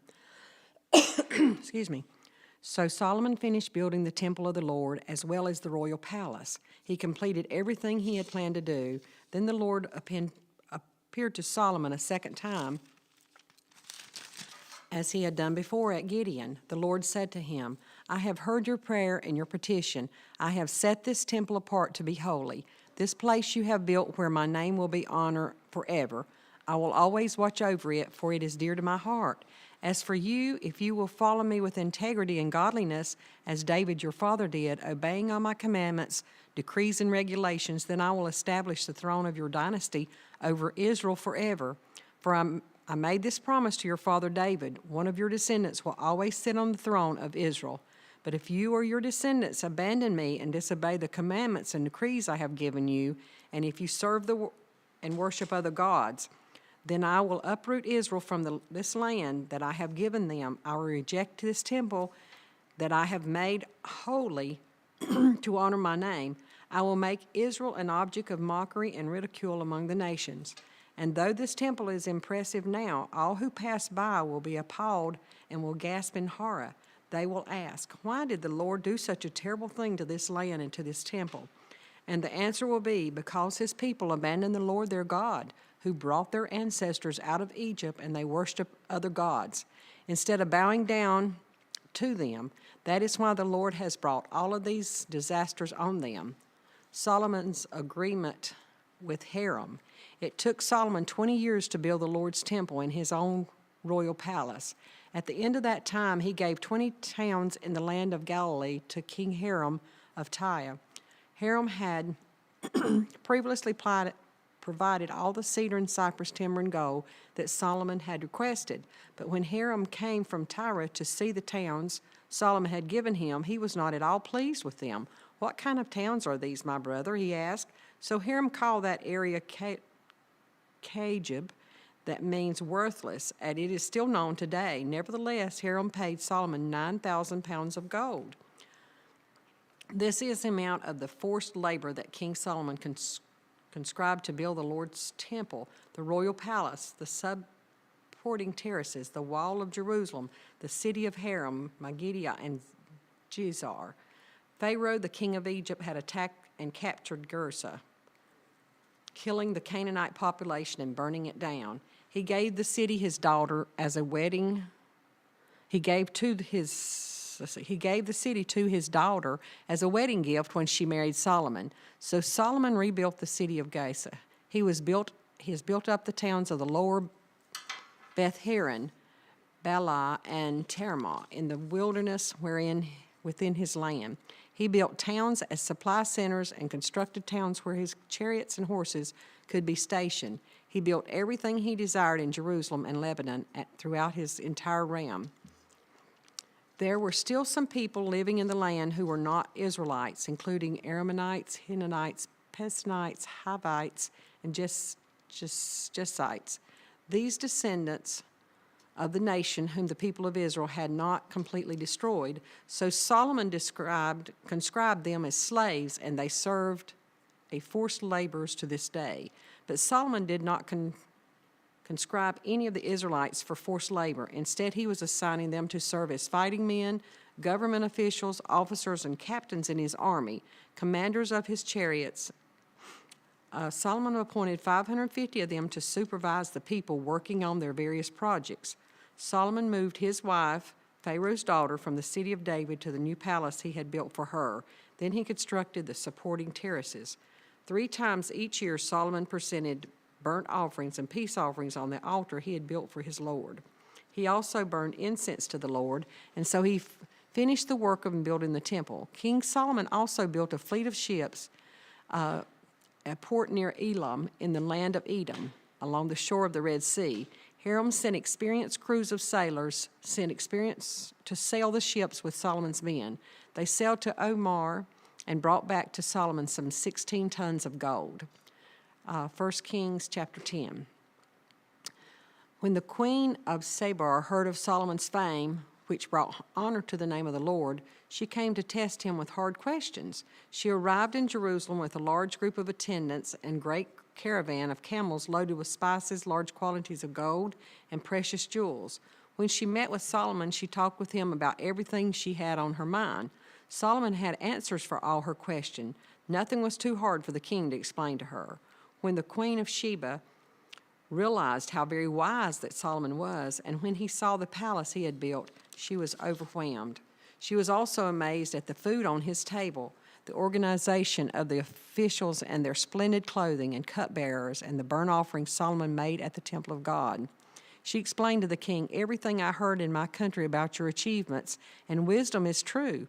I didn't realize what was said until I arrived here and saw it with my own eyes. In fact, I had not heard the half of it. Your wisdom and prosperity are far more than what I was told. How happy your people must be. What a privilege for your officials to stand here day after day, listening to your wisdom. Praise the Lord your God, who delights in you and has placed you on the throne of Israel. Because of the Lord's eternal love for Israel, he made you king so you can rule with justice and righteousness." Then she gave a king a gift of 9,000 pounds of gold, great quantities of spices and precious jewels. Never again were so many spices brought in as those that the queen of Sheba gave to King Solomon. In addition, Hiram's ships brought gold from Ophir, and they also brought rich cargoes of red sandalwood and precious jewels. The king used the sandalwood to make railings for the temple of the Lord and the royal palace, and to construct lyres and harps for the musicians.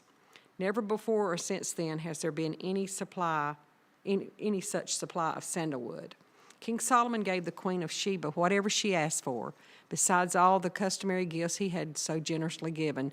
Then she and all her attendants returned to their own land. Each year Solomon received about 25 tons of gold.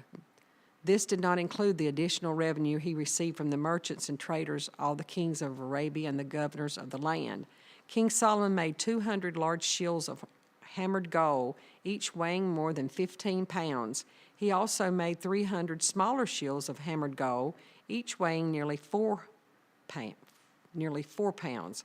The king placed these shields in the palace of the forest of Lebanon. Then the king made a huge throne, decorated with ivory and overlaid with fine gold. The throne had 6 steps and a rounded back. They were armrests on both sides of the seat, and the figure of a lion stood in each side of the throne. There were also 12 other lions, one standing on each end of the 6 steps. No other throne in all the world could be compared with this one. All of King Solomon's drinking cups were solid gold, as were all the utensils of the palace of the forest of Lebanon. They were not made of silver, for silver was considered worthless in Solomon's day. The king had a fleet of trading ships of Tarshish and sailed with Hiram's fleet. Once every 3 years, the ships returned and loaded with gold, silver, ivory, apes, and peacocks. So King Solomon became richer and wiser than any other king on earth. People from every nation came to consult him and to hear the wisdom of God that God had given him. Year after year, everyone who visited brought him gifts to silver and gold, clothing, weapons, spices, horses, and mules. Solomon built up a huge force of chariots and horses. He had 14,000 chariots and 12,000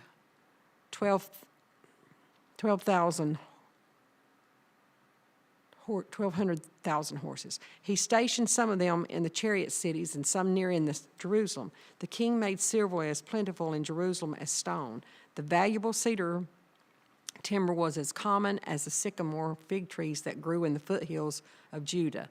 Solomon's horses were imported from Egypt and from Sicily. The king's traders acquired from Sicily and the standard price. At that time, chariots from Egypt could be purchased for 600 pieces of silver and the horses for 150 pieces of silver. They were all exported to the king of Hittite and the kings of Aram. 1 King chapter 11. Now King Solomon loved many foreign women.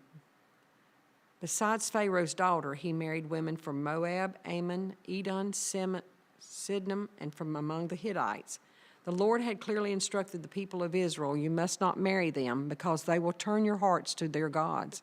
Yet Solomon insisted on loving them anyway.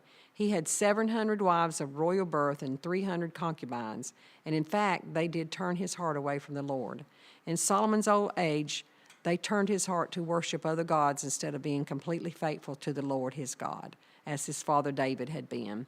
Solomon worshipped Ashtoreth, the goddess of the Sidonites, and Moloch, the detestable god of Amorites. In this way, Solomon did what was evil in the Lord's sight. He refused to follow the Lord completely as his father David had done. On the Mount of Olives, east of Jerusalem, he even built a pagan shrine, the detestable god of Moab, and another for Moab, the detestable god of the Amorites. Solomon built such shrines for all his foreign wives to use for burning incense and sacrificing their gods. The Lord was very angry with Solomon, for his heart had turned away from the Lord, the God of Israel, who had appeared to him twice.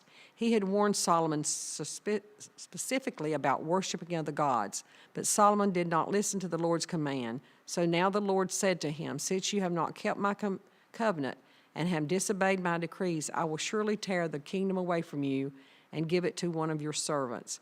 But for the sake of your father David, I will not do this while you are still alive. I will take the kingdom away from your son, and even so I will not take away the entire kingdom. I will let him be king of one tribe for the sake of my servant David and for the sake of Jerusalem, my chosen city." Then the Lord raised up Hadad the Edomite, a member of Edom's royal family, to be Solomon's adversary. Years before David had defeated Edom, Joab, his army commander, had stayed to bury some of the Israelite soldiers who had died in battle. While there, they killed every male in Edom. Joab and the army of Israel had stayed there for 6 months, killing them. But Hadad and a few of their father's royal officials escaped headed for Egypt. Hadad was just a boy at the time. They set out from Meridian and went to Paran, and others joined them there. Then they traveled to Egypt and went to Pharaoh, who gave them a home, food, and some land.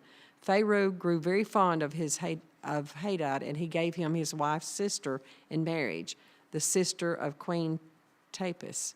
She bore him a son named Gumboth. Tanis raised him in Pharaoh's palace among Pharaoh's own sons. When the news reached Hadad in Egypt that David and his commanders Joab were both dead, he said to Pharaoh, "Let me return to my own country." "Why?" Pharaoh asked him. "What did you lack there that makes you want to go back home?" "Nothing, but even so, please let me return there." God also raised up Rechem, son of Elah, as Solomon's adversary. Rezin had fled from his master, King Nebuchadnezzar of Zoboth, and he became the leader of a gang of rebels. After David conquered Nebuchadnezzar, Rezin and his own men fled to Damascus, where he became king. Rezin was Israel's bitter adversary for the rest of Solomon's reign, and he made trouble, just as Hadad did. Rezin hated Israel intensively and continued to reign in Aram. Another rebel leader was Jeroboam, son of Nebat, one of Solomon's own officials. He came from the town of Zeredad in Ephraim, and his mother was Zeruiah, a widow. This is the story behind his rebellion. Solomon was rebuilding the supportive terraces and repairing the walls of the city of his father David. Jeroboam was a very capable young man, and when Solomon saw how industrious he was, he put him in charge of the labor force from the tribes of Ephraim and Manasseh, the descendants of Joseph. One day, as Jeroboam was leaving Jerusalem, the prophet Elijah from Shiloh met him along the way. Elijah was wearing a new cloak. The two of them were alone in the field. Elijah took hold of the new cloak he was wearing and tore it into 12 pieces. He then said to Jeroboam, "Take 10 of these pieces, for this is what the Lord, the God of Israel, says. I am about to tear the kingdom from the hand of Solomon, and I will give 10 of the tribes to you, but I will leave him one tribe for the sake of the servant David, and for the sake of Jerusalem, which I have chosen out of all the tribes of Israel. For Solomon has abandoned me and worshipped Ashtoreth, the goddess of the Sidonites, the gods of the Amorites. He also followed his way and done what is pleasing in his sight. He was not obeyed his decree and regulations as David his father did. But I will not take the entire kingdom from Solomon at this time for the sake of my servant David, the one whom I chose and who obeyed my commandments and decrees. I will keep Solomon as a leader for the rest of his life. But I will take the kingdom away from his son and give 10 of the tribes to you. His son will have one tribe, so that the descendants of David may David, my servant, will continue to reign, shining like a lamp in Jerusalem, the city I have chosen to be the place for my name. And I will place you on the throne of Israel, and you will rule over that all of your heart desires. If you listen to what I tell you and follow my ways and do whatever I consider to be right, and if you obey my decrees and commands, as my servant David did, then I will always be with you.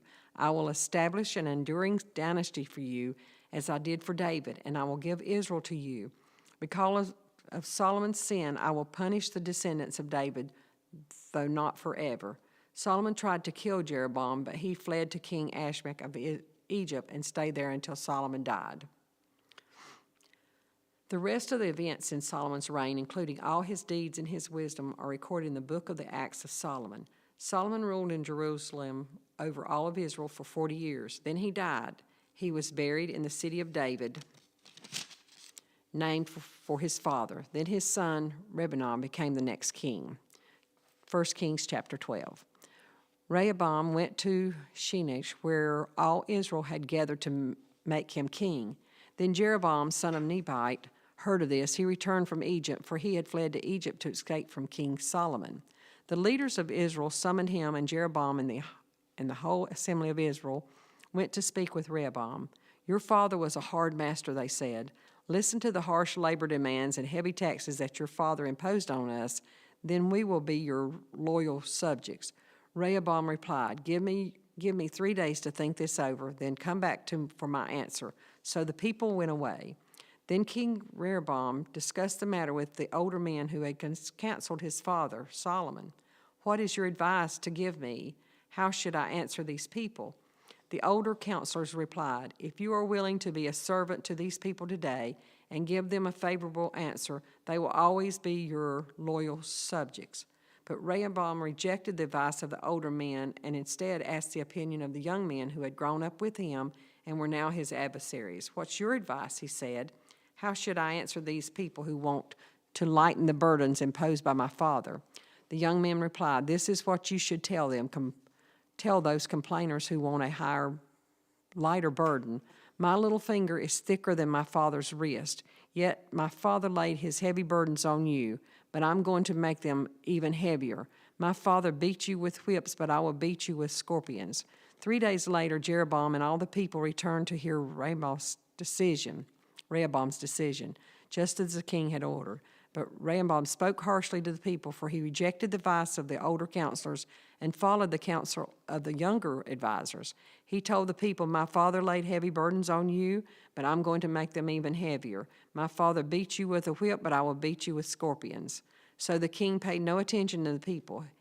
This turn of events was the will of the Lord, for it fulfilled the Lord's message to Jeroboam, son of Nebat, through the prophet Elijah from Salem.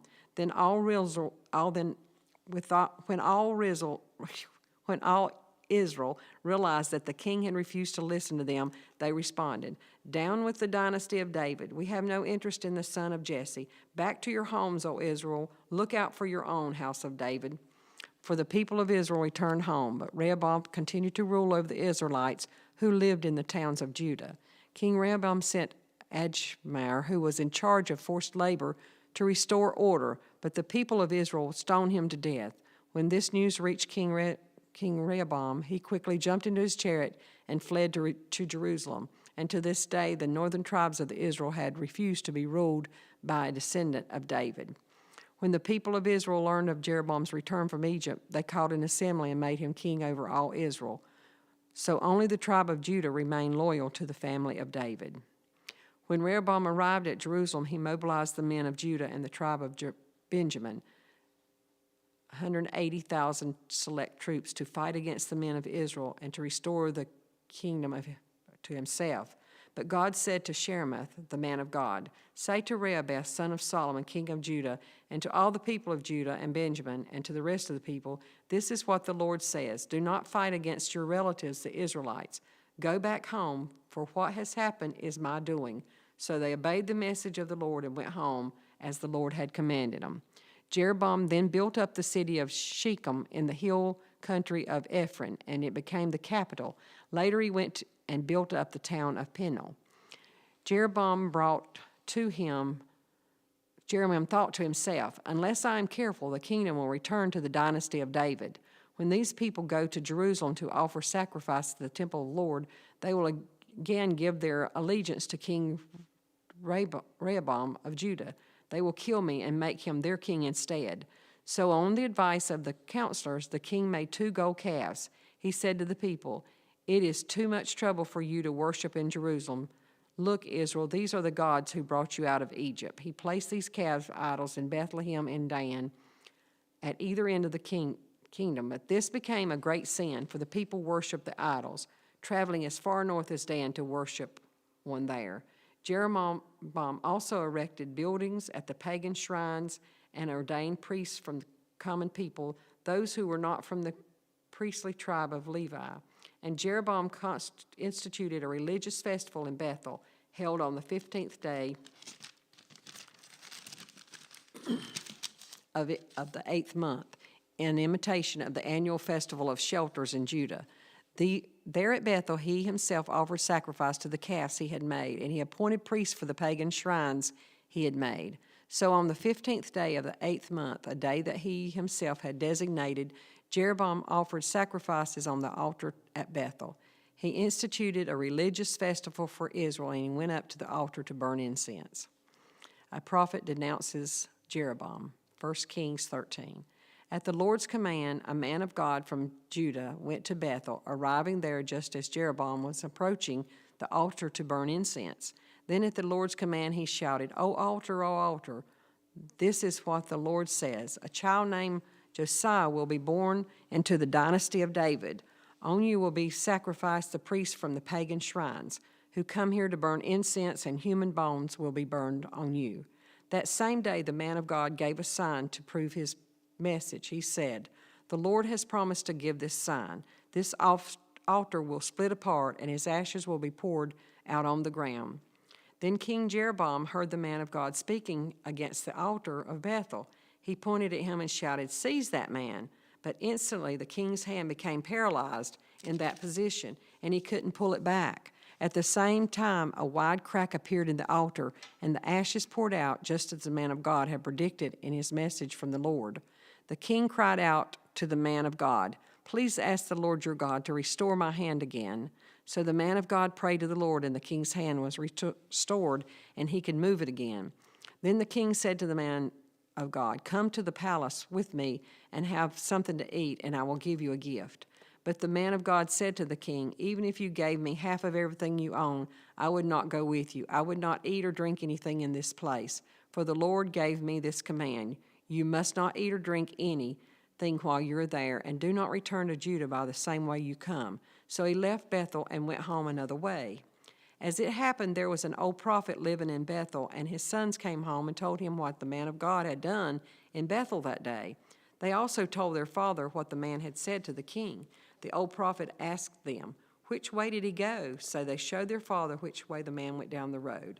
Quickly saddling his donkey, the old man said. So they saddled the donkey for him, and he mounted it. Then he rode after the man of God and found him sitting under a great tree. The old prophet asked him, are you the man of God who came from Judah? Yes, I am, he said.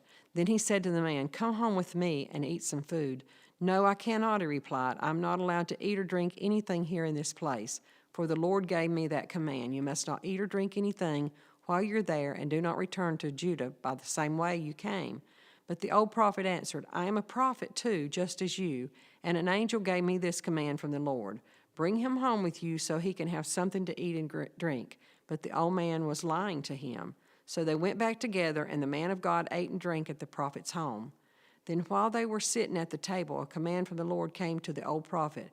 He cried out to the man of God from Judah, this is what the Lord says, you have defied the word of the Lord and has disobeyed the command of the Lord your God gave you. You came back to this place and ate and drank where he told you not to. Because of this, your body will not be burned in the grave of your ancestors, buried in the grave of your ancestors. After the man of God had finished eating and drinking, the old prophet saddled up his donkey for him, and the man of God started off. But as he was traveling along, a lion came out and killed him. His body lay there on the road, with the donkey and the lion standing beside him. People who passed by saw the body lying in the road and the lion standing beside it, and they went and reported it in Bethel, where the old prophet lived. When the prophet heard the report, he said, "It is the man of God who disobeyed the Lord's commandment. The Lord has fulfilled his word by causing the lion to attack and kill him." Then the prophet said to his son, "Saddle a donkey for me." So they saddled a donkey, and he went out and found the body lying in the road.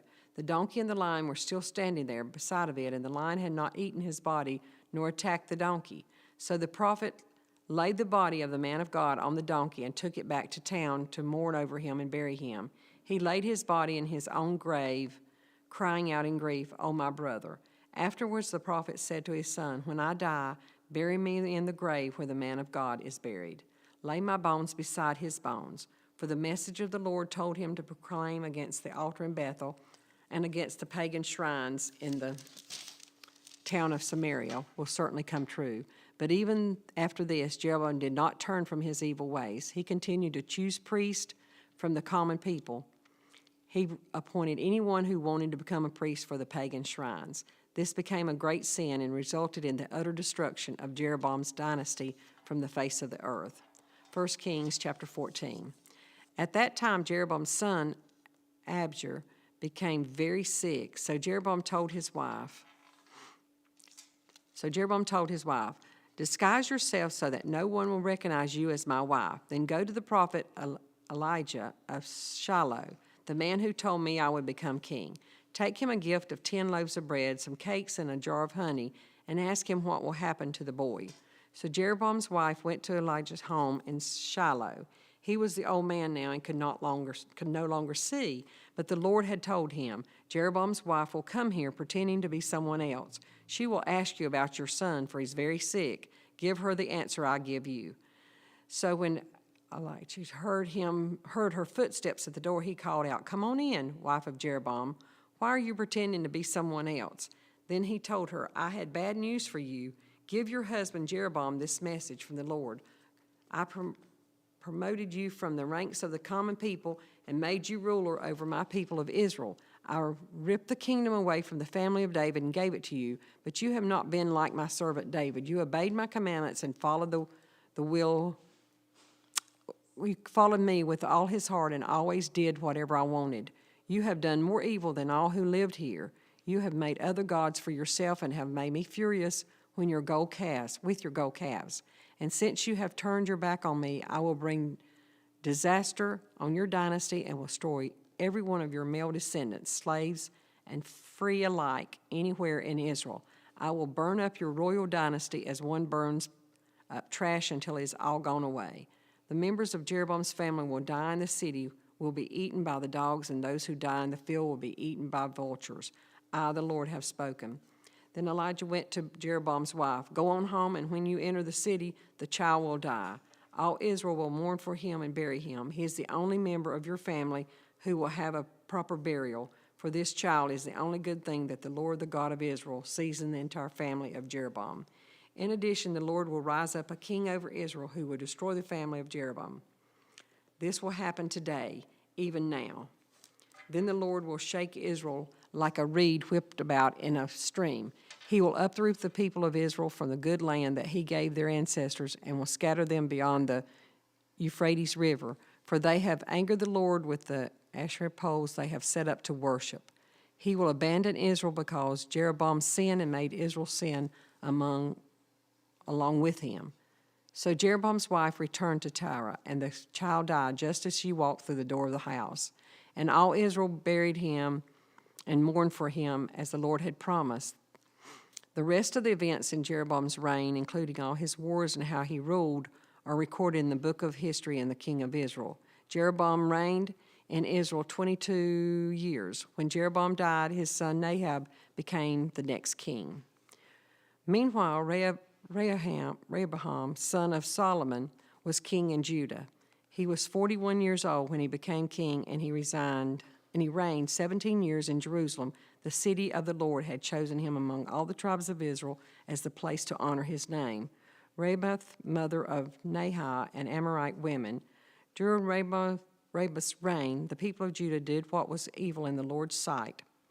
provoking his anger with their sins, for it was even worse than that of their ancestors.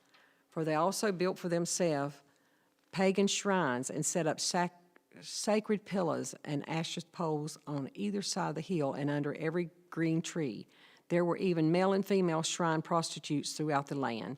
The people initiated the detestable practice of the pagan nation the Lord had driven from the land ahead of the Israelites. In the 5th year of King Ramesses' reign, King Shirback of Egypt came up and attacked Jerusalem. He ransacked the treasures of the Lord's temple and the royal palace. He stole everything, including all the gold, the shields that Solomon had made. King Ramoth later replaced them with bronze shields as substitutes, and he entrusted them to the care of the commanders of the guard who protected the entrance to the royal palace. Whenever the king went to the temple of the Lord, the guards would also take shields and return them to the guard room. The rest of the events in Ramoth's reign and everything he did is recorded in the book of history in the king of Judah. There was constant war between Ramoth and Jeroboam. When Ramoth died, he was buried among his ancestors in the city of David. His mother was Naahah, an Amorite woman. Then his son Abram became the next king. And that Jeroboam had led Israel to commit.